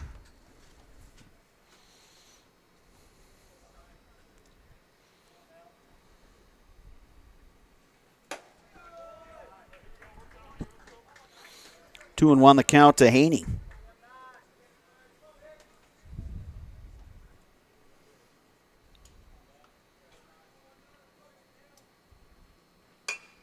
Little check swing over the mound, charging Iverson. Bare hand, he throws it away. I'll tell you what, Iverson had more time than he thought. George did not get out of the box real quick, so he actually had time to field that with 2 hands and just make that sidearm throw instead of making it so difficult with a bare hand. But, again, a great effort, just kind of one of those plays. Got to score that an infield single. You know, La Crosse is up to this task. They've got 13 hits the first game, 9 the second game so far. I guess the official score is going to call that one a throwing error right there, so reaches first on the error.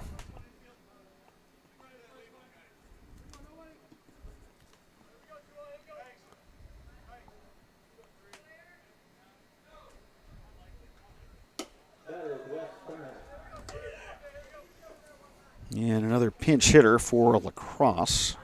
Actually, it's Wes Barnhart, who entered as a courtesy runner, now batting for Jack Freitag.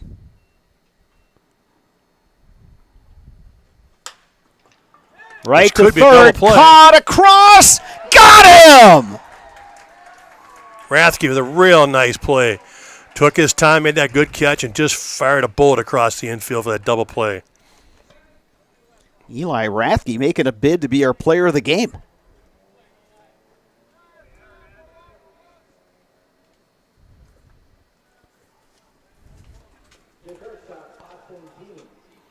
So, Austin Zemi, last hope for La Crosse. Boy, it sure looked like La Crosse was going to head back to the Coulee region after a doubleheader sweep.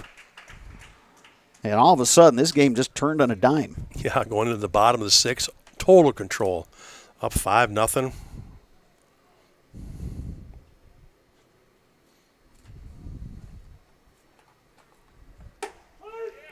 And strike 2. Eau Claire 1 strike away from a doubleheader split.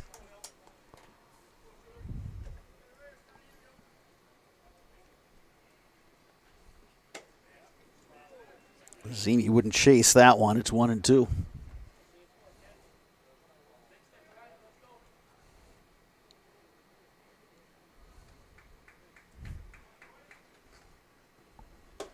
Strike 3 called.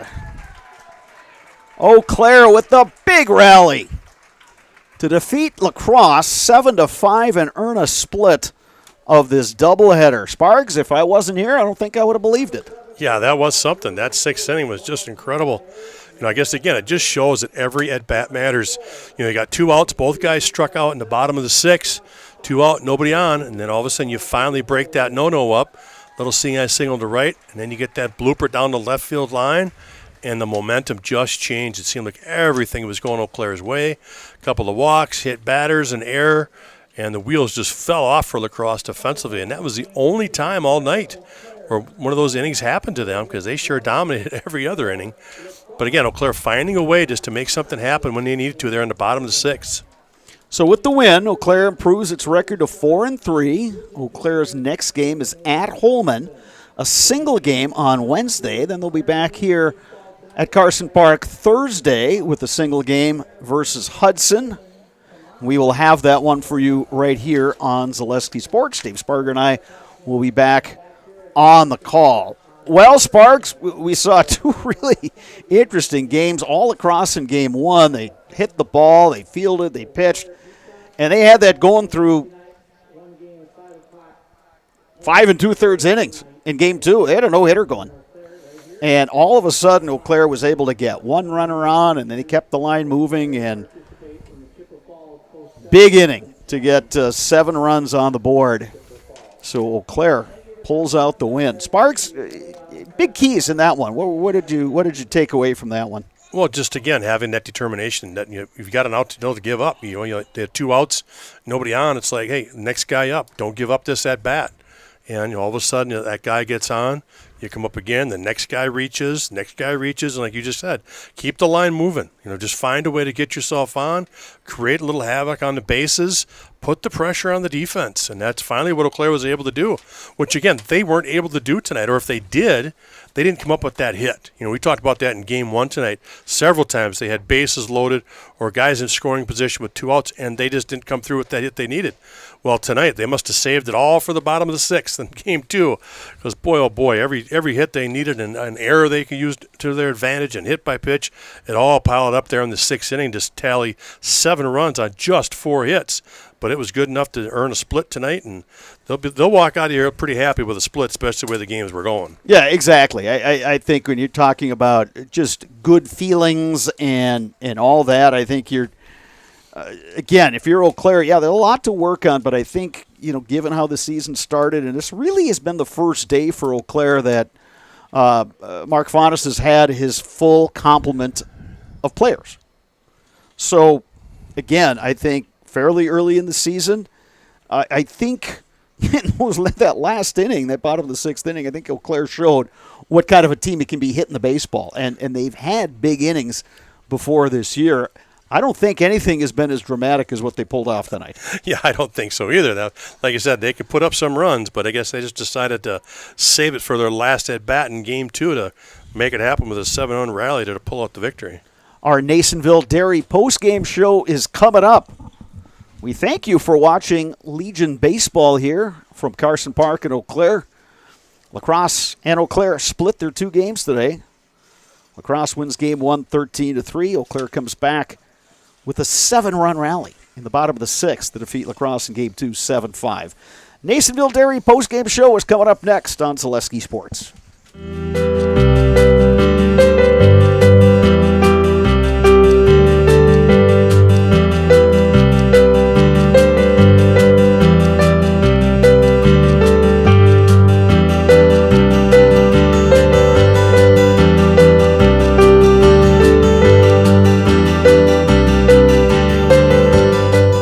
Nasonville Dairy, family owned and operated, bringing you fresh cheese curds made daily, along with many other varieties of Wisconsin-made cheeses and treats. Don't forget to check out our cheese and sausage trays for your upcoming parties and cheese and sausage gift packages for the holiday season or any other special occasion. Nasonville Dairy, located just southwest of Marshfield on US Highway 10, NasonvilleDairy.com. All right, so we're here with Kim Hyman. Kim, Nasonville Dairy, 125 years in the making. Tell us about that. You know, it's fantastic. It was the first plant built in Wood County back in 1885. Sal Nason and his family came here, and they started a small dairy plant. Eventually, that plant burnt down, but then they rebuilt onto this same facility, and our family moved here in the late 60s in 1968 and took it over from there, and it's been just a fantastic growth. Great community, great people we have working for us. Oh, it's an open market. It's huge. You know, the opportunity for the diversity in the cheese industry is fantastic, and you have to be that way in order to sell a lot of product. And so we've got a great group of people working on the research and development side for us. So it's been really fortunate for us. Oh, right. We have 185 farm families that market their milk through us here at Nasonville Dairy.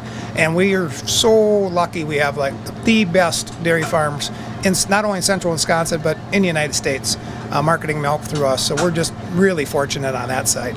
Actually, we started in 1968. Our father brought us here from another cheese plant in Wisconsin. We had come from the cheese business. We've always been in the business. We had moved around the state in different parts. He brought us here about that time. The plant ran 7,500 pounds of milk at that time, and now runs about 1.5 million a day. So.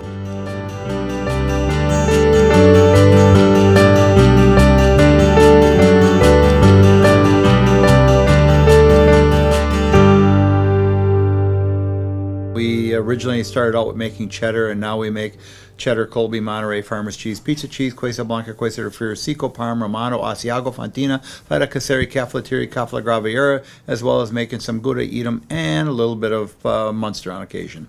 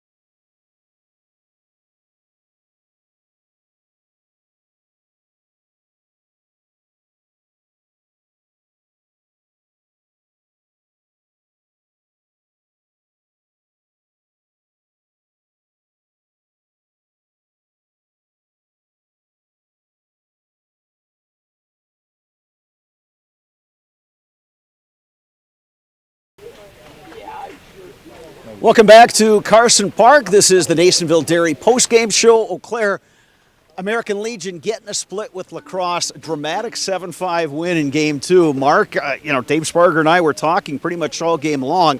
This is too good of a hitting team to have that 0 on the scoreboard. Their lefty did a really nice job, but what did you guys do there late to get that big inning and win this one?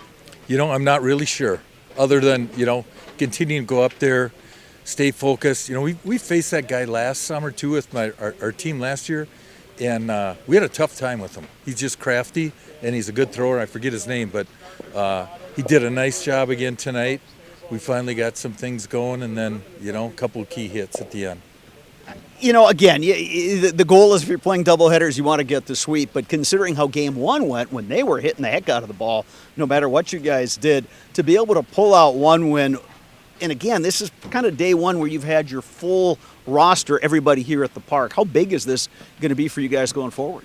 Well, first off, I just in our huddle after the game, I said, C.J. Varsho did a great job. Kept us in the game, kept us close enough so, we could crawl back into it at the end. He deserves a lot of credit. And Sawyer came in and did a great job on the mound too. For first game didn't go well, the first 6 innings of this game didn't go well, and to come out with a split, we'll take it at that point. And the beauty of Legion ball is you get a lot of games. You get a lot of games squeezed into about a month of action. What's the confidence level with this group right now? Tonight was really the first night we've all been together. After this win, after this game, I got to believe our confidence level will be pretty good Wednesday when we play. All right, you're down in Holman on Wednesday. We'll see you here Thursday against Hudson. Congratulations, Mark. Thanks, Eli Rathke, let's bring you in here. You didn't play in Game 1. You come up in Game 2. You're coming up in a clutch situation. Take me through your thought process when you came up to bat there. So, he threw me I think it was 2-1 curveball, pretty good curveball. Dropped in there for a strike, and then I figured he wouldn't throw it again, so I was sitting fastball, just going to adjust off speed and then foul it off. But got a fastball up in the zone and just took it. The fact that you come up to bat with a chance to drive home the go-ahead and an insurance run, how much confidence do you have seeing that the guys in front of you, the top of the order, were starting to get some hits and things were starting to happen for you guys? Yeah, they were hitting the ball hard. Remington got on and then gave me a chance to come up to the plate, and then tie game, had to do something. So. Then in the top of the 7th, you're over there at third base. That guy hits a P right at you. Walk me through that play, that defensive play. It's coming to me, and I hear everybody saying, get back, and then he's far enough off, so I threw it as hard as I could. At least it was a strike. It was right on the money. Okay, so we got something on Zaleski Sports with the player of the game. We call it the Zaleski Sports Highlight House. So what I need you to do is say, hey, I'm Eli Rathke, and I'm in the house. I'm Eli Rathke, and I'm in the house. Eli, congratulations. Good luck Wednesday down at Holman, and we'll see you back here at Carson Park Thursday against Hudson. All right. So Eli Rathke, our player of the game on the Nasonville Dairy post-game show. So that's going to do it from Carson Park. We saw 2 very interesting games here in American Legion Baseball. La Crosse winning the opener 13-3. Eau Claire coming back to rally for a 7-5 win in Game 2. We will be back here Thursday when Eau Claire hosts Hudson in a single game in American Legion Baseball. For my color commentator Dave Sparger, I'm Bob Bradovich saying good night from Carson Park in Eau Claire.